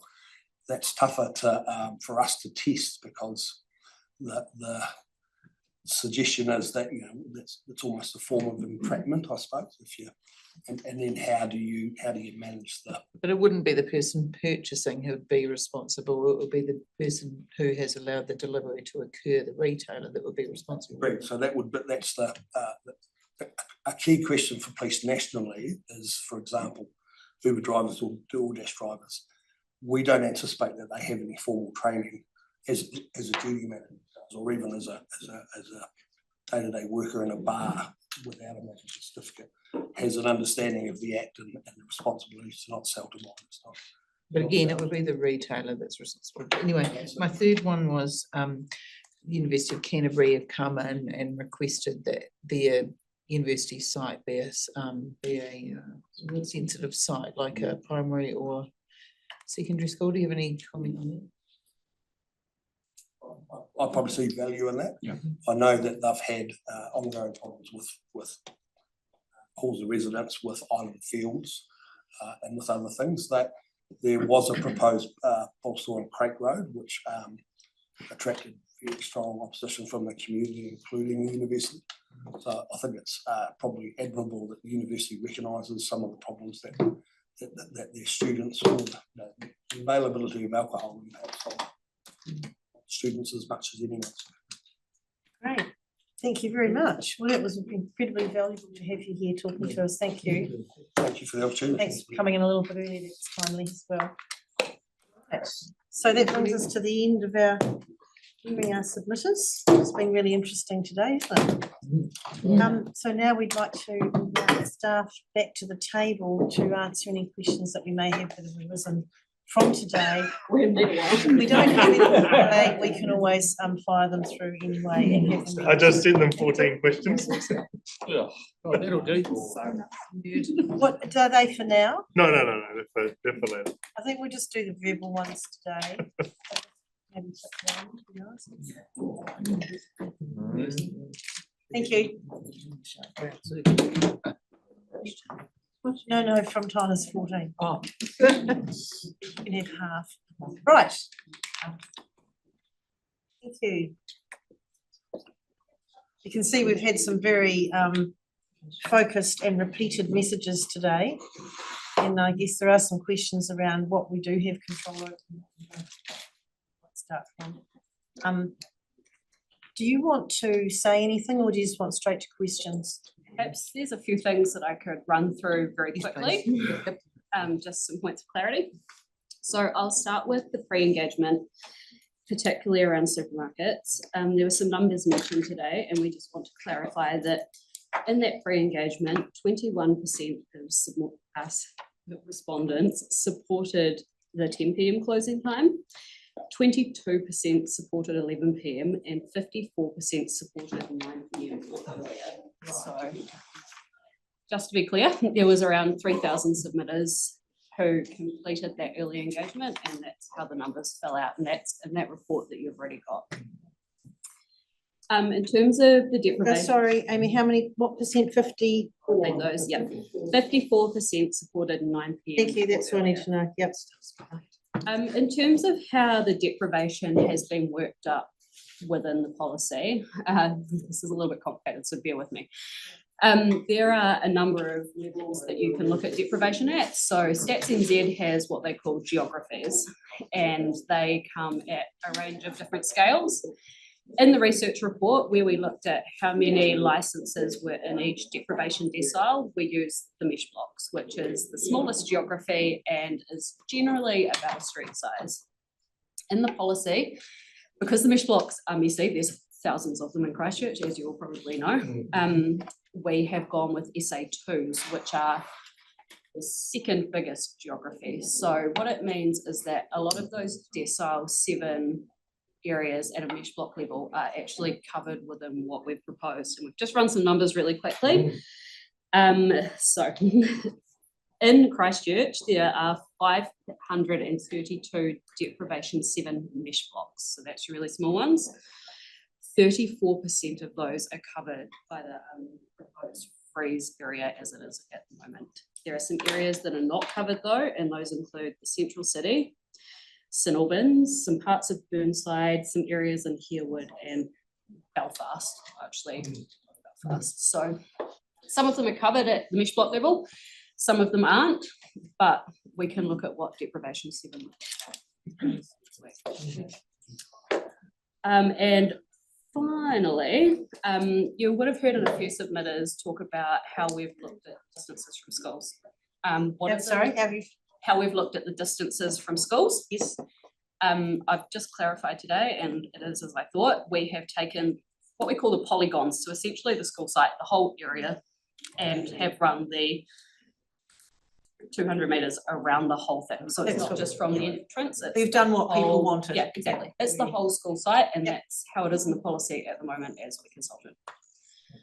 So that's those 3. Now we can deal with any other questions if you like. Yeah, well, that's good because one of those was mine. So Mel? The concept of buffer zone that came up, are you going to comment on it? Yes, so like one of the challenges we have is drawing lines somewhere on a map, and which is a difficult thing because we draw it, other people think you should draw it somewhere else. So the idea around the buffer zone is that essentially it would obviously shift the lines further away, and the idea being that it stop these people across the road from opening up out of these from these freeze areas. At the moment, the way that the LAP is drafted, we have put in that clause that gives the DLC discretion to essentially decline a license if they think it would be still servicing a high deprivation area. So that was one of the ways that we tried to tackle that. So there's a clause as it's currently was consulted on that gives the DLC that discretion. Because so if it's directly over the road from an area that is red on the map, they can say actually it's probably unlikely that you should be opening up here because this is an area where we think you'd be servicing this community of high deprivation. That's how we've tried to tackle it in the policy at the moment. A 500 metre buffer zone around it could be possible, and we can put that on a map. I'll show you at the next workshop just so you can see.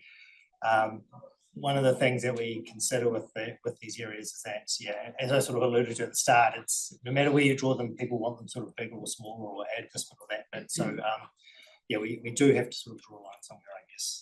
In saying that, we had, well, no one came and talked to us today, at least asking for them to be smaller, which was an interesting. Yeah, we very few people in response asked them to be smaller, but like maybe 2 or 3. Be interesting to look at other buffer zone sizes, like even 100 metres or 200 metres. So big, but at the moment, the areas, as I said, are based on those SA2s with a deprivation decile score. I think you'd be fine with a buffer, but I would think carefully about adding in bespoke areas and getting into that kind of change, because that steers you away from a very clear definition of SA2s, decile 8, 9, and 10 when you start making bespoke changes to that boundary. Well, you're not looking. But I'm listening. The rebuttable presumption that Auckland's got, you got a comment on that, because it was quite interesting. Yeah. So my understanding is that the policy that Auckland has in place, they have areas called priority overlays, which is their sort of doing, which is they've got areas of 24, I think, areas of the city where they are restricting from opening up. So that, and they're like sort of circles on a map essentially around sort of shopping areas and that sort of thing. I think their policy says that they're in place for 2 years. There's a freeze in those areas. After the 2 years, there's a rebuttable presumption, which is essentially there's a presumption that you won't be able to open up a new license in those areas unless you sort of show otherwise. So it's a way that they are sort of flipping the onus. So they're saying the presumption is that you can't open up after that 2 years. But it's only within those areas.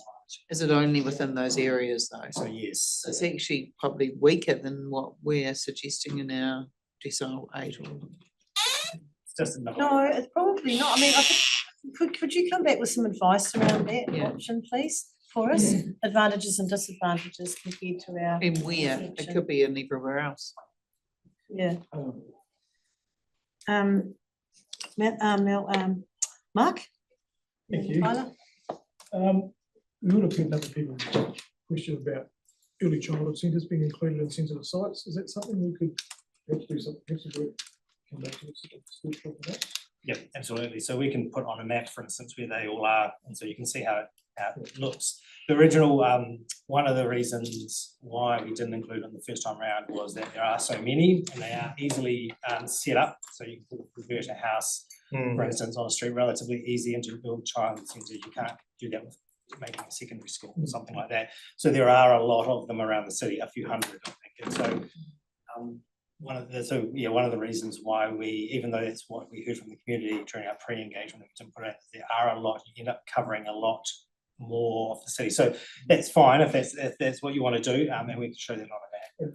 With that, that's talking about a reduced distance of 50 metres, so not the 200, but 50. Yeah, whether that could be. We could show that as well. Yeah, that could be useful. What else would be on the exemption for grocery? That's something I'll be interested to hear some. The other one that's come up repeatedly is sales. If there's any way we can deal with that, perhaps through the delivery time or something like that. Any levers at all? Yeah. Anything? Discretionary conditions? Yeah. It's a tricky one. I can try and explain, if you'd like, the situation with remote sales, because I know it has come up quite a lot. And so I can try and hopefully do my best to make some sense of it. So The reason why we have to date, and would still say this is an issue for central government, is that the issues lie with the legislation, the Sale and Supply of Alcohol Act. And as some of the submitters said today, essentially the Act was written at a time where they didn't envisage the way that things were being sold and delivered as they are now. So it's probably a little bit out of date on that front. But the way that there are two clauses in the Act that make it really hard for us to do anything to promote sales. One is section 49, which says essentially that any policies relating to hours don't apply to remote sales. So, so what that means is that you can make a remote sale at any time. So I could go on the online, for instance, which is sort of the point in some respects for remote sales. I can go online at any time and buy alcohol. So that's one part, and that's the sale of alcohol. The next part is the delivery of alcohol. There's a clause in the Act, section 59, which explicitly states that the delivery of alcohol can't happen between 11 p.m. and 6 a.m. So what the advice we've had, our legal advice on that, is that makes it really tricky for us to have a policy that that restricts the hours that alcohol can be delivered, because the Act explicitly or inherently sort of is implying that you can have remote sales up until 11 p.m. Now, this is a bit of a grey area, and this is why we think it would be better to deal with this at a national level through the legislation, because you could try and do something, but that would probably, there would be some associated sort of legal risk or challenge potentially around that. So it makes it really hard for us to do anything in the LAP to address the sales. And I guess one more point is that other LAPs around the country don't really address this either. And I think that's probably why it's really difficult to, yeah. How long do you think it will take them to review the Sale of Alcohol Act? That's where it would sit, wouldn't it, really? Yeah, okay. It sits with the Ministry of Justice and the Minister of Justice, who's responsible for that act. We have made contact with them previously, who said, yes, we're aware, essentially, of the situation. And yeah, it's for them to, yeah. I mean, that's where the tricky part is. I mean, we're looking at a local alcohol policy, and then you're saying that we don't have control over that bit, which is really annoying because we want to. Yeah. So the advice is that our local alcohol policy can't override those clauses that I just mentioned. Yeah, well, we can. There are, so yeah, it's just really saying, Mel, we can. Look, I'm just reading the Brewers Guild online sales supply guidelines, whoever they are, and it says you may only deliver between blah blah blah, not a Good Friday, etc., but check your LAP in case this differs. I mean, the way that we're reading the Act is the minimum requirements, and LAPs, my understanding, can come in with what we would like if it's a more restrictive. So if we open up ourselves to legal challenge, well, so what? Yeah, well, there's that, but can we get clarity on that as well? That'd be good if we get clarity, because we've heard it loud and clear, and also what we've heard loud and clear is a level playing field. So even at 11 p.m. is not fair when we're asking everyone else to close at 9. Tyler? I've only got two. Everything else you can sort of. Actually said you could have one, but the first one is on the buy now, pay later scheme. Yeah. Can we add that as a discretionary condition under the LAP? That's something we'll definitely have to get advice from our legal team on. Oh, so keen. Yeah, so keen. The next question is around sensitive sites. Now, after we've done the consultation, are we able to add sensitive sites after? I think you should be fine, and again, we might need to check with legal. Okay. To add ones that submitters have commented on. Yes, we've been asked by several to actually review the definition of that as well. Well, do we need advice on that? They have suggested specific sites, so as long as you're responding to feedback. If we could, and I don't know if we can work around this. Legal will have an opinion on that. Fine, but it's the bus interchange, right? But then you've also got the Riccarton interchange, which wasn't noted, but it's public transport infrastructure, which they really wanted to talk on. I'm not sure if we can add that to the proposal. Some legal advice. Great. Seeing, putting it on the airwaves. Thanks. My question was on the buy now, pay later, and Tyler's covered Still have one? I had the same. Sam? It was on the remote delivery stuff again, so, because I kind of have similar view to Mel, which is, you know, can we not signal the intent, or like, can't the government catch up with us? Yeah, In for terms of change. if we put something in, you know, if it's at risk of challenge, we get challenged for stuff all the time. We literally have a whole team of lawyers for that literally reason. And yet I kind of think we should send that message. So I'd be keen to understand, you know, it's very unusual. You have Hospitality New Zealand, Health, and the bottle shops come in and say, we're all happy to reduce our hours. If we can get that, and it just seems like it would be nice to get some maybe different advice. We'll go away and provide some advice. We might have to give that to you on PX if it is. That'd be legal good. advice, yes. Because if we succeed in reducing the hours for the others, we're only benefiting. We're just sending people online. We're not going to fix the problem. Let's go lawyers. Yeah. Okay, Well, well, if he says that, it won't be PX. Sarah? Yeah, following up on others, I'm keen for us to test that, in whichever way, but also like things that we end up recognizing that are issues like that one and the buy now, pay later. If there are things that we can't address, then are we able to just put a resolution in that asks council to do some really strong advocacy, like we're writing to the minister, all of those kind of things in the meantime as they're preparing their review of the act, so those things get in early. I think it towards in, so people can think of things that we can't do that we need legal changes for. And I've just got one really weird one, but that is about, just about is Tyler called them the duty, what did you call them? I know, here we go. But it's about the franchise model that Super Liquor have, and that they have to pass a kind of a test before they're given that franchise, and then they're monitored and they've got to comply. Do we have any ability to do that across the board to all bottle stores? So they need to be at a certain compliance level that a lot of them would not meet, in my view. As a discretionary condition. Let us provide some advice. Yep, and finally, Yanni. Yeah, cool. So two things from me. Just similar to that, there was concern raised around the employment, practices, and I still don't understand why the DLC has turned a blind eye to that in the past.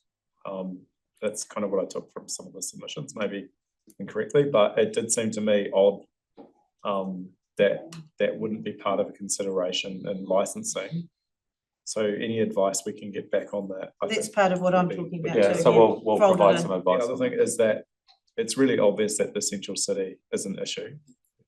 I look at the maps that we've got, one of the poorest parts of the city, which is between Madras to Fitzgerald within the 4 Avs, is excluded. And Decile 7. right, and that's probably because of all the new Airbnbs that have been built at quite considerable, prices, but actually, and I recognise there's been a displacement of that community post-earthquake, but you've got places like the City Mission, for example, you've got emergency accommodation, I think you've got some women's accommodation at the YWCA. So I just wanted to know if we could get some advice around, are there other things we can do within the central city? Maybe it's the sensitive sites, maybe it's the, the extension into decile 7, but it does seem to me a bit of an area of concern. So a little bit of context around the population index. It is, for want of a better word, calculated based on the people who live in those areas. So there's a little bit in there about housing, but it is very much people focused on the people who live there. So I mean, if there are people in those areas who aren't permanent residents. Do you know what the census data was used for? Was it the 18 or the 23? It's the 23. So we've got the latest deprivation index that arrived just in time at the end of last year. So everything you've got is based on the 23. Because I guess I'm still concerned that the census does exclude a number of people counted. And I know that 2018 one, well, I think it was, what was it, 2000? Christchurch has very good coverage. I know that you will have heard in the media about poor coverage in some areas. Because we are urban, we have very good coverage, and Stats NZ have started using more admin source data. So less and less they are relying on those hard copy census forms that we all fill in to gather information. There are other, what we know as admin sources that are filling those gaps. So I think from a census point of view, and I'm going to brief you probably next month on the census stuff, don't be concerned about the coverage of Christchurch because it is good. Okay, thank you. And just while we're on the central city, the police talked about a 1.2k radius from the cathedral. And there, I thought that their strong emphasis was on off licenses. Should we look at restricting the numbers in there? Just at per se. So maybe some advice on that. Celeste? Just a quick question around, if we testing things around the remote licenses and things like that, that could get challenged, does that risk the putting that LAP into, like, would it hold up the rest of it? So if we put things in there that we potentially kind of. Let's come back with that advice all on the same topic. Is there anyone on the Down 15. Okay, we're done. Questions